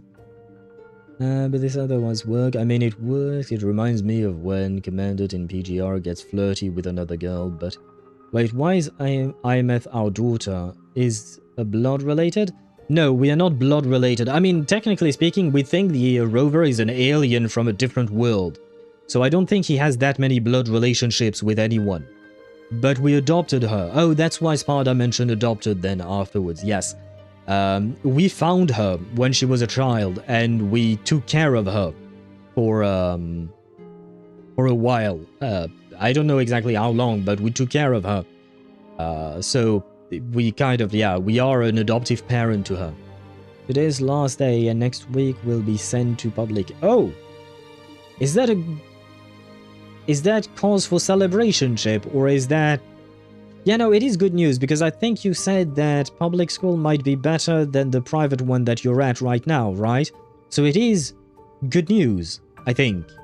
Probably. I will let you confirm or deny. Well, I remember the Griseo case. I don't know her. I know of her, I've heard of her, but I don't really know anything about her story. We took care of her long enough for her to form the feelings of familial attachment. Yep. And look at how far she's willing to go for her family, right? And she said it herself that that she is our family in this world, at least until we go back to our own actual family, back to our world and stuff like that. And I was not present, but it's always funny someone that liked Griseo, seeing her grow up. I wish we saw her a bit more in Aemeath's case. We didn't see all that much, but we still saw some things. Well, Camellia would approve of spreading our seed for sure, but then again, she's kind of crazy. But read my previous message. What did you write previously? Aemeath throwing a sword with that much accuracy, that's impressive. Swords aren't really balanced to be thrown. True that, but there's one thing that I've often thought about. Like, I enjoy in fiction, I enjoy accurate representation of swordplay and stuff like that, but when the character is superhuman, then you kind of throw things out the window, because they can throw things with greater strength. Like, kind of like if you take a look at God of War and Kratos, the way he fights, most people would not actually fight like him because they don't have the strength to handle a battle axe the way he does, and they can't just throw it and call it back to their hand either, right? Whereas in the gameplay, it is part of that. So, you know, there is a bit of a distinction for me between accurate fighting within a, within a world that is grounded in reality, and less accurate fighting that is acceptable when the characters fighting are actually not human and not equivalent to humans fighting. Especially that one is handled heavy? Is handle heavy, oh yeah. Yeah, I mean, that sword, I don't know if anyone would actually want to forge a sword like that, to be honest. Because it seems very ornate, but perhaps a bit too much. Everybody and their fucking mother was protecting Griseo until we got Big Griseo. Oh! No, you didn't see personally Griso growing. She appeared like 50,000 years and became super sexy. Oh, I see. So you're right. Okay, I see now why you say that you think of her when seeing Aemeath. Carrying this on your own hasn't been easy, has it?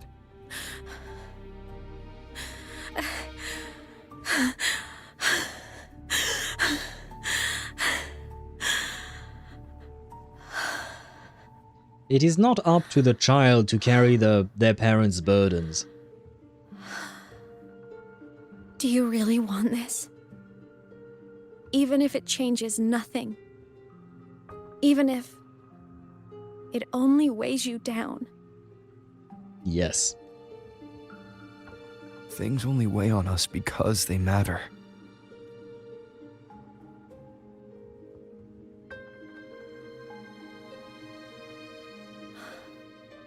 All right then. Back when we lived together, you once told me you'd come from a faraway place, that you were on Solaris to carry out a mission. Current research suggests the Exostriders and Sentinels were made with technology from the same civilization. I think that civilization is the faraway homeland you spoke of. Okay, so it is as I thought. And wait, she said Exostriders plural, right? But as far as we know, there is only one, right? As far as we know, at least there is just the one in Lahai-Roi that we know of. But that implies that there are others. Sentinels, we knew there were plural, there were multiple ones, but Exostriders, on the other hand, we at least up until now, we didn't know that there were more than one. Huh. Yep, plural, there are more. Okay. Interesting. I wonder where they are. I guess it makes sense that we never heard of them before, probably, because we had never heard of the Exostrider before we came to Lahai-Roi. So there is that. Or when Lahai-Roi was close to being released with 3.0 and all of that, so okay, makes sense. It looks really imbalanced. I'm a bit of a weapon freak, so I see things like that. Yeah, no, most fantasy weapons don't really make sense. Like, people, actual blacksmiths or weaponsmiths would not forge weapons the way fantasy weapons are forged, because they don't make sense in terms of, like, actual fighting.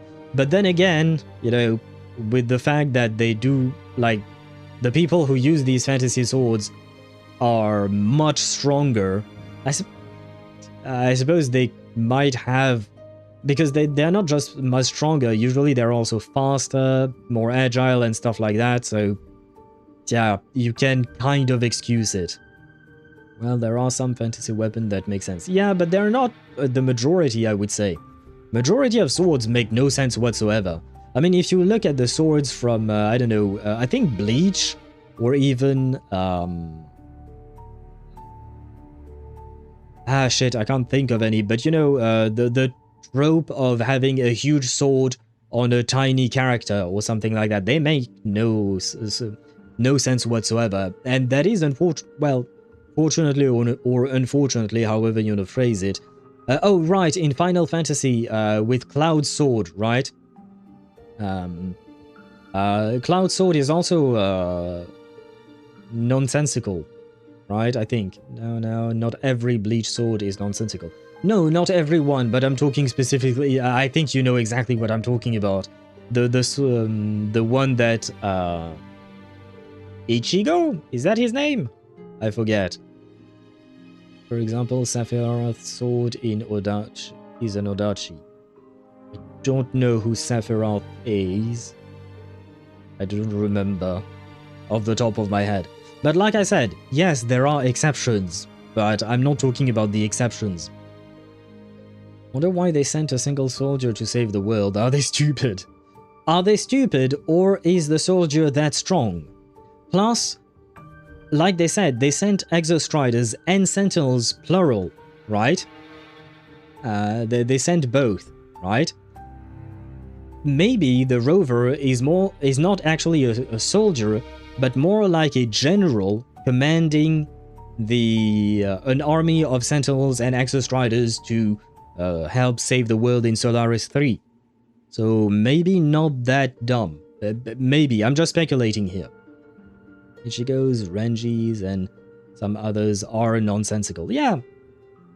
Come on, Al, you brought up Cloud yourself, and you don't remember Sephiroth. I've never played any of the Final Fantasy games. I've heard of these characters. I've seen a couple of playthroughs, but I've never completed them, or watched them to completion, I would say. So yeah, I don't really know a whole lot about Final Fantasy, but I do remember Cloud and his big-ass sword. Tenza Zangetsu looks like a real-world sword, but it's beautiful. Don't remember that one either. Yeah, no, I don't remember that one either. Also, I'm looking at Blood Pact Pledge. It's not a European longsword. It's some weird amalgamation between Japanese katana and European longsword. I'd have to take a look at it myself, because off the top of my head I don't remember all the detail. The white-haired guy with a big-ass katana. Nope, I don't think I've seen that guy. I've heard of the guy, but I don't think I've seen him per se. At least not in the playthroughs. I might have seen an image of him, but I forgot. You never spoke of it to me or anyone else again. So I kept it to myself. Until I died and slipped into void space as a digital ghost. As I wandered through the ruins devoured by the Threnodian, I stumbled upon a faint frequency. Your frequency. Time for a screenshot. There we go. Time is chaotic inside void space. There's no telling when it had been devoured, but I could feel your warmth in it. After so long without you, I couldn't let it go. I kept it with me, guided by its strange connection to other frequencies. I traced my way through countless overlapping spaces until I found the remains of an Exostrider. That was when I realized that Exostriders were built to transport Sentinels. Ah, that's what Gamer was talking about earlier. Okay. Transport them.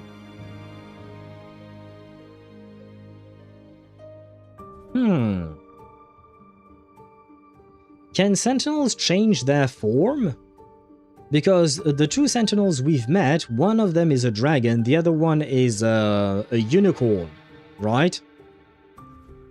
And this Exostrider looks like a human being, like four arms, sorry. 2 legs, 2 arms, 4 limbs, basically. Well, I mean, I suppose, what do you call that? A unicorn also has 4 limbs, but you know what I mean, right? Like, you can't fit a unicorn into this Exostrider right there, right? Unless the unicorn is really tiny and just enters like the cockpit of the robot. Or there is a robot unicorn and a robot dragon somewhere in Jinzhou and Rinasita. But also, that would mean that there was a sentinel that accompanied this Exostrider that was in Lahai-Roi, and it looked somewhat humanoid. Maybe. My guess is that they get pokeballed. Like the way you phrased that. I suppose that could work. I mean, we've seen pokeballs with this story, right? The core that allows us to speak to Aemeath and touch her and all of that, right? We've seen pokeballs, so why not? Why not? Or the Sentinel are small during transport. Yeah, that's what I said earlier. Maybe they are small and they can just enter the cockpit or something like that. Think of an Exostrider like a cyberpunk's taxi. Taxi with weapons. The Sentinels. Yeah, sure, but I'm just questioning the form that they take when transporting them. Because inside of a taxi, if you're talking about Cyberpunk 2077, it's mostly just human beings, right? And, you know, you enter the taxi and whatnot. But here we are dealing with different shapes. Like, you can't put a unicorn in a taxi. You can try, but good luck doing that. Yeah, I don't think you can put a unicorn inside of a taxi, or a dragon for that matter. So that's what I'm questioning here. Damn it, you reminded me of the Taxi movies, which is incidentally a French movie. It's a series of movies. But yes, I watched them when I was a kid. They were funny-ish. I liked them well enough when I was a kid. Nowadays, I would say they didn't age particularly well. They trekked through stars to deliver sentinels to Solaris.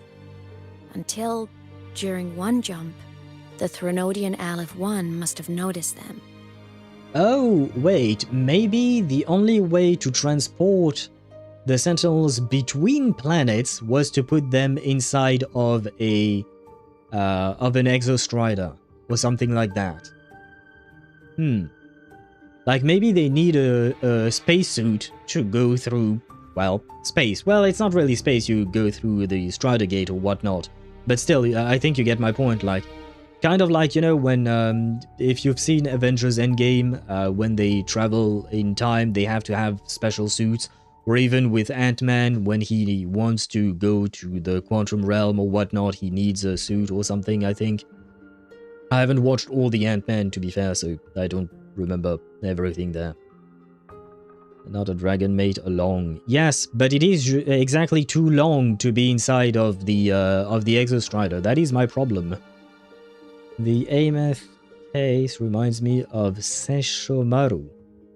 And everyone was happy that happened. I don't know who Sesshomaru is. Never heard of that. Gotta prep myself, be right back. Bon appetit, Chip. Usually when you say that, you go prepare your breakfast. So, bon appetit to you. I hope you enjoy your meal. Its hunger had festered for so long that not even devouring the entire universe could sate it now. Well, it's kind of too bad because we only have that, theoretically speaking. That frequency then led me to another relic consumed by the Threnodian. A creation built by the same makers of the Exostriders. It was beyond my understanding. I could only guess its purpose. A communication satellite, and within its ruined shell, I discovered frequencies tied to you. From those fragments, I saw the messages you sent home. Not about your mission, but full of longing. You said you wanted to go home, even if just to lay eyes on it one more time. But their reply was a rejection, because it wasn't part of your mission, because it was unnecessary. They were the ones who cut communications. They ignored every wish you had outside your mission. They forced you into this life of roving, and still, You crossed the stars to fulfill their wish. How could they? How dare they treat you like that? In that moment, I was drowning in pain. I didn't know how to help you. I didn't know if I should tell you.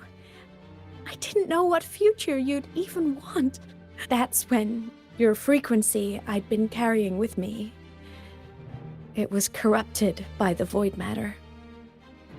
It tore through my power, and Sigillum was born. Why is it called Sigillum? Did you come up with that name?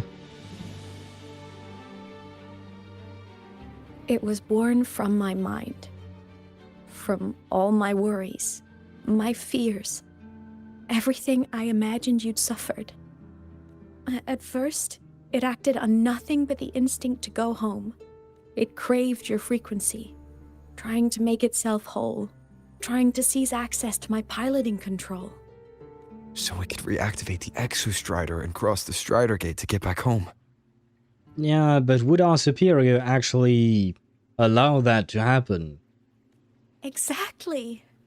The more of your frequency it consumed, the more coherent it became. I couldn't let you hear those words, so I tried to destroy it. This is what I've been keeping from you. I'm sorry. I'm glad you chose to tell me this, Aemeath. Hearing this, it's a lot to process. I'd be lying if I said it wasn't. I just need time to figure out my next move. This homeland of mine. Even saying it feels strange to me. But don't worry. The journey I've had since losing my memories, the hope I found, that's mine to keep. No one can take that. Saving the world? I never saw it that way.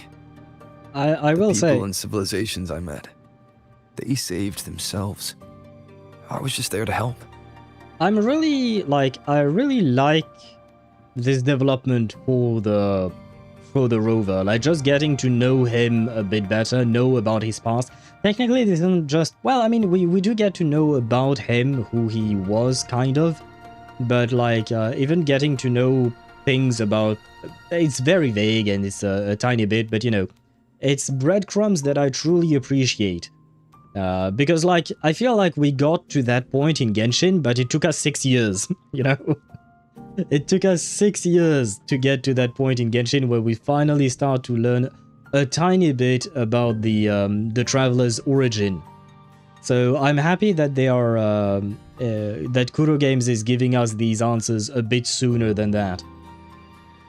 Exostriders went through the Strider Gate, but it makes no sense unless these planets are too far apart. Yes? Yes, but what I meant to say is that maybe going through the Strider Gate requires a mech of some kind to inhabit, if you want to call it that. For Threnodians it might be different because they are Threnodians and they are not like human beings or like Sentinels, but maybe for human beings and Sentinels they need the protection of a mech to go through the gate. Why exactly? I have no idea. I don't even know how the gate works exactly, because the game was really vague about all of it. We still don't know jack shit about Wua's world, we still have to wait. Sigillum sounds like a seal, cause sigil from Latin. Sure, why not? We could go with that. But who came up with that name? Was that her? Was that Aemeath who came up with the name for our other self that was born of her fear? Found something you want to see on stream? I mean it like now. Wua? Ah, okay.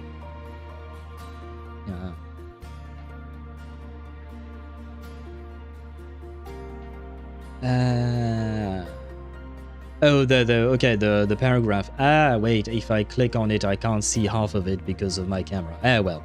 The Sigillum Dei, Seal of God, Seal of Truth, or Signum Dei Vivi, symbol of the living God called by John Dee, the Sigillum Dei Aemeath, interesting name, is a magical diagram composed of 2 circles, a pentagram, 2 heptagons, and 1 heptagram, which are inscribed with the names of God and his angels.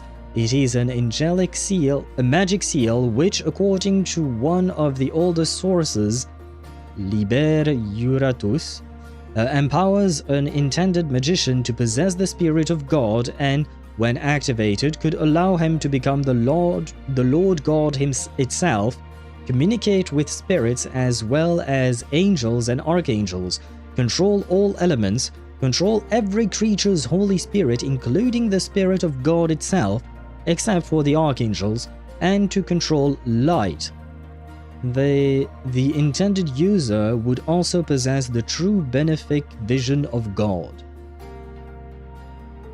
Who created that? Was that... I mean, God must have created that, right? Why would God create a thing that would allow someone else to control it? God is weird. God is weird, but at least now we know the origin of these names, like Aemeath and Aemeath, I guess, and Sigillum, right? Sesshomaru saved a human girl and left her to travel with him and protect her. He even gave up a treasure for her. Then, when peace came, he sent her to the human village, and after years, the girl confessed to him, and boom, they married with 2 kids. Barry wanted to mention that. I will never think, but maybe the Traveler is more happy than the Rover. Probably, maybe. Maybe. As for Sesshomaru, I'm not sure. So, Sesshomaru is someone who saved a girl, left her to travel, and then when he came back, he married her, I think. If I am understanding this correctly. Because the Sentinels were on Solaris 3 before us, and Quarter Cervantes saw us falling from the Etheric Sea. Wait, what was my question? What was that an answer to? Shit.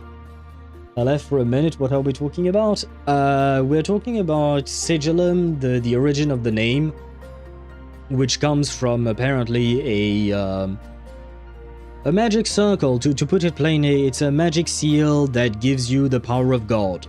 It's a very simplified version. Yes, there is a reason I said you want to see it like right now. Yeah, well, I mean, I was asking the question and goddammit, I bumped into my microphone. I hope I did not kill your ears, guys. But yeah. But is she the one who came up with that? Again, my question stands. Jinjo's soldiers fought through retroact rain till dawn.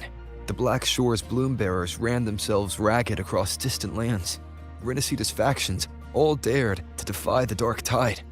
Lahai-Roi's people never stopped reaching for the stars. I'm no savior who fell from the sky. Well, you kind of did. No one ever saved themselves by waiting for one. There's been plenty I couldn't do. Losses I couldn't prevent. Sacrifices I had to accept, but I'd do it all again. Every bit of it. If this was a mission from my past, I'd be lying if I said I didn't care what they thought of me now. But that's a question for later. Right now, we have more important threats to face. The fact that I choose this path even without my memories, that tells me this is who I am. I can't stand by while the lament brings suffering. I care about this world too much. But I'm afraid you'll feel alone. I mean, technically speaking, if the rover lives for thousands upon thousands of years, he will see plenty of people die over time. Like, he will care about people, but they will eventually pass away. That's just the nature of being a long-lived species, I guess, or something like that. Also, the Sigillum, Aemeath seems to be Enochian, so like angel language. Yeah, but I did some research on angel language, the Enochian language, and from what I remember, that language was described by a dude who claimed he heard it from the angels or God themselves, and then wrote a book about it.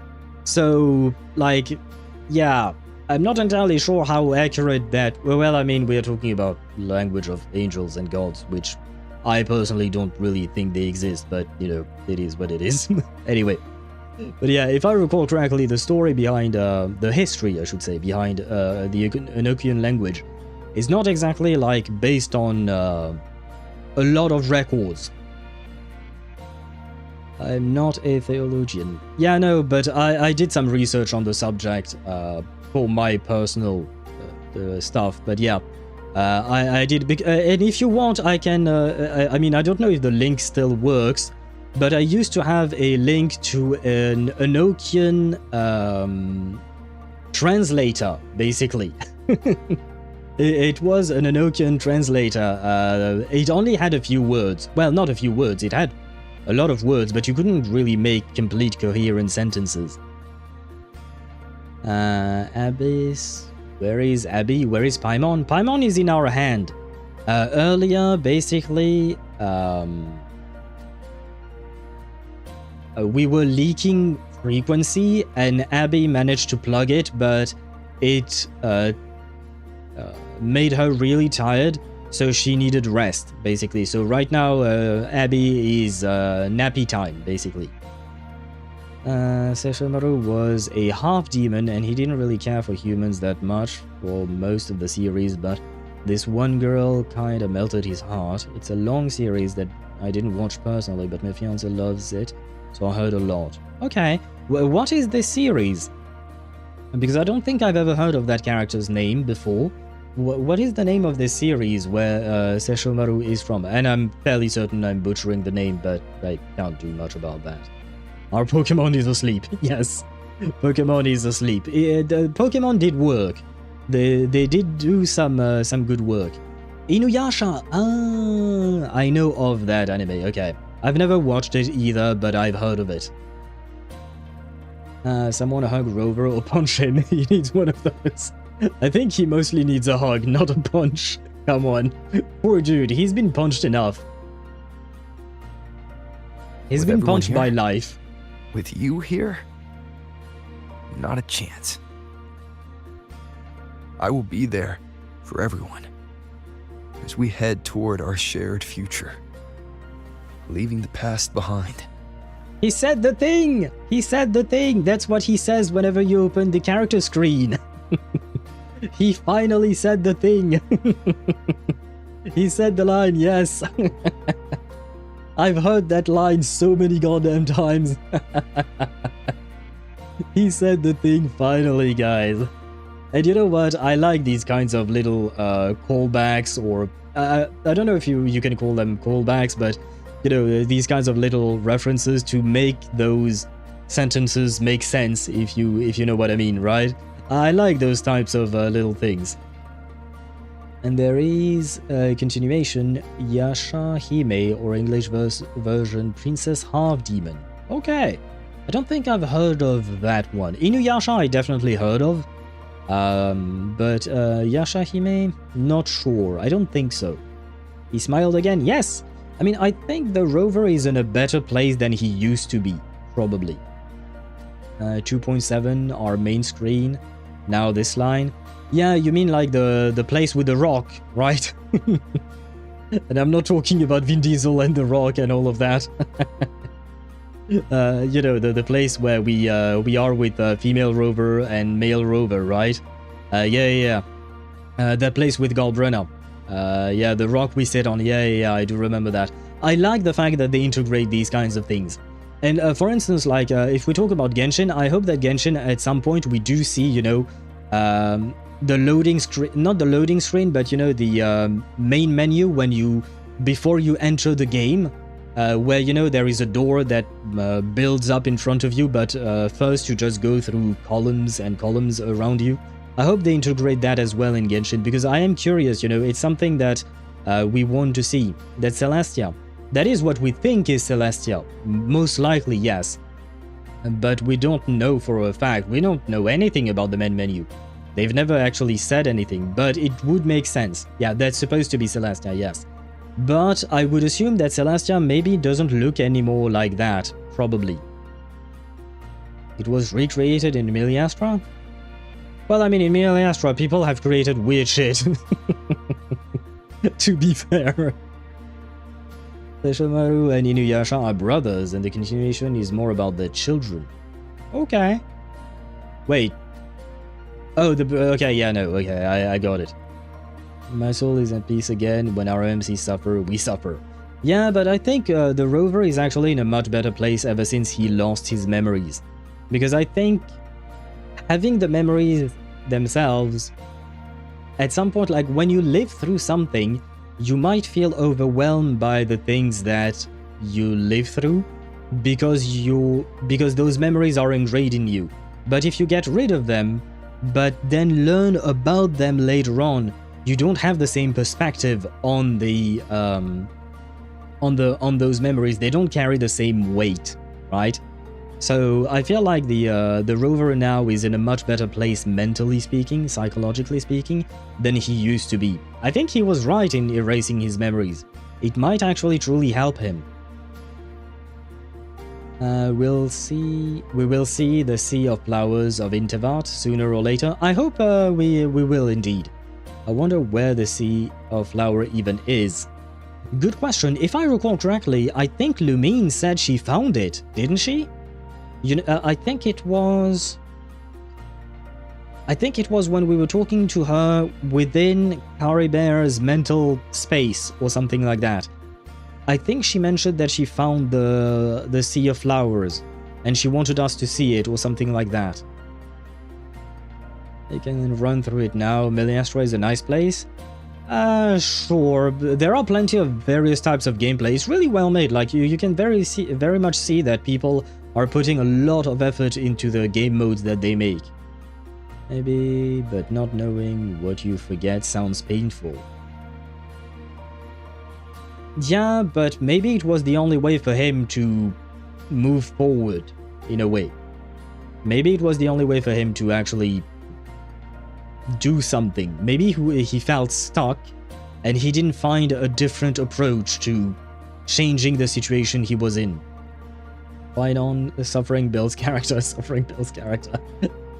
I mean, yes, and at the end of the day, you know, the rover said it himself, like, where was it? The fact that I choose the same path even without my memories, that tells me this is who I am. I feel like even though he lost his memories, he somehow still retains his personality and who he was even back then. Still somewhat different, of course, but still. Oh man, these facial animations are awesome.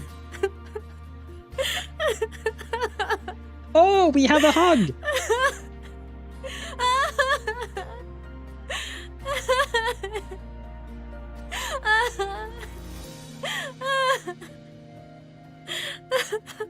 They actually gave us a hug!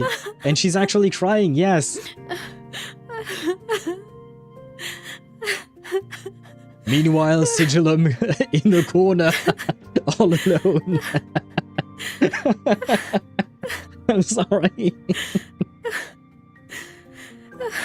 Poor Sigillum, he was in a corner, kneeling, and everyone forgot about him. There you go. So, this is your choice. Yes, it is. It is indeed. And she's actually crying, like, you see how they even gave her actual tears in her eyes. Yeah, the tears welled up at first and then they started falling down his, her face and everything. I really appreciate these details that Kuro adds. I mean, Hoyo has been doing it in Genshin a bit more. They've been making characters cry. I really also love the fact that Genshin has added a lot of facial expressions, you know, for Citlali and even more so for Yahoda later down the line. I hope they continue on that in that direction, because honestly, it adds so much. It truly adds a lot to how you perceive a story and the emotions of the character. Sigillum in the corner, I'm just going to Aura Farm while you two bond. Yes. I mean, poor dude, he feels alone. Basically, Sigillum is the rover's loneliness mixed with Aemeath's fear and her anxiety about the rover being alone. Sigillum is getting a timeout. I mean, he kind of fucked up, so yeah, he does deserve to be punished a bit. Is it worth it? Yes, it is. I'll decide the worth of this mission, not them. The meaning of the path ahead is mine to decide. I know where I'm going now. That's what matters. Not where I started. The conviction with which he said this sentence. Loved it. Then keep going. No matter what.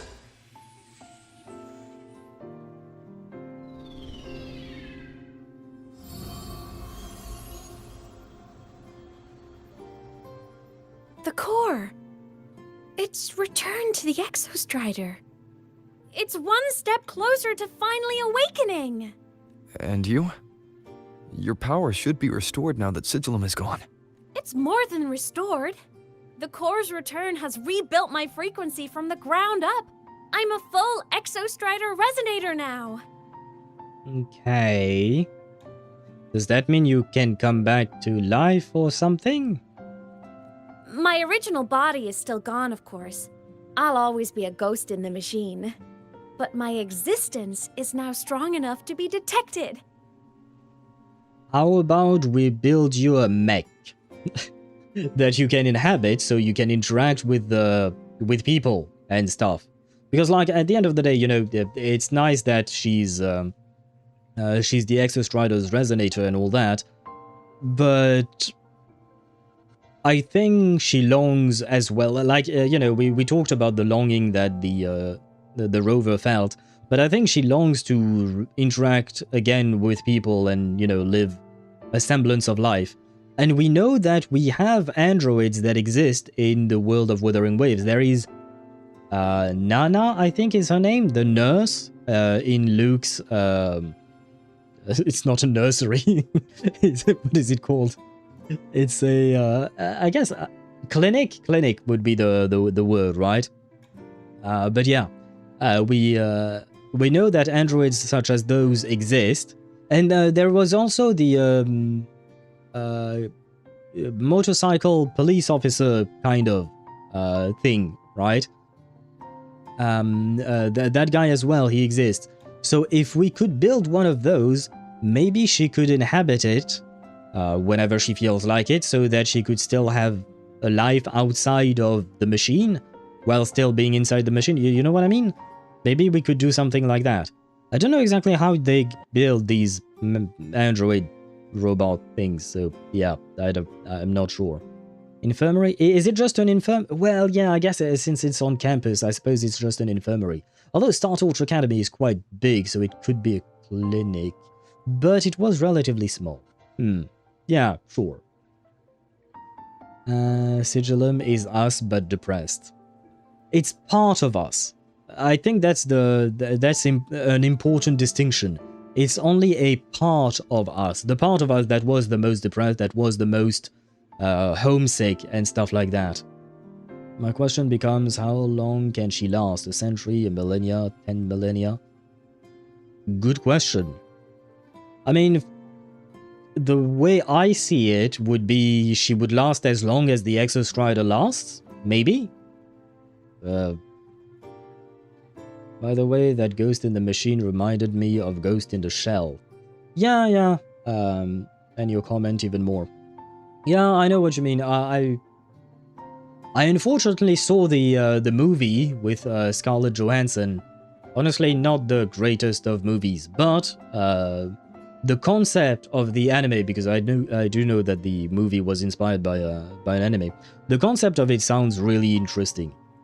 Also, memories have to pile up somewhere. Well, I'm guessing it's in the memory of the Exostrider. If it has to exist somewhere, it has to be there. I don't see where else it would be.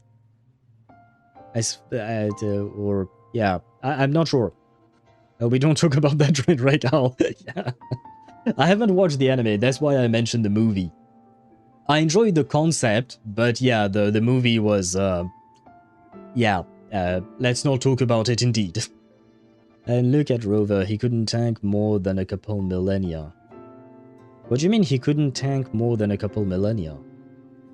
Isn't, for me, I think he's older than just a couple of thousand years. It's like a faint current turning into a bright, flickering spark. So will others be able to see you now? And I will say that different people have different... Well, I mean, I've said this many times before, but just because the rover wasn't able to tank the memories, as you put it, doesn't mean that she couldn't. They are different people. Different people deal with things differently. She might be okay. Well, she might be okay. She might need a bit of help, you know, talking about it and such, but she could handle it better than the rover could. Couldn't handle more than a couple millennia or tens of millennia of ability to handle all those memories and depression. He had to wipe his brain. Yeah, but maybe it's because he did things alone a bit too much back then. I mean, he did rely on others, it seems, but maybe not to the same extent as he does now. Plus, now he no longer has that knowledge of what he has lost, right? Because he comes from a different world, so basically that world is now lost to him. But, or rather back then, old Rover, he felt the pain of losing that connection to his world. This Rover does not. He does not feel that pain because he does not know of that world. Do so and you will see they mixed two movies and added something that has no sense. That's why the movie is a total train wreck. Honestly, my brain kind of blacked out the movie. I remember watching it, but I was like, this is weird. More or less. That was my feeling when watching that movie. So follow the Seishomaru route, the evil triumph. So the looking goddess at the beginning is not a good one, Lucia. Why you become a meanie? I mean, it doesn't mean that she's mean. Maybe, like, what do you call that? Like, if we, what do you call that? If we think that the rover is some kind of soldier and he's been sent on a mission, I'm guessing that maybe his feelings don't really matter. Completing the mission is what matters most. So, on a purely pragmatic sense, it would make sense that his homeworld would deny his request to come back, because the mission is not complete and he needs to complete it. Because I don't know if they could send another one in his stead, or maybe it needed to be him, or maybe they couldn't send anyone in his stead or something like that, you know? So, I don't know that Lucia is a meanie or not. That remains to be seen, I think. Well, good for you then. I sense that you still remember the movie, Shadow Master, and it's not a pleasant memory for you. I still remember bits and pieces, specific scenes, but the overall thing, I think I just mostly blacked it out because it's certainly not one of my favorite movies. My point is, how long can Aemeath handle it in general? There will be a breaking point. Surely, yeah, but like, well, maybe she could erase her memories just like the rover did, and this breaking point might not arrive for, I don't know, a decade, 100 years, like, we don't really know. So, is there really a point in worrying about this now? 2 seasons and 3 movies are amazing, and that live action was a traumatic experience. Oh god, I'm sorry to hear that, Shadow Master. Because I went into that movie without knowing anything, it wasn't that traumatic for me. I was just like, that was not a great movie, was it? So yeah, for me it was probably way different than it was for you. Also, is Aemeath a yandere? I wouldn't call her a yandere, no. Personally, I don't think she fits the bill for a yandere. That's right! Guess our little road trip movie's come to an end. Time to head back to Star Torch Academy. Together! I can see where you're coming from, asking that question, Deidara. But, yeah, no, I don't see it that way for me, personally. Also, we gotta play with the idea that this whole lament thing can't be fixed. That is true, I mean, the rover spent several thousand years trying to fix it. He was sent himself with the help of Exostriders and Sentinels, and we still haven't managed to do shit, basically. Especially because I was a Ghost in the Shell fan before it came out. So you were excited about the movie, and then you saw it, and then your disappointment was immeasurable and your day was ruined, I would assume. Maybe, but that's overprotective behavior. Yeah, but not to the point of a yandere, because a yandere becomes dangerous to others and to you as well, right? Whereas in her case, I wouldn't call her dangerous to others, honestly. Sigillum is not exactly a person per se, so yeah. No, she's not a yandere because she's pink-haired. Are there no pink-haired yanderes? I can't think of one. But a genuine question, are there absolutely no pink-haired yanderes? I will throw a low attack, guys. Sorry. What do you mean you will throw a low attack? There are a shitload of yanderes. Yes, but is there one that is pink-haired? Attention all Academy students and staff. Please review your attendance for this month. Well, she hasn't been attending school for like 10 years or something, so, you know. I think her attendance record is fucked. All good on your end, Golden Boy? Lucilla mentioned the Exostrider in the Frostlands just moved. Please tell me that was you. What do you mean, Golden Boy? Since when do you call me Golden Boy? You know, Yasai? The original yandere. You know indeed. I don't know who that is. What anime does she come from, if it is from an anime? But is not Shorekeeper restored by Rover and she learned from Rover? Well, to be fair, the Shorekeeper is an AI, which thinks very logically. While she may have learned from the Rover, she is a, what do you call that? She's an AI. You can't exactly compare an AI to a child, because Aemeath was just a child, then she grew up and all of that. But at the end of the day, she is human and very much driven by her own emotion. The Shorekeeper, it took her hundreds, if not thousands of years to realize that maybe she was in love with the Rover. So I don't think it's comparable. Oh, Future Diary. Ah, I never watched that anime. I wondered if I should watch it or not, but I think it's in my plan to watch list, but I never got to that point anyway. So, is Cyrene not human?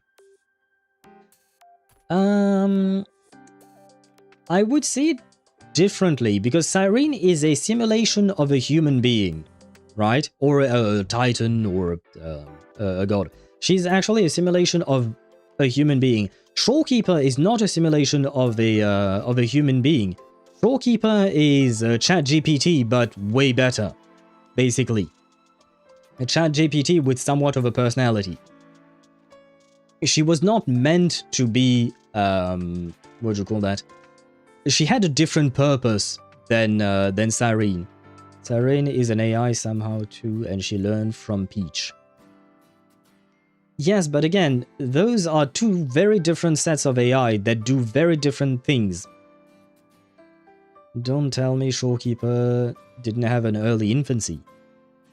Well, we don't know about that, and it was certainly not with the Rover, because the Rover found Shorekeeper long after the civilization that created her died, basically.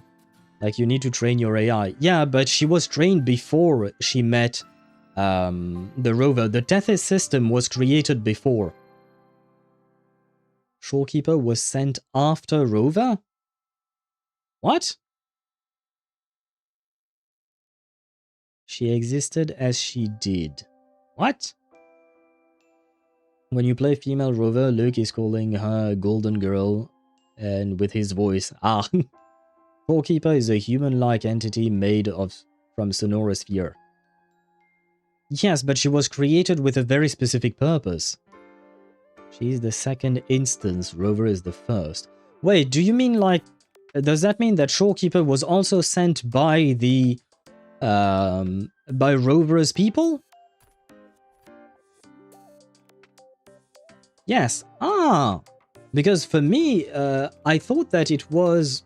she was created by a civilization that existed before the one that exists right now on Solaris 3. I thought she was originally from Solaris 3. You guys told me that she was restored by Rover, restored like Inefa by Aino. Yes, that is the case. Well, I don't know if restored is the word. Is it truly the word for it? I'm not sure if it's... we fixed her. Okay. But he be roving and she be keeping. Yeah, they both have various... their own thing to do. And their name reflects that. But she had the parts already sent with her. So Shorekeeper learned from Rover, hence the low blow. But I don't know if fixing her and learning from Rover is exactly the same thing.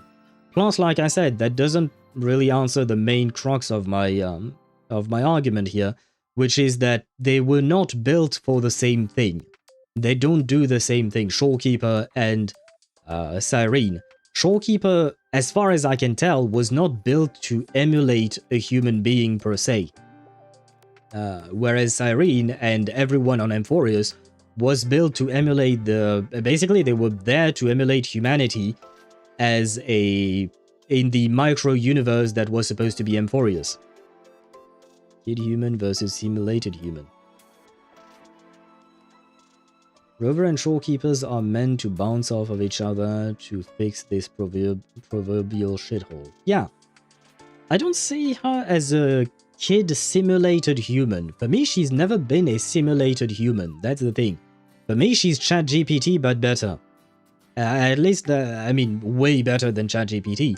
But, like, she was never built to be like a human. She was built to handle the Tethys system and to deal with that. She's literally ChatGPT on steroids. Yeah, for me, that's how I see it. Not... I see a legal gap? What do you mean a legal gap? She's a computer with a body. Yes, I would agree with you on that. Well, okay, yeah, if you want to call it that. Shorekeeper is ChatGPT on steroids, and Cyrene is a sim from The Sims. You know what I mean? Like, she was literally built to emulate the life of a human being. If she's built a ChatGPT, why can't she fall in love? Because she is way more complex than ChatGPT, and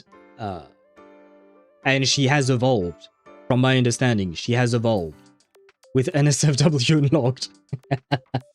Maybe that's why. She went on the internet and she found porn and now she's questioning things. That could be a thing. She's not a human, she's the straight-up computer with human shape. Yeah, more or less. At least that's how I understand the Shorekeeper, personally. You know Anuneko? I don't know Anuneko, no. And she's horny? I wouldn't call her horny. I don't know if she knows of the well, no, she probably knows what horny means, but I don't think she's displayed horniness. Is a Hoyoverse AI you can call Anuneko. A kid AI. I don't know what that is. I've never heard of that before. Is it in like Honkai Impact 3rd, or is it like... what is it? That was Aemeath. Given how well you know me, I assume you know her too. You found her? We have indeed. I brought her back to the academy. It's a long story. I'll fill you in when there's time. Understood. But I do have to ask, on Lucila's behalf. What's the status of the core? It was returned to the Exostrider. That explains it. The Research Institute is reporting a spike in void matter concentrations over Lahai-Roi. Voidstorm activity is kicking up again. That is not a good thing, right? Back when the reactor drive was in the sky, its annual self-diagnostics caused the Exostrider's greatsword pointed at the Threnodian to weaken. The Exostrider is probably running the same procedure now to integrate what you returned. Best for you both to stay within the academy until peak season passes. Alright. I'll be careful. Next time you're in the infirmary, we should revisit your old plan.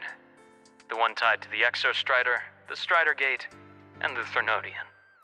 For now, just be with Aemeath. It must be a great relief to have her back. I'm happy for you. No. You've earned a break. Get some rest. I mean, bro has been on a mission for thousands of years. He has earned his break indeed. Looks like Aemeath is at the auditorium. What's she doing there?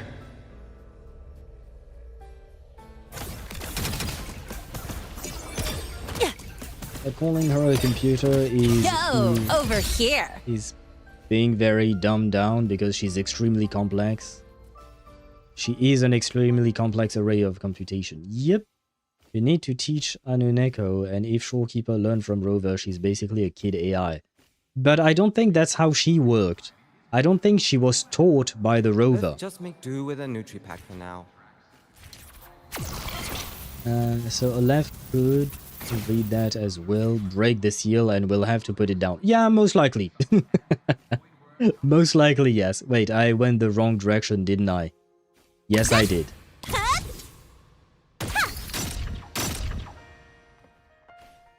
You guys found a legal gap? It's not a legal gap, it's just like, for me, it simply doesn't work the same way. But yeah, they do be computing a lot of numbers. Oh! Oh, wait, no, wait. Anya? Oh god! Oh god, what am I doing? No, I'm just trying to compare heights. I think Aemeath is slightly taller than Linnae. Never mind, no, they might be the same. Oh, no. Yeah, but no, I'm but why is she standing on this green thing? The green thing is slightly, yeah, but I can't... Well, never mind, I give up. Hello? You know what? I just had a brilliant idea! Did Inefa learn from Aino too? Aino is basically a mother to Inefa. I don't know if that's the case, because honestly I didn't fully understand the story of Inefa. Because she has a dragon core thing inside of her. So I'm not entirely sure. Plus, I don't know if Inefa is as complex as Shorekeeper, for instance. Lahai-Roi is one. Especially with that Threnodian name. I don't know what you were replying to there. Why do I feel like someone's about to get in trouble when you talk like that? Hey!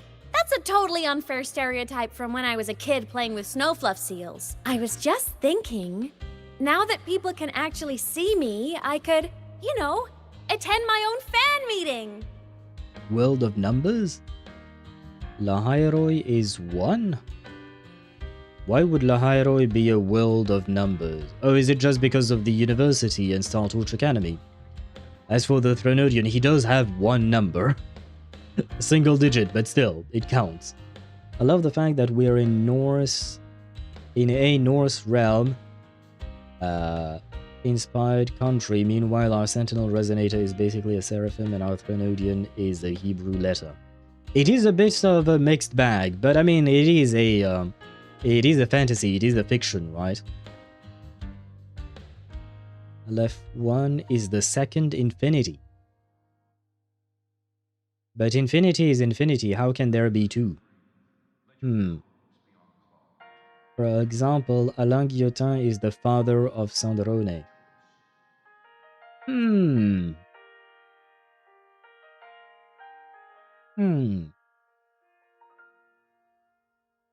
How was Sandrone's personality developed? A good question. So Rover is the father to Shorekeeper? Stella, no, because Rover did not create the Shorekeeper. Rover just found it. Basically, it's as if he found a ChatGPT account and started using it. That's more or less the thing. He just found a ChatGPT account and decided to log in and use it for himself. He restored. Yeah, but I still don't agree with equating the two. For me, they are different things. And on top of that, for Sandrone, I don't know. I don't know enough about her, so I won't talk. I can't reply to that. But for Cyrene and Inefa, in my opinion, is not as complex of a system as Shorekeeper is. And Shorekeeper is just basically there to do math. That's the Shorekeeper is in a very, very, very dumbed down version. She's just a calculator, basically. Left 0 null is the first smallest infinity.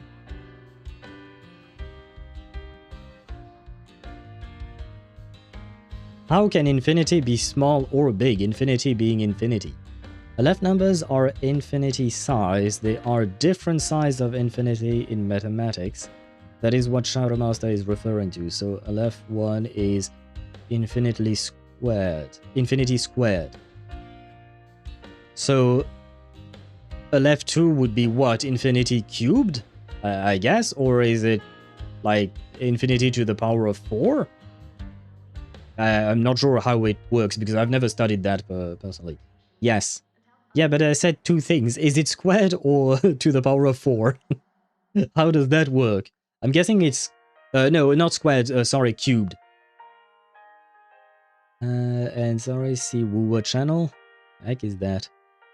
Listen, I met him today. He told me about his journey. But somehow it looked a little tense. Standing between him and his peace permanently. I think he'd be happier. Smile. Okay, now I see why Deidara you would call her a yandere. Because of the comic, yes. But the comic is not canon. LF0 is infinity, LF1 is infinity squared, LF2 is infinity cubed, and so on. Okay. What principles of mathematics requires that? Mathematics, anyway. But what, yeah, where do you apply various sizes of infinity? If you guys know. I am genuinely curious because I've never studied that. I haven't studied math per se. I did some math, but it was really specific to the other studies that I was doing. Set theory. I don't know what that theory is. I have to look that one up. Unfinished song completed after all these years. Doesn't that sound amazing? Your fans would lose their minds. I know, right? You have to come too. You have to see this star perform. Forget all your worries for a night and just enjoy the young energy of Star Torch Academy. Sure, we can do that. No, the comic is not canon, but you take story hints. Yeah, but you interpret the story hints in different ways depending on what you want to see. Woohoo! Woohoo! Sorry. I love the when she says the woohoo. She sounds adorable. The fan meeting will begin soon.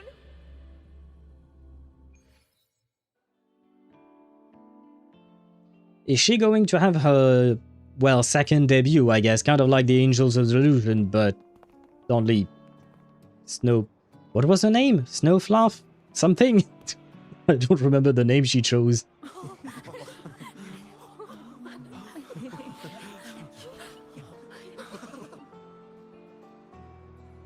For years, the little website I threw together to post songs kept getting comments. They'd talk about how much they loved a song, or share problems they were having in their lives.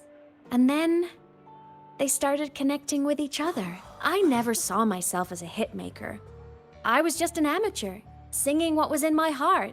But over time, they stopped being just my songs. They became a melody that connected people. If my listeners want a complete song, I'll finish it for them. Or maybe for me, too. You really do care about the people of Lahai-Roi, don't you, Aemeath? I guess I do now. Wouldn't have said that at the start, though. To be honest, I never had some grand passion. Before I became a ghost, I just wanted to live an easy, happy life and try a little bit of everything. And my whole I want to be a savior thing? Well, that was just me trying to copy you. But after I died, I had all this time. Time to notice the people and things in Lahai-Roi I'd overlooked before. Shit, I just thought of this, but... what would you call that? But Aemeath might be giving hopes to Signora Mains. Because we got a dead character to be playable. Because technically speaking, she is dead, essentially. What we have right now is more or less a digital copy of who she used to be, I think. So, yeah, we do be having a, what do you call that? A dead playable character. So, Signora Mains, rejoice! You might be getting your Signora at some point, maybe. I mean, Kuro Games and Hoyoverse, they are different companies, but still, it might give them some hope. In mathematics, particularly in set theory, the Aleph numbers are a sequence of numbers used to represent the cardinal or size of infinite sets. They were introduced by the mathematician George, missing an E there, Cantor? I'm not sure how to pronounce George without the E at the end, and are named after the symbol he used to denote them, the Hebrew letter Aleph. Okay, I see. Again, I will take your word for it because I know nothing about that. She's too overprotective to not be one, but is just an idea. Don't take it to heart. Oh no, no worries. I just disagree, personally. I just disagree. For me, she's not enough to be called a yandere. At least when I compare her to the other yanderes that I've seen in anime and other media, for me, she doesn't fit the bill. She's like a tiny mini yandere if you really want to stretch it. Roland, see Roland? Well, we will see him in a few days, I guess, or whenever Hoyoverse decides to drop lore about him. Nah, Signora is dead for years. I mean, Aemeath has been dead for like 10 years, I think, 20 years, I don't remember. I think it's been 20 years, yes, if I recall correctly. So, it doesn't really matter.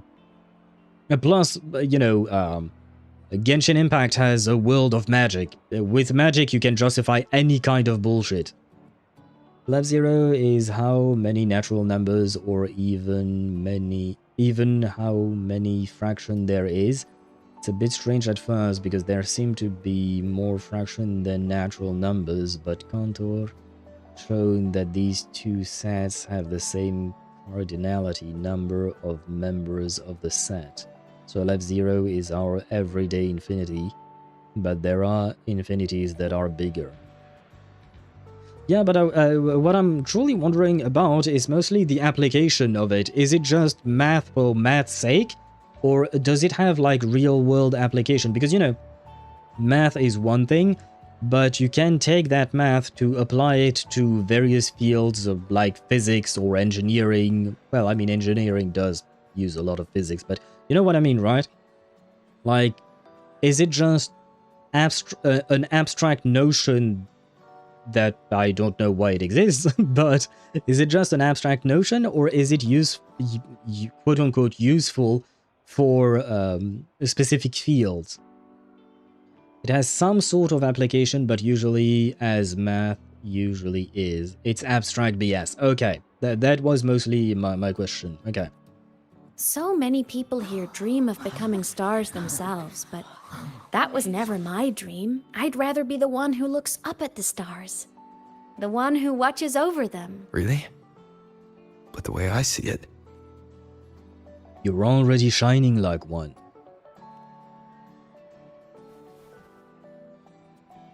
Come on, let your dad be proud of you. I want to hear you sing.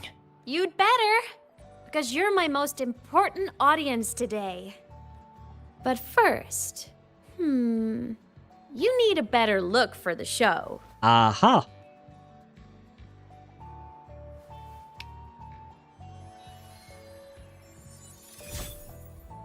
Wait, are these clothes real, or There. is this just a hologram Brand new, protection? just like I remember you wearing. Looks good, right? A new place calls for a new look. Ah, this brings me back. I remember when you used to wear this around the academy. You'd leave a whole trail of swooning admirers in your wake. Solaris' great savior.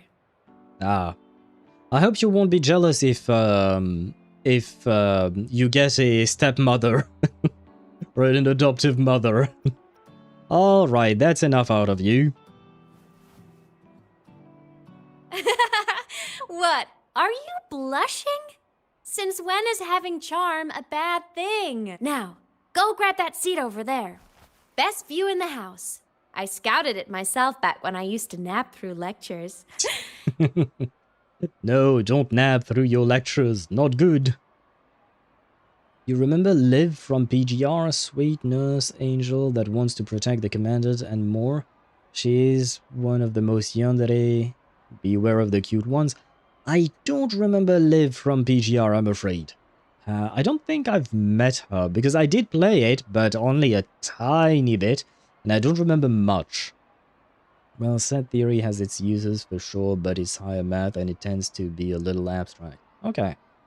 Yeah, she just spawned them. So wait, she can create clothes? Or rather, she can create matter? Out of thin air? Oh, that's impressive. That certainly is very impressive. Aemeath literally called us the Rizzler. She knows her father well. She probably saw her father being the Rizzlord and rizzing people up throughout the academy. She literally called us the Rizzler of Wives. I mean, we are in a game called Gathering Wives. She knows about it.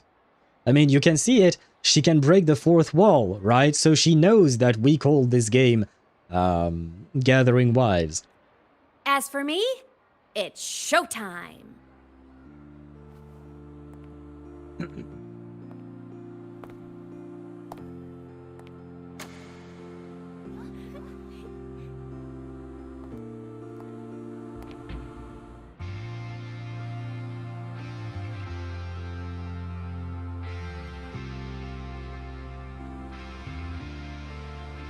Do we actually get a song?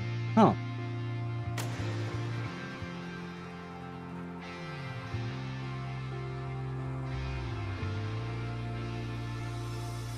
Isn't it so incredible? We're here sharing the same time and space. In your eyes, the sparks look like thousands of bright stars. I have gazed at for thousands of times. May all sweet dreams take flight. With the truth to be your guiding light. Let your curiosity set your spirit free and well like fire. If a lonely night surprised to see our dreams glowing brightly, every second is worth it. If you look on miracles, someone can love treasures. The stream of shimmering daily moments return way to my soul. It's not me broken. Can I see the solid understand? So let's sing together. Every light I'm giving all goes back to you. Goes back to you.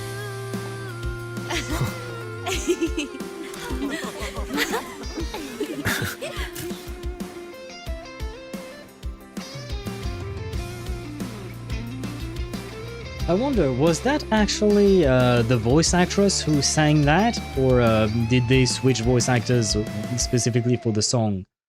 Because if I recall correctly, like for instance with Robin, I think they switched voice actors. Well, they actually asked a singer to sing. But sometimes voice actors do sing as well, especially Japanese VAs. I know they sing a lot. English VAs, on the other hand, I'm not too sure. Oh my god. How am I? Go away, guys. Ah! Ah! No. It's her! Fleet Snowfluff! That's Right. definitely her voice. Forgot her name, yes. Fleet Snowfluff. One hell of a name. One hell of a name.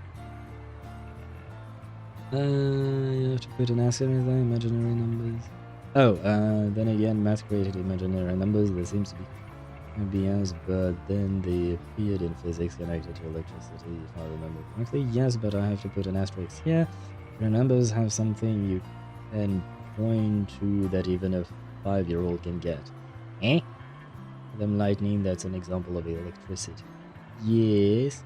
Saw the trophy. No, I did not. God damn it, they do be telling us to find your Valentines this weekend. Oh right, shit, it is this weekend. What am I doing this weekend? Oh shit. We might be streaming it if we are lucky and we manage to finish Zenless Zone Zero on Friday, which I highly doubt, but we can try. Then Saturday would be Honkai Star Rail 4.0. I highly doubt that, so it will probably be the Angels of Delusions Part 2. And not gonna lie, they are not going to be my Valentine's ship.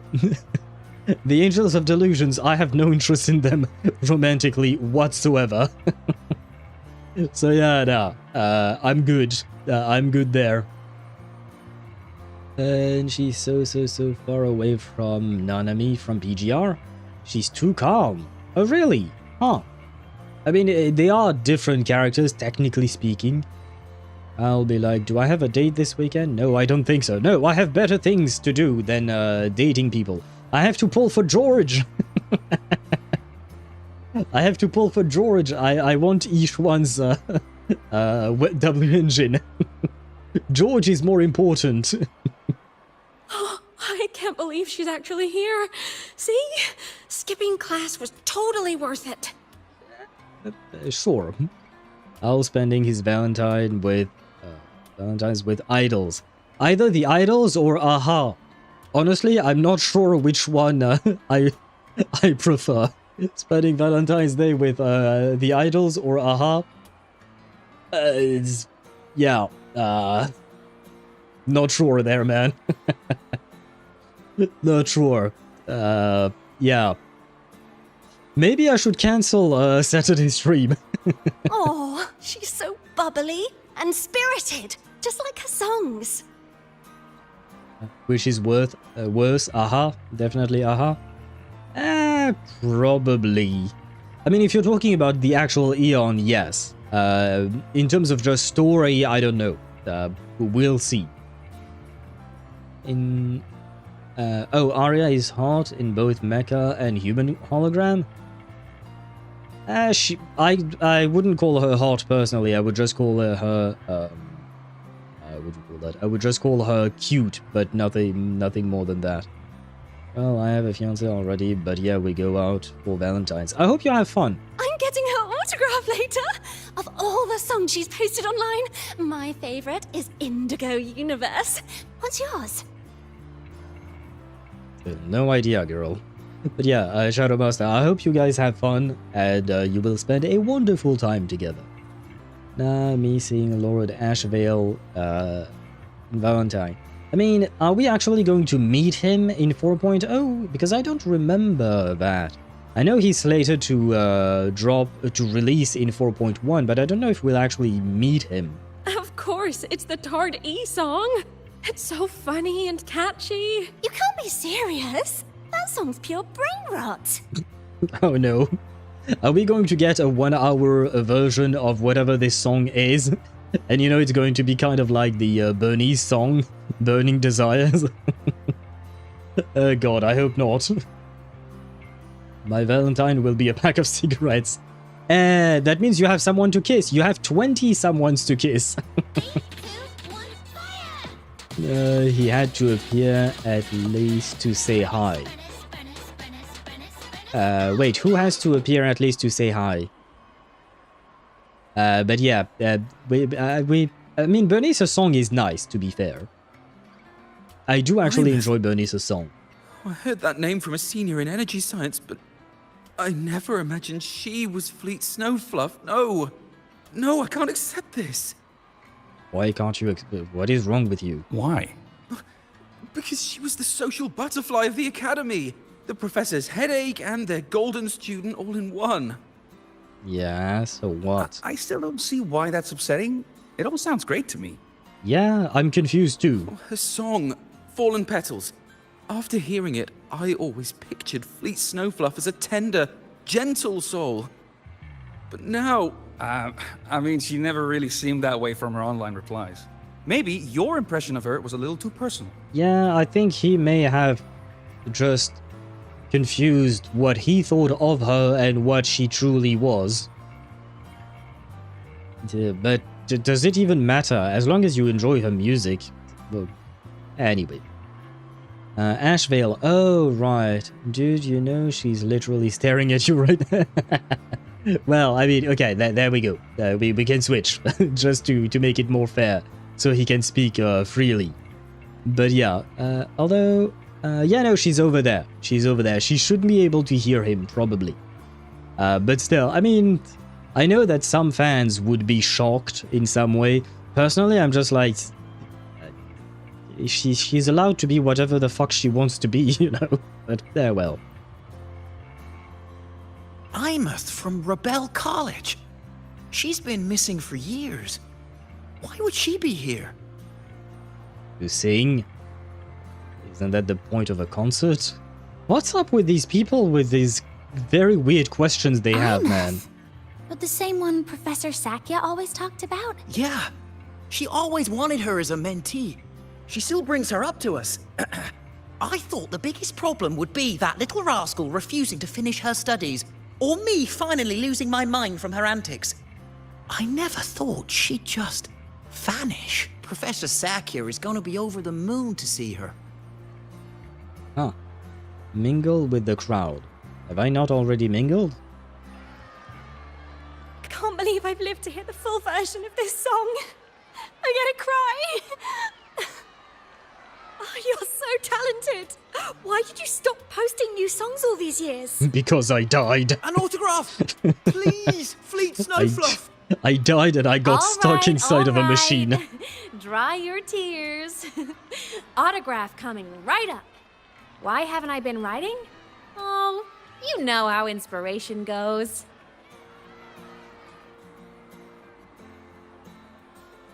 Oh, I was wondering what was going on, but it's just the idle animation, my bad. Oh god, I have to finish this quest. It's already almost midnight. Oh.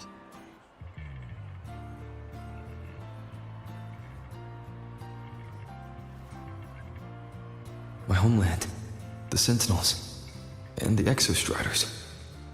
The Exostriders were built to transport the Sentinels. The wreck Aemeath found in the Void Matter suggests not all of them made it through. The wreck's design matches the Exostrider here in Lahai-Roi, the one forced to go offline to stop the Thenodian. Their power should be comparable, so why was one destroyed and devoured, while the other managed to stop the Thenodian and seal the Strider Gate with its greatsword?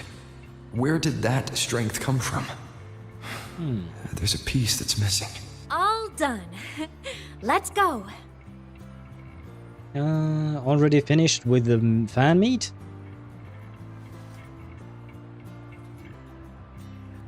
Please, a little meet and greet? I used to host huge parties at the academy. So, where to next? A wander about the academy, just like we planned. No rush, just a quiet stroll. Ah, my eyes.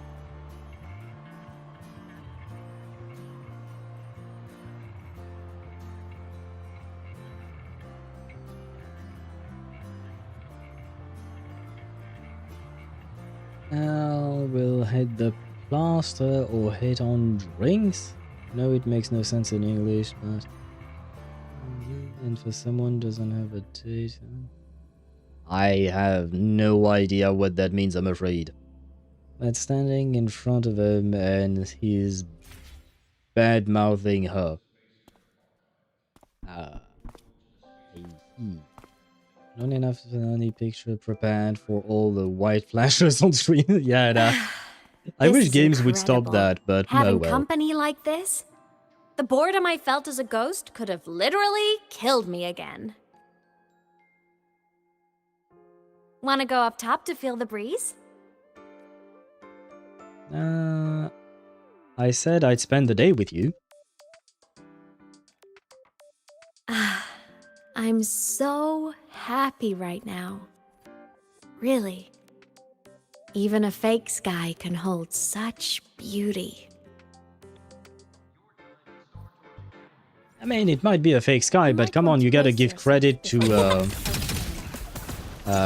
what's her name again? Mornier, right?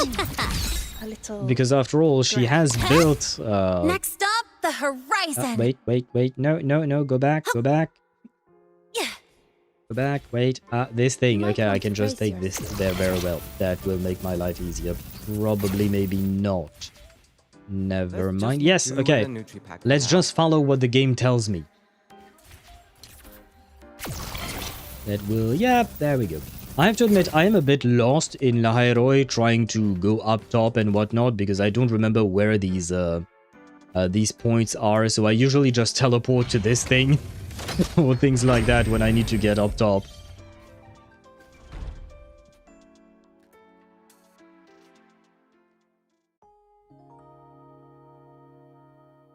What's that?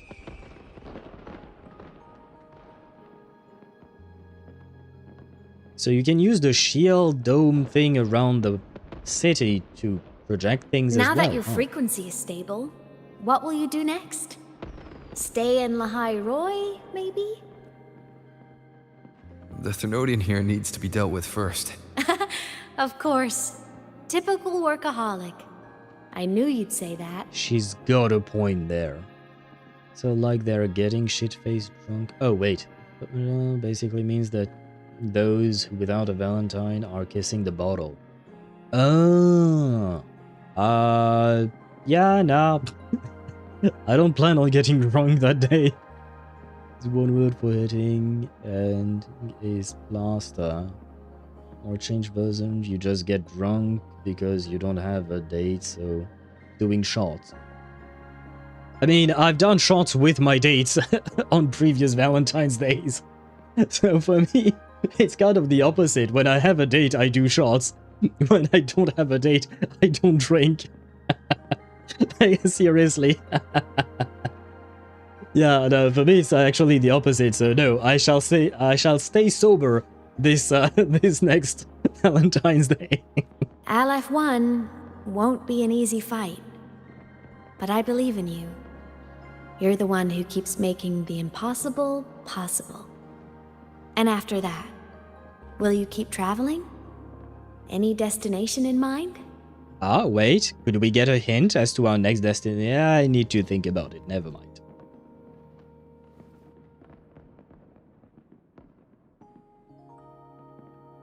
Of course.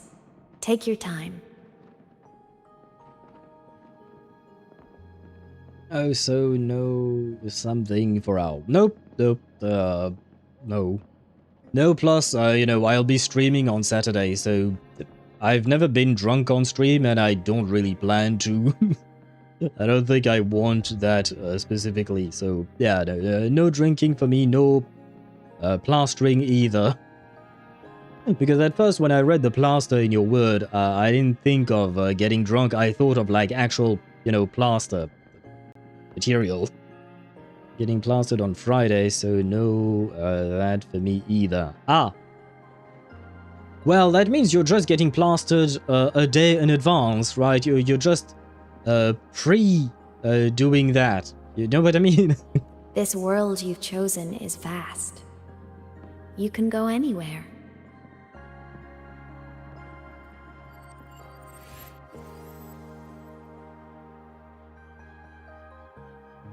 Are you leaving now? Yes. There's something I have to do. Drunk stream owl? No.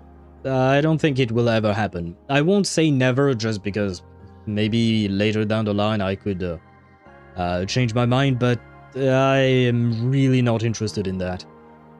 I know, I'm sobering up on the 14th. Sure, we'll go with that, Sparta. We'll go with that. The Academy will look after you. Or you can go back to live in Bjorder Woods. When will you come back? I don't know, Aemeath. I'm sorry, but I'll come back to see you when I can. I promise. You promise? Promise. In 20 years, child. Yeah, it is also what I was thinking. And you shouldn't promise something like that, because after you erase your memory, you have no idea whether or not you will actually come back to this place. Maybe, for some reason, the adventures of the rover would never take him to Lahai-Roi for some reason or something like that. Didn't plan to spend my afternoon on Reddit. Thought for a 10,000 points or maybe some money. Nope, no. I am not monetizing my health. Because at the end of the day, drinking is something related to health. I am not monetizing my health. I know some people do, and it can be very fun to watch and all of that. I am not doing that. To each their own. If some people want to do that, that's absolutely fine. It's their choice. I refuse to. I mean, he meant at this point. What do you mean? But maybe he just got so thoroughly depressed from fighting that he broke the promise. I mean, technically speaking, he didn't really break the promise because he did come back, but at the same time, I feel like he had no way of knowing that he could keep the promise. Then I'll wait for you here in Lahai-Roi. I don't feel you have to. The world is vast. Don't let me or Lahai-Roi hold you back. But you can live for so many years. What if I'm gone by the time you return? So she knows we are very long-lived, however you want to phrase it. Sorry. I shouldn't have said that. You should go now. Aemeath, Just go! I know you're worried. It's not fair. Why does it have to be you saving the world? You're always so exhausted. Always getting hurt.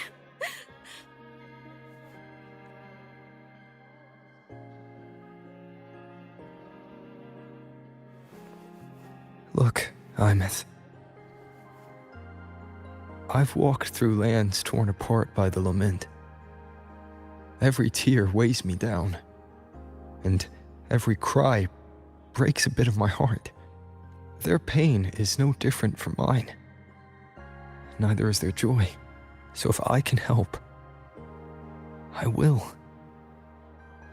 I have to. Then I'll be the one to protect you someday. You protect me. Yes! You're not invincible. You get hurt, you get tired, you get sad. You're just like everyone else in this world. So I'll protect you. I'll chase off anyone who tries to hurt you, like Karia from Space Fantasy.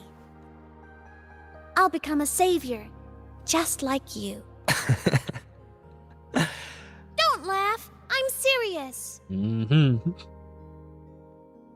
Well, she was partially right. She is gone by the time he came back. You're right about that. She was gone indeed. Which is kind of sad, but, well, just like everyone else, just excessively more powerful. Yeah, I feel like, it's the whole thing, it's Uncle Ben, right? With great power comes great responsibility and whatnot. Because he has that great power, he feels that he has the responsibility to act and use said power to help people and all of that. Makes sense. All right. I'll stop now. I know you're serious. And I'm listening to every word. I'll be counting on you then, Aemeath.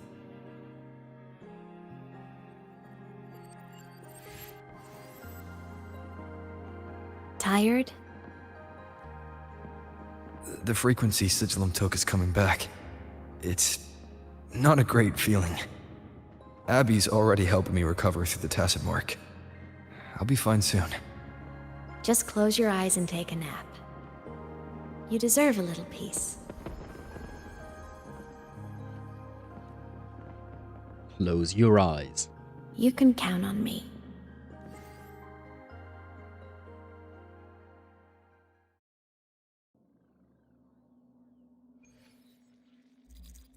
Huh? Why am I in control of Sigillum? The fuck? Is it because I absorbed its frequency?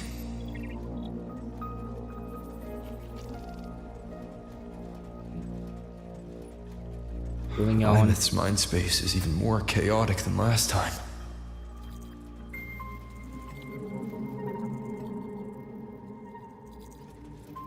Hello?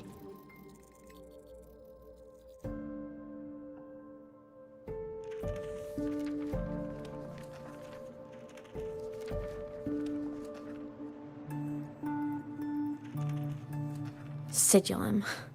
Back for more? I thought I made a mess of you last time. I can tear you apart 1,000 times, but you never really die, do you? Fine. You're going to sit there and listen to me lose it. After all, there's no one else to hear this. I can't speak. Or move. Was Sigillum incapable of speech back then? You know, I found something interesting in the Exostrider's reactor drive. A message. Left by my future self. Oh? Years ago, while sailing the stars towards Solaris, an Exostrider caught the attention of Aleph-1. Aha! So the Exostrider did not go through the Strider Gate. They actually flew or sailed across the stars. This is very different from what we thought. Legitimately want to know, is this past rover at full power still? Eh? Not sure I understand the question. She's going to disappear, isn't she? I hope not. Sigillum at least looks cold as... Yeah, Sigillum does look good. I really like the design. Ah, wrong window. Both of them tore through the Strider Gate, clashing in the caverns deep below. Okay, so maybe in order to get... Like, the Strider Gate is not right there. You have to fly to it and then teleport. Well, not teleport, but go through the gate. The Exostrider has combat features, but it was still no match for Aleph-1. Its body was shattered, energy nearly depleted, and void matter kept pouring through the Strider Gate. Aleph-1 kept pushing, desperate to squeeze its whole disgusting bulk into this world. It was almost successful. It would have ended everything. But then a girl named Aemeath emerged from inside the Thronodion itself. The great savior, making her dramatic entrance at the final moment. The Exostrider watched her touch its great sword, the one pinning the Thronodion. Their resonance sent a surge of power back into the reactor drive.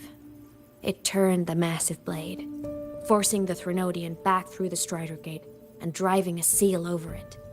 Okay, so she was the one that used that power. You know, the rover said that there was a missing piece of some kind. She was that missing piece. What I mean, is this past rover we see at full power, or is he missing elements like us right now? Which past rover are you talking about? Because Sigillum is not really past rover, he's just a part of rover that Aemeath kind of created. Kind of. So which past rover are you talking about? Do you mean the one that was talking to baby Aemeath? Memories of Aemeath. Okay. Good question. Young Aemeath's rover. Okay. Good question. I mean, there is no reason to believe that he wouldn't have his full power back then, I would assume. We don't know, to be fair, but as far as I can tell, there is no reason to believe otherwise. But the human girl who had resonated with the Exostrider? She was dragged through the Strider Gate with the Thronodion, vanishing from Solaris. Forever. Aemeath was the key? She helped the Exostrider seal the Thronodion? I was shocked at first. But the moment I stepped into void space, it all made sense. This distorted black hole of a realm where time and space are warped. It appeared when the Thronodion came to Solaris. Anything lost inside can exist in multiple moments at once. Things caught in it can be thrown into junctures of time they were never part of. And I can move through it all. The void matter can't touch me. Do you have any idea what this means? Aemeath, where is this going? It means I can use it to go back. Back to the very moment Aleph-1 descended. Okay. What exactly do we intend to do? Time, cause, effect. A perfect closed loop. But my meeting with him all those years ago, that wasn't the cause. It was the effect. Only by resonating with the Exostrider and dying as a synchronist all those years ago, could I later become the Exostrider's true resonator as a digital ghost. And only in this form could I cross void space, return to the past, and power the Exostrider to save Lahai-Roi. And only because Lahai-Roi survived could he have ever come here, rescue my younger self, and let me grow up here to become the chosen synchronist in the first place. No, I have to get Sigillum to move. I need to stop! Only I can do this. It has to be me. Just like him, I can't turn away from a responsibility like this. There's just one thing. One last wish. Just one more time. I want to. Ah. Aemeath. Anya. Where is she? Because this rover does not look like somebody who's been through hell and back, like our initial message in the Black Shores and all the stories. But still looks to have life in him. Well, did he truly have life in him, or was he putting up a front for Aemeath?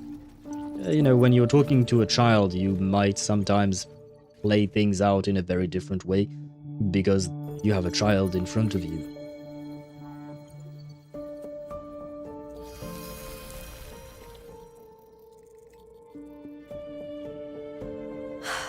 For over 10 years now, I've tried the same thing.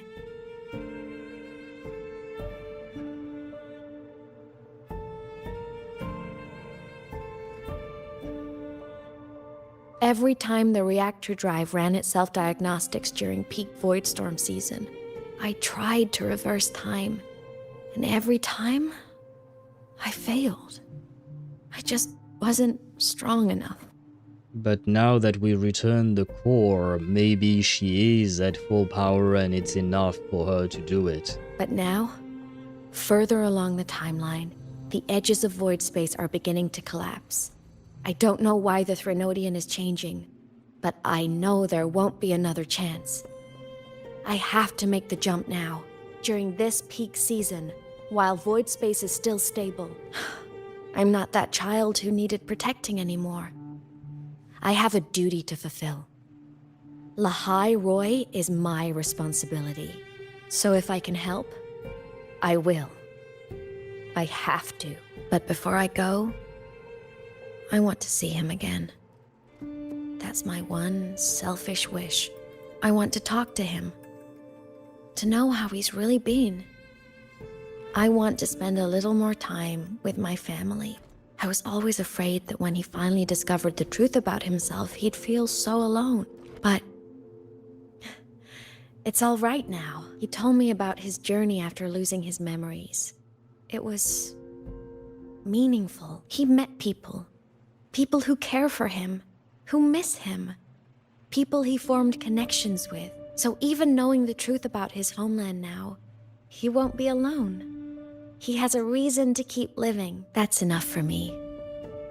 Now I can finally let go. But does he want you to let go?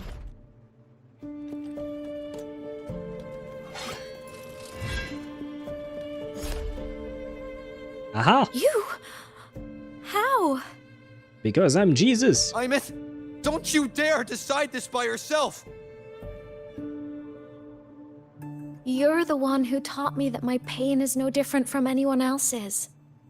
I can't turn my back on the responsibility I have. Forgive me. Oh no.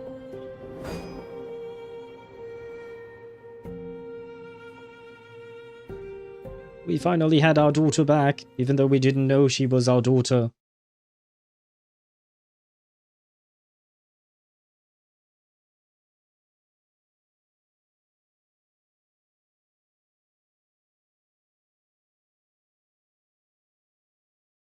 It's a long black screen with some snow. Am I supposed to do something, or is the game just loading? I guess the game was just loading or something. Aemeath! Oh no, Sparta, you were right. She disappeared. Long ass loading screen here.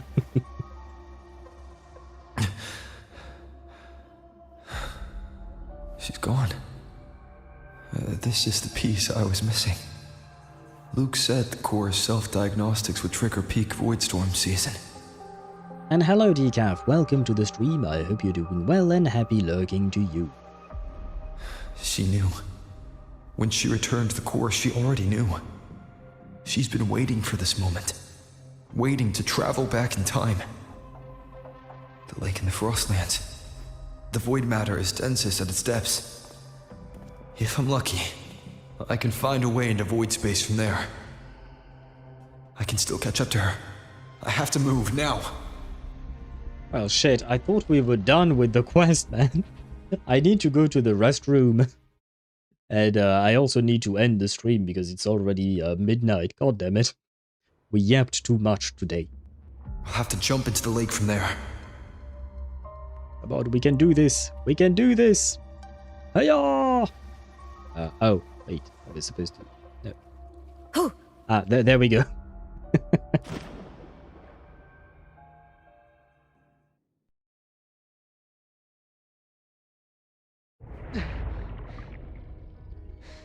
Don't go!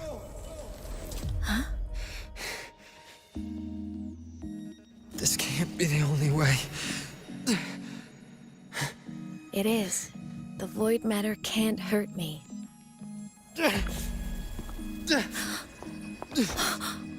Yeah, but have you ever heard of the rover giving up? Don't try to save everyone on your own. This time, you have to trust me. No. If you do this, there's no coming back. The Strider Gate will shut you out forever. This is the only way. The loop will close. And Lahai-Roi will survive. Aemeath! And we will find each other in the Frostlands.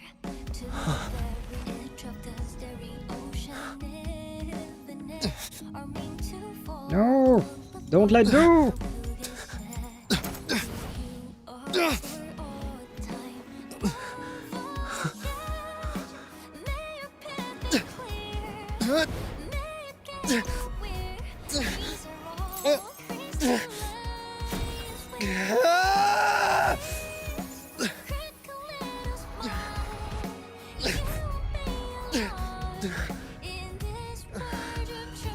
And that shit. Oh wait. Oh god, we are dying.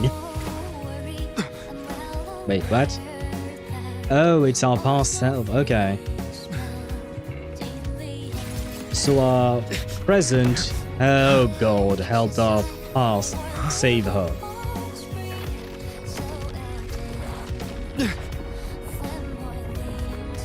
The fuck?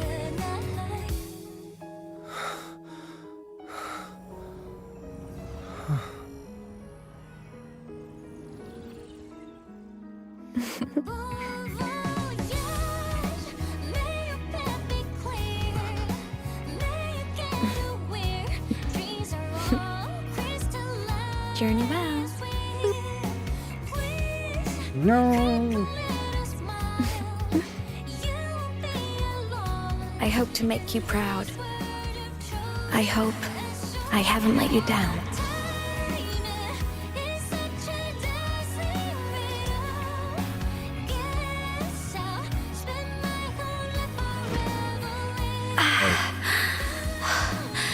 My body, it's breaking apart. Have to overclock to get through. Oh, should have known it'd be this brutal. Or you could go back. Go back. I think it's a bit too late for her to go back, isn't it?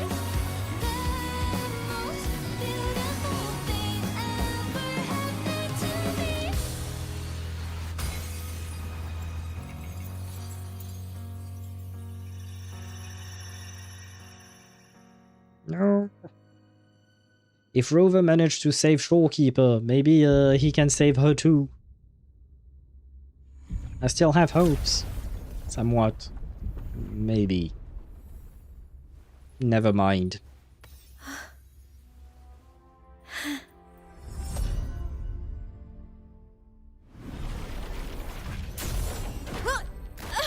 Wait, is this going to be a fully 2D animated cutscene?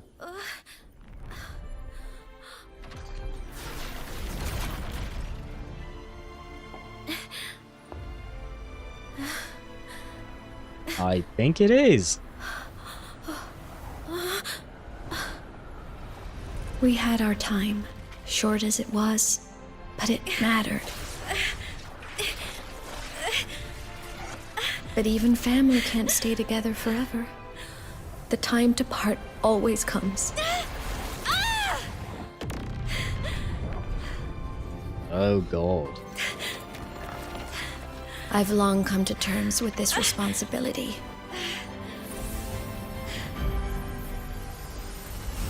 I don't regret a thing.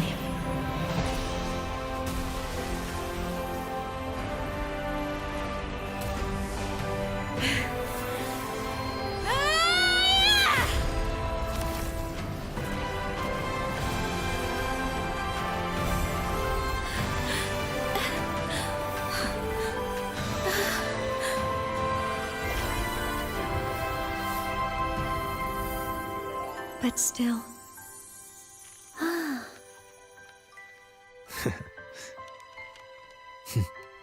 Wish I didn't have to leave you.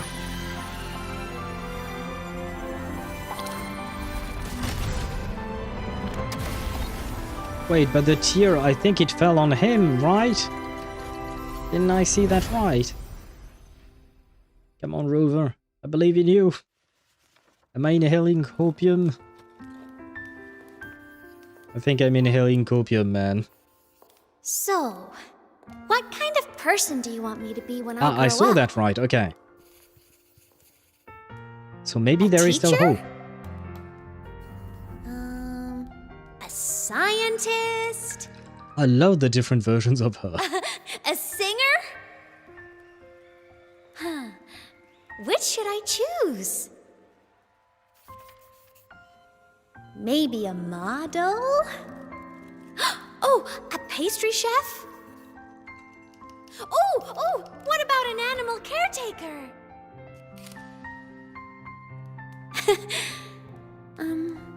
What would make you proud? Aemeath, my only wish for you is that you live a happy life. I see. And you? What's your wish for me? I wish that in your long, long life, you never forget how to feel the sorrow and the joy. Oh, getting to share this final journey with you makes me so happy.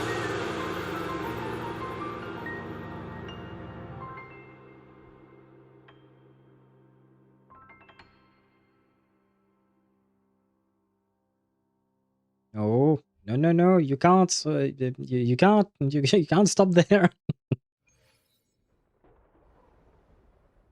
Raw, purely distilled copium. No, I refuse to hear that truth. Aemeath said someone lifted her from the lake when she was a child. That's when she lost her talisman. It wasn't my past self who saved her. It was me. Right here. Right now. Emerge? My failure to save Aemeath. Has it already become part of Lahai-Roi's chain of cause and effect?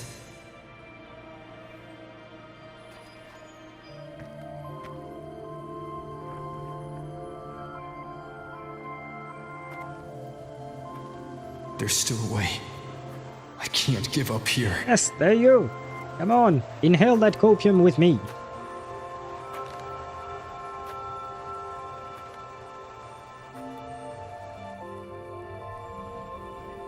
Aemeath is on the other side of the Strider Gate. I'll just go through it and bring her back. What's up with the Solar Someone Skin? has to pilot the Exostrider, open the Strider Gate, and deal with the Thernoidian anyway. I'll do it. The odds are slim, but they're not zero.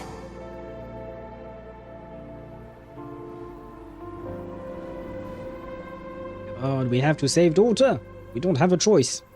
It is a parent's duty to always save their children. And please save me from all these flashbacks, man. My eyes hurt, man. First time we heard someone actually consider overclocking. True. Oh, well... I mean...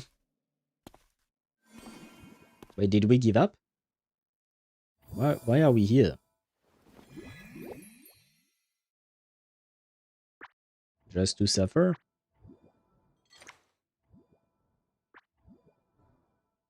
It touched the talisman, then ran away. Is it trying to lead me somewhere?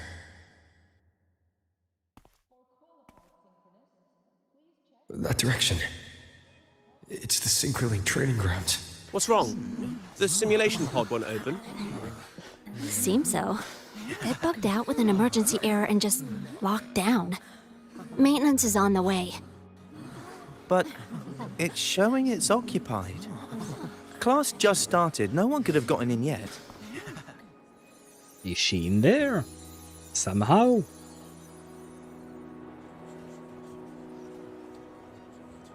Is it linked to the talisman?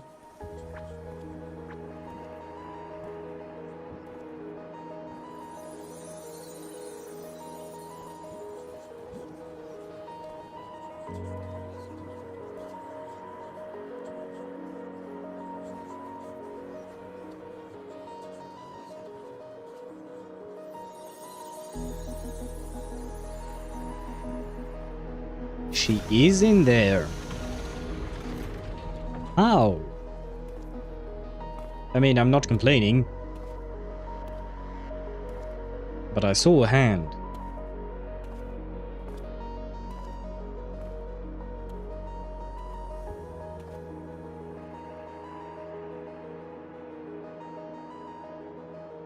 Okay, I see more than a hand.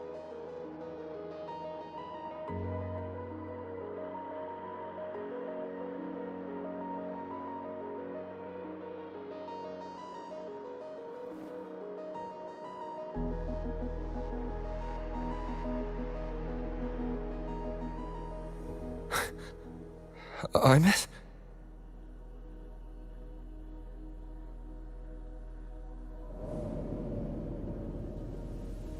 Is she just dead inside? Haven't finished this part, so it's new to me. Ah! Well, spoiler warning. But,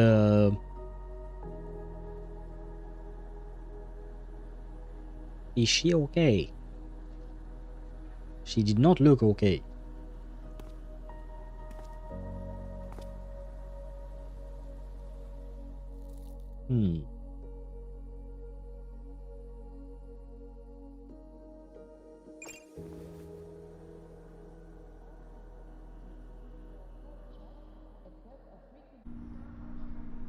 The train for Star Torch Academy and the Frostlands will be departing soon. All passengers, please take your seats and fasten your seatbelts. Sure, why not? Talisman and Solar Skin are her anchor, at least for her physical body, so she kind of returned, but not exactly. Oh, so she's brain dead. She seemed brain dead to me, yes. At transit stop, low. So before we had her spirit, but not her body, and now we have her body, but not her spirit. Great. Wait, whoa. Bro, cool your jets. The results are in, is what I had expected. This Aemeath isn't exactly human, nor is she a reverberation. She's closer to an exoswarm with only a trace of her original frequency remaining. As your friend, I wouldn't suggest you think of her as the girl you knew. That would cause unnecessary pain. As for the Exostrider plan you asked about, we can go over the details at the infirmary when the time comes. Stay strong, Rover. She just left the recovery pod and is headed to the transport dock. If you want to see her, that's where you'll find her. Where is she? Where is daughter? Propulsion mode. Daughter, where are you? Target eliminated. I ain't got time. Where is daughter?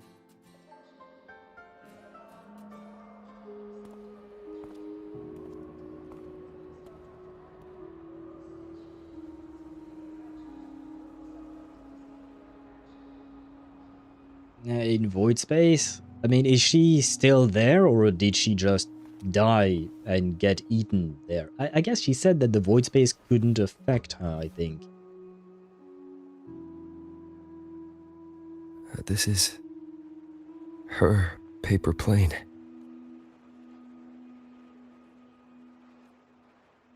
You can keep it if you'd like.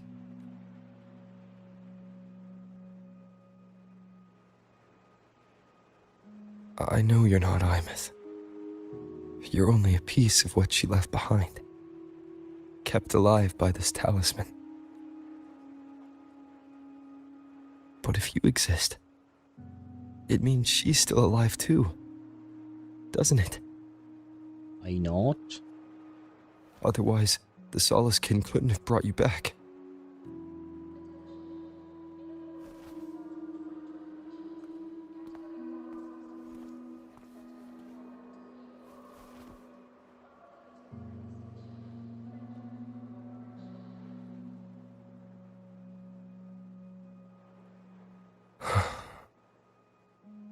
So, it wasn't for nothing. If I hadn't gone looking for Aemeath, I never would have found this talisman. And you wouldn't be here at all. Luke told me you're a piece of her. A thread that might still tie her to this world. So 3.2 quest, we save daughter. We find a way to save her daughter. She's there in spirit and her body is next to you. In two places at once, in a sense. Oh, she's there in the void space. Okay, I thought you meant she's there, but that didn't make sense. Yeah. I see what you mean. Yeah. Body's moving autonomously. Basically, we have half an Aemeath. Yeah, we need the other half to make her complete. If I follow it, maybe I can find where she is. And I'm gonna guess that 3.2 might be that quest. Hopefully. We have to save daughter. We can't just leave her like that. You might have only said that to comfort me. No one has ever seen what's beyond the Strider Gate. It's all just guesswork. How long has it been for her since she was pulled into that chaos? Is she still alive? And if she is, how much longer can she hold on?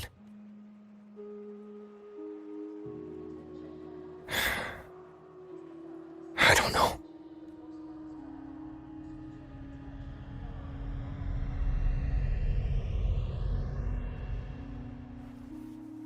But I will hold on to hope. Ah, yes, I shall the inhale world she copium. saved is so full of it. So peaceful. And so beautiful. Don't worry, Rover. I will, what do you call that? I will inhale copium alongside you.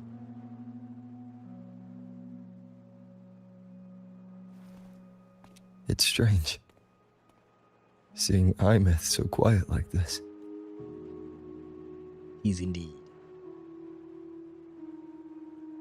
I will cross the Strider Gate and bring you home. Aha. Wait for me, Aemeath.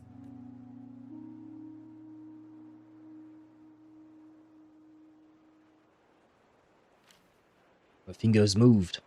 I saw them.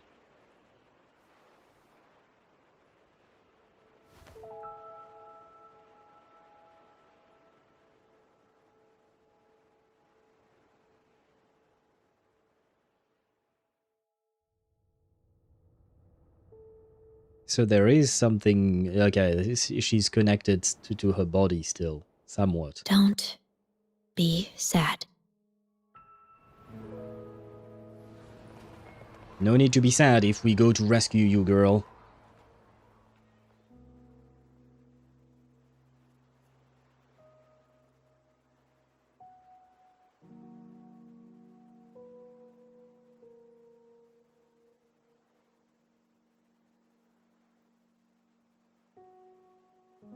Come on, brother, don't give up. You have a daughter to save.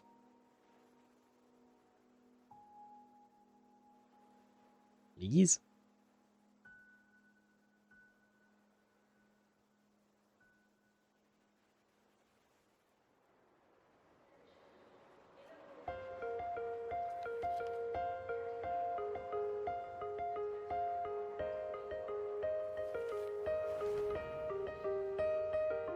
Gentle... Oh, I didn't have time to read.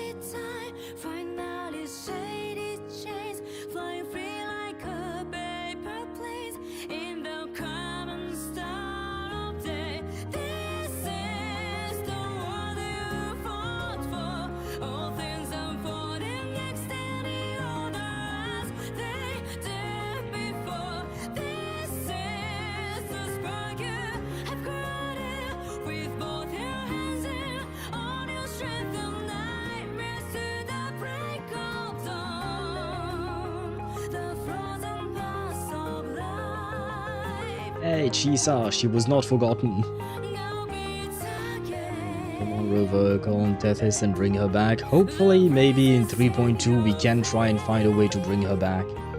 Oh, and hello, Archon May. And don't forget the Grand Architect is cooking something. Yeah, well, he can go fuck himself. For now, I have a daughter to save. And that is the end. Very well. And hello, Archon May, and welcome to the stream, though the stream kind of is at its tail end. Wait, can we talk to her again?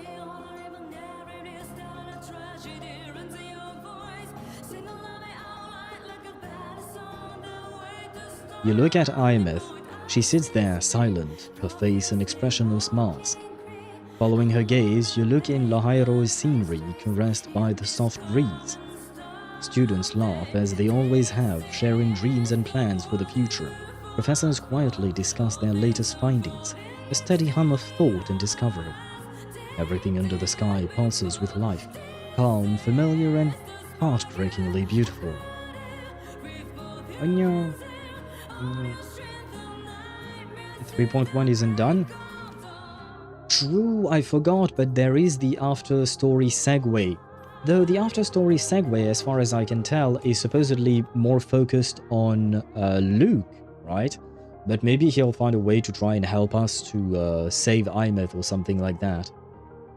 Luke's patch is next, and we'll find out. He has some secret knowledge that help us get her back, hopefully. If Tethys is so powerful and can teleport stuff, why can't it connect to this talisman and maybe to Solaskin to bring her back? Don't know. I don't know. Because maybe the Strider Gate is something that is too complicated for the Tethys system. I guess is the next patch. The next part of the quest is that quest 3.1 is her patch, 3.2 is a new character and maybe a rover, a new element, and putting LF1 into the dirt. Fair point, fair point. But guys, I am going to leave you really fast on that note because I really need to go to the restroom. I haven't taken a break in almost 6.5 hours. And I don't see the point in me going to the restroom and then coming back to say goodbye. So I'm going to say goodbye right now, really fast. We can talk about all of this tomorrow. I really enjoyed this quest. I love the characterization for the rover. I enjoyed Aemeath even more than I thought I would, which is a pleasant surprise. I will leave you all on that depressed note. Yep, sorry guys for the depression, and tomorrow we are going to Depression 1999, so it might not be better. Tomorrow we have Brum's story in Reverse 1999. On that note, I thank you all. Night Charomaster, Night Daedra, Night Sparda. Night, Archon May. I am leaving you guys really quick because otherwise I'm gonna pee my pants, and that is not something I want on camera. Or just period. I don't want that to happen either. But anyway, night everyone, and I'll see you tomorrow back at 6 p.m. Central European Standard Time. Bye bye.